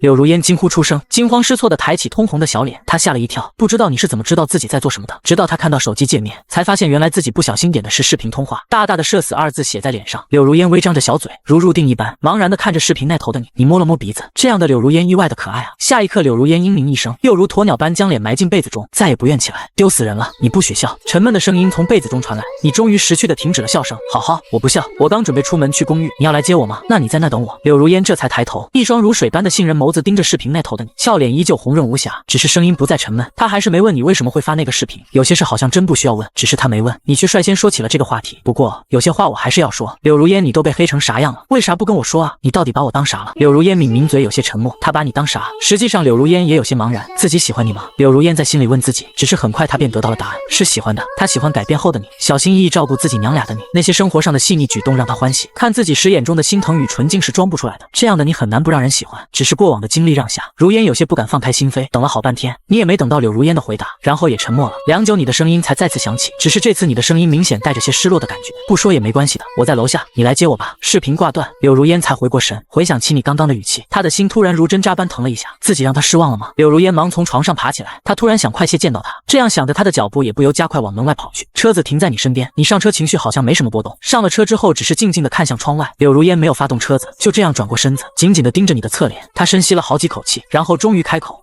霍廷耀，对不起。你这才转过头，看着柳如烟微红的眼眶。其实，在柳如烟没有明确回答的时候，你心里也很难受。但是当看到柳如烟这个样子，你不由苦笑，自己好像就从来没有拥有过吧？不用道歉，柳如烟，其实我不是你想的那个霍廷耀，所以你不用内疚什么。那霍廷耀是你吗？柳如烟依旧直视着你的眼睛，目光依旧如水。你突然想起之前在游乐场时，柳如烟与你的对话。柳如烟问你是谁，你回答我是霍廷耀。现在柳如烟反问自己，你挠挠头，我是霍廷耀，那你就是我想的那个霍廷耀。听到柳如烟坚定的回答，你突然怔住，努力握紧自己有些颤抖的拳头。可我有些害怕啊，我怕哪一天你们不需要我了。霍廷耀，柳如烟突然打断你的话，看着你这个样子，她觉得心疼，她用力握住住你有些颤抖的手，又轻轻地靠在你身上。霍廷耀，你是瑶瑶他爸，也是我老公，不管什么时候发生什么事，我们都不会离开你。还有啊，我和瑶瑶要的不多，你的那些才华我和瑶瑶只会欣赏，但那都不是最重要的，最重要的是你在我们身边，对我们好，我们就满足了。娇躯入怀，温言软语，没有什么比这能让你安心。你拥着柳如烟，突然笑了，你得到了想要的回答，这就够了。从此除了柳如烟与小瑶盟，再没有什么能够动摇你的道心。两人只温存了片刻，柳如烟就不好意思地从你怀中窜了出来，一张小脸燥热不堪，这已经是她现在能做到最大的程度了。你也没强求，只是脸上带着傻笑，这让柳如烟更加羞涩。她风情万种地瞥了一眼傻笑的你，扑哧一声也笑出了声。这个傻子这么好满足的吗？车子慢慢驶离酒店，往公寓行去。只是这一来一回，两人的心境已完全改变。怎么可能？不可能！星瑶怎么会是霍廷耀那个小白脸？江城天美娱乐艺人公寓内，张倩如疯了一样将桌上的化妆品一扫而尽，化妆品重重地摔在地上，发出刺耳的碎裂声。就这样，张倩仿佛还不满意，像是泄愤一般上前用脚狠狠地踩着。而与化妆品一同报废的是一份英海娱乐法务部寄来的律师函，他被扒出来了。那个发帖的人见到事情不对，立刻将他这个主谋给供了出来。如今天美娱乐已经责令他休息，他知道自己已经完了，再过几天他必将坐上被告席。不远处的袁姐幸灾乐祸地看着这一幕，身为老狐狸的他就知道事情肯定不会那么简单。果然事情转变得比他预想的还要离谱。霍廷耀是星瑶，呵呵，隐藏的真深啊。袁姐暗叹一声，她当然知道你2年前柳如烟那件事在公司闹得风风雨雨，谁都没看好当初的那个小白脸，可是没想到如今小白脸露出了獠牙，陡然变成了一头苏醒的老虎。第一个受到反噬的就是张倩，不得不说柳如烟的眼光是真好啊，我不服袁姐，手机给我用下。张倩喘着粗气，两眼泛着血丝，她的手机早在第一时间被她摔碎。袁姐只是微微瞥了她一眼，没好气道，你有什么不服的？唱歌比不过人家，长相没人家好看，就连找男人都没人家会找，你在这跟我说你不服？张倩陡然扭过头，直勾勾地望着袁姐，袁姐丝毫不惧，依旧瞥着她，怎么我说错了吗？等你被关进去，我们之间的合约自然结束，公司的意思你应该懂吧？什么休息？他们早就抛弃你了。为什么？张倩咬着牙，依旧不敢相信公司竟然抛弃她了。为什么？你还问为什么？公司需要的是摇钱树，你一点价值都没，自然被抛到一边。作为过来人，袁姐跟你说句掏心窝的话，你长得也有几分姿色，等你出来后找个老实人嫁了吧，别折腾了。呵呵，那我是不是该谢谢你，我的好袁姐？张倩气笑，这一刻他们终于撕破脸皮。既然这样，那袁姐手机借我用一下好吗？就一下，也算我们之间有始有终。袁姐看着突然露出鬼笑的张倩，眉头又皱了起来。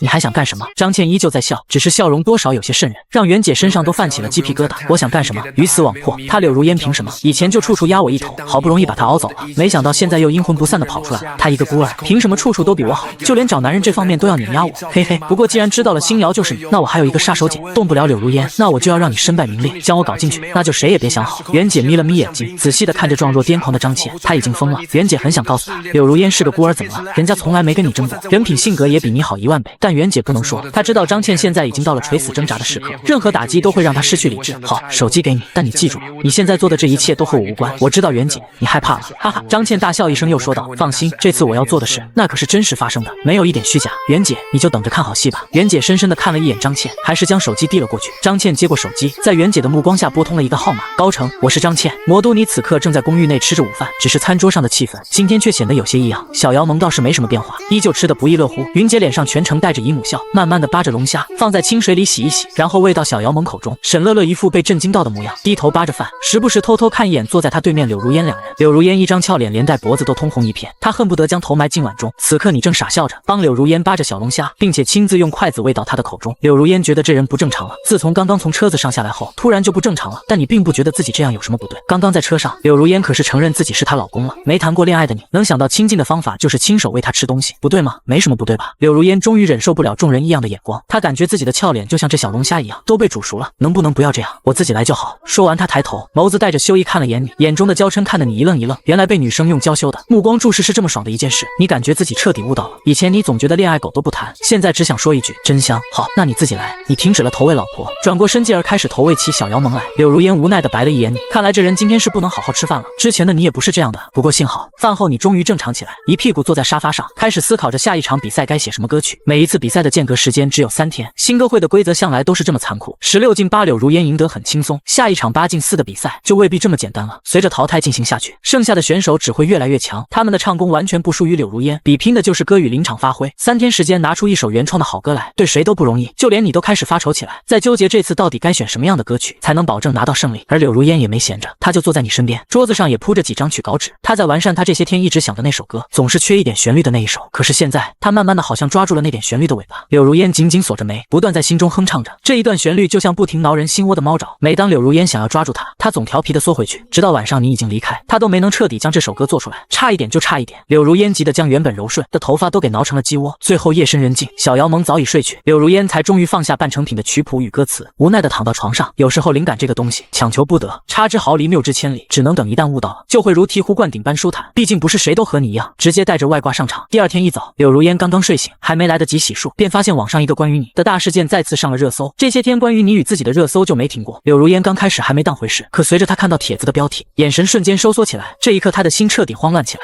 网友们好像已经习惯了，自从新瑶这个账号出现在大众的视野，他们每天都能看到你的话题。今天也是，当吃瓜大军们再次看到一个标题中带有你的帖子时，他们没有一点惊讶，很自然的就点了进去。这种事情为手熟耳，现在他们一天不看到新瑶的名字，他们就浑身难受。可这次却不一样，当吃瓜大军们点开帖子时，他们竟集体呆愣住，揉了揉自己的眼睛，似乎不敢相信自己看见了啥。新瑶家暴男，笑，昨天他们还都在刷宠妻狂魔你，今天你跟我们说他是家暴男，胡编乱造也要找个好点的理由啊，这谁信啊？吃瓜大军在呆愣住后都不由得捧腹大笑，他们迫切地点开帖子中的视频，想看看这里到底都讲些啥。视频中出现两个男人，他们一脸严肃，有人认出了他们是以前与你一起在男团里的成员，一个叫高成，一个叫许斌。看到这时，吃瓜网友们会心一笑，这两个出来刷存在感的吗？见不到别人好。这时高成开口了，大家好，我是花样男团的高成，有些人应该认识我，没错，我就是现在当红词曲家新瑶，也就是霍廷耀以前的朋友。为什么说以前呢？因为后来我羞与这种人为伍，我猜大家听到这肯定不相信我所说的，他如今那么火，我为什么还会这么讨厌他？大家接着听我说完就知道了。我想说的是，自从他结婚后就一直给我们男团里的成员打电话，他想复出，本来对于他的要求我们是有所考虑的，毕竟之前都是朋友，可他打电话来时，我们知道了一件事，所以我们果断地拒绝了他，那就是霍廷耀他就是个家暴男，我这有电话录音为证。说来也巧，那时候他打电话来说想复出的事，我因为这是正巧录了音，没想到现在会是揭穿他伪君子的重要证据。我不知道他现在怎么会将柳如烟放出来，而且有能力让柳如烟没有控诉他，但我保证以上我说的全部都是事实。我高成既然敢露脸，就不怕与他当面对质。当吃瓜网友们听到这，一时都有些沉默，他们虽然相信你，相信新瑶的人品，但这高成言之凿凿，又是实名又是证据，让他们一时也有些动摇。这时视频中的许斌也说话，他拿起手机在镜头前晃了晃，大家好，我是许斌，我可以作证，高成说的都是真的，现在我手中拿的就是高成的手机，现在让我们一起来听一遍当初的录音。说完，许斌将手机解锁，手机屏幕上赫然是一段电话录音，他脸上挂着笑，随手点开录音。网友们此时都竖起了耳朵，想要仔细听一听里面的内容。喂，高哥吗？我是你啊，晚上有时间吗？请您喝酒。是霍廷耀的声音。网友们立马不淡定了，继续往下听着。高成淡淡的语气随之传来，喂，小霍啊，喝酒就算了，什么事直接说，好吧？还以为高哥您有时间呢。是这样的，您看我还能回去公司吗？小霍，不是我说你，你都娶了当红小花了，还想那么多干什么？嘿嘿，高哥，女人嘛就如衣服一般，我现在想通了，还是事业重要。那你想付出，柳如烟她能给吗？你们不是刚有个孩子？高哥，不瞒您说，这个家我说一不二，她敢不给，打一顿就好了。女人嘛就不能惯着她。听到这里，广大网友再也听不下去，这特么还是个男人吗？对外献媚的要死，就会欺负自家女人，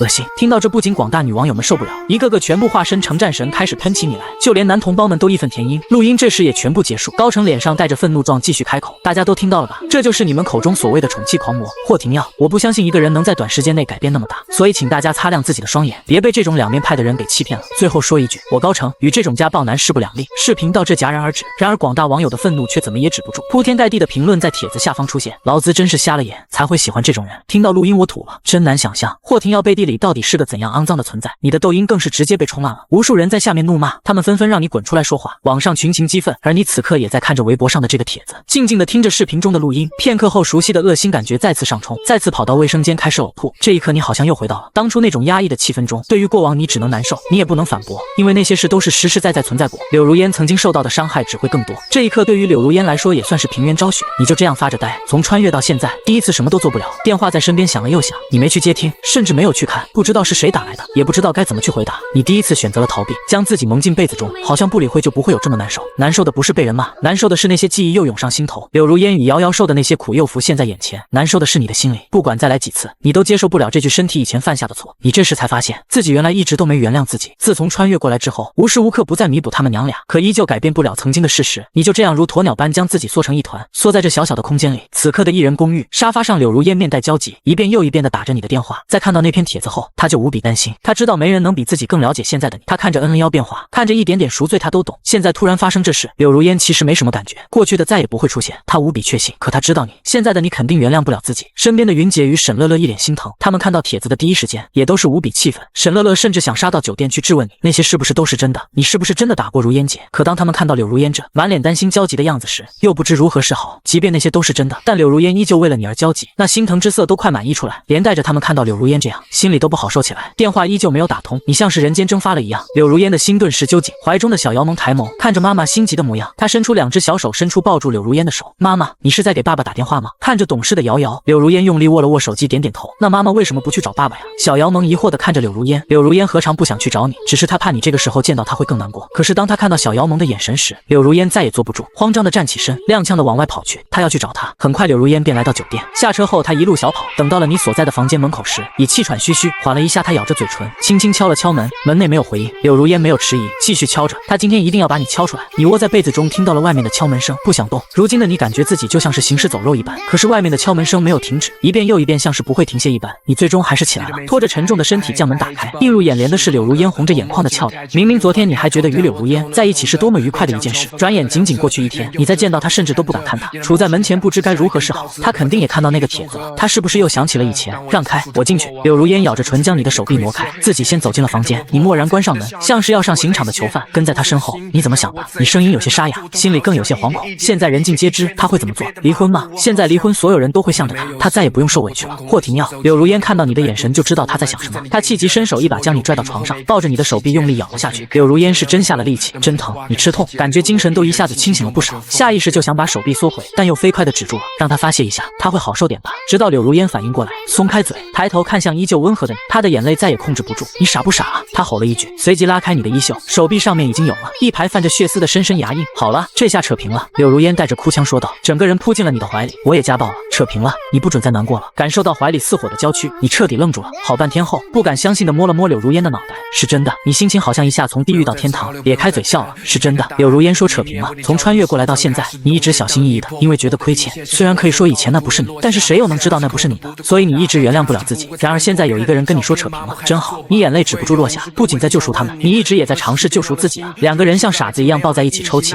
以后不许这样了，我和瑶瑶会担心你。慢慢的，柳如烟先行止住，他闷在你怀里的声音传出。你点头，声音依然有些沙哑。不会了，其实除了你们，没人能动摇我的道心。就知道说。柳如烟抬起头，闷红的脸和微红的眼，使得她看起来水汪汪的。她像是突然想到什么一样，眼中带着一些难掩的激动。对了，我好像想到那个旋律了。什么旋律？看着怀里柳如烟小鸟依人的模样，你忍不住上手揉了揉她的脑袋，问道。这份真实感给了她很大的满足。柳如烟轻微的挣扎一下，白了你一眼。你这个样子，好像在揉狗头一样。就我自己一直在创作的那首歌，之前总是缺少点灵感，现在突然想到了。柳如烟还是挣脱出你的怀抱了，她现在想趁着有灵感快些完善这首歌。温软的娇躯离开，你有些遗憾自己还没抱够呢。挠了挠脑袋，站起身，从自己的背包中拿出曲稿纸递给他。我本来想今晚写歌的，只是没想到，既然你有歌了，那你来写吧。你将纸笔都放好，站在床边望着柳如烟，也想看看是什么歌困扰了柳如烟这么久。柳如烟红着脸用力点点头，她想了一下，盘着腿坐到了床上，将纸笔接过。自从来到魔都，这首歌的大部分旋律一直在她脑海回荡，她也一直都在创作，只是总是抓不住那点旋律。现在抓住了，整首曲子自然是水到渠成，写着曲谱，哼着小调。柳如烟写得很快，只是片刻功夫，一首完整的曲子就跃然出现在纸上。她抬眸直勾勾地望向灯光下的你，眼中泛着欣喜，终于做出来了，自己也不是花瓶呢。你要看一下吗？柳如烟问道。你脸上带着笑，温和地摇摇头。我更想你能唱给我听。柳如烟低下头，脸色更红，她有些不好意思。这首曲子完全是她根据自己的心境来写的，也算是另类的表白。唱吧，你好像还没单独给我唱过歌呢。你催促。柳如烟红着脸小声道，还没歌词呢，哼唱也行。你笑道，经不住你的请求。柳如烟羞涩点头，没有伴奏，一切都那么自然。柳如烟的哼唱轻声响起，就好像她此时心情的写照。她和他都需要点勇气呢。旋律响起的这一刹那，你直接愣在了原地，看着柳如烟，目光微惊。原因无他，这个旋律你听过，而且是在原始，只是现在还不确定。你继续认真的听着，直到柳如烟的哼唱一段结束，你突然打断，等一下。说完，你匆忙又拿起纸笔，快速的在纸上写着。柳如烟有点懵，不知道为什么唱的好好的，你要打断。但是当他凑过脑袋看到你在写什么时，他的眼中陡然放起了光，纸上写着那大大的标题勇气，这是歌词。你只是听他哼唱了一下，就写出歌词了。柳如烟继续看下去，两人的脑袋凑到了一起，在灯光下的映照下，如一对神仙眷侣。看到歌词，柳如烟更加惊喜，这就是他一直想要的那样的歌词，比他想的还要好。他也有写过一点歌词，只是比起这个要逊色不少。柳如烟红着脸，将目光转移到你认真的侧脸上，你认真的样子真的很好看。还有这歌词，他是懂自己的想法的。想到这，柳如烟一时有些迷离，忍不住轻轻亲了一下你的侧脸。你正写歌词的手突然抖了一下，笔墨晕开，愣住了，眼睛茫然没有焦点，整个人如石化一般。右脸上的湿润他能清晰地感受到，还有刚刚那柔软的一处。你低头看着纸上的歌词，心里炸开了花，只觉得此时天地倒悬。这就是柳如烟想要表达的勇气吧。柳如烟在吻过你之后就慌了，她低垂着脸，恨不得现在有个地方让她钻进去。刚刚她也不知道自己怎么了，鬼使神差就亲了她，幸好你没有太大的反应，要不柳如烟觉得自己肯定要狼狈而逃。此刻你忍得很难受，也知道柳如烟脸皮薄，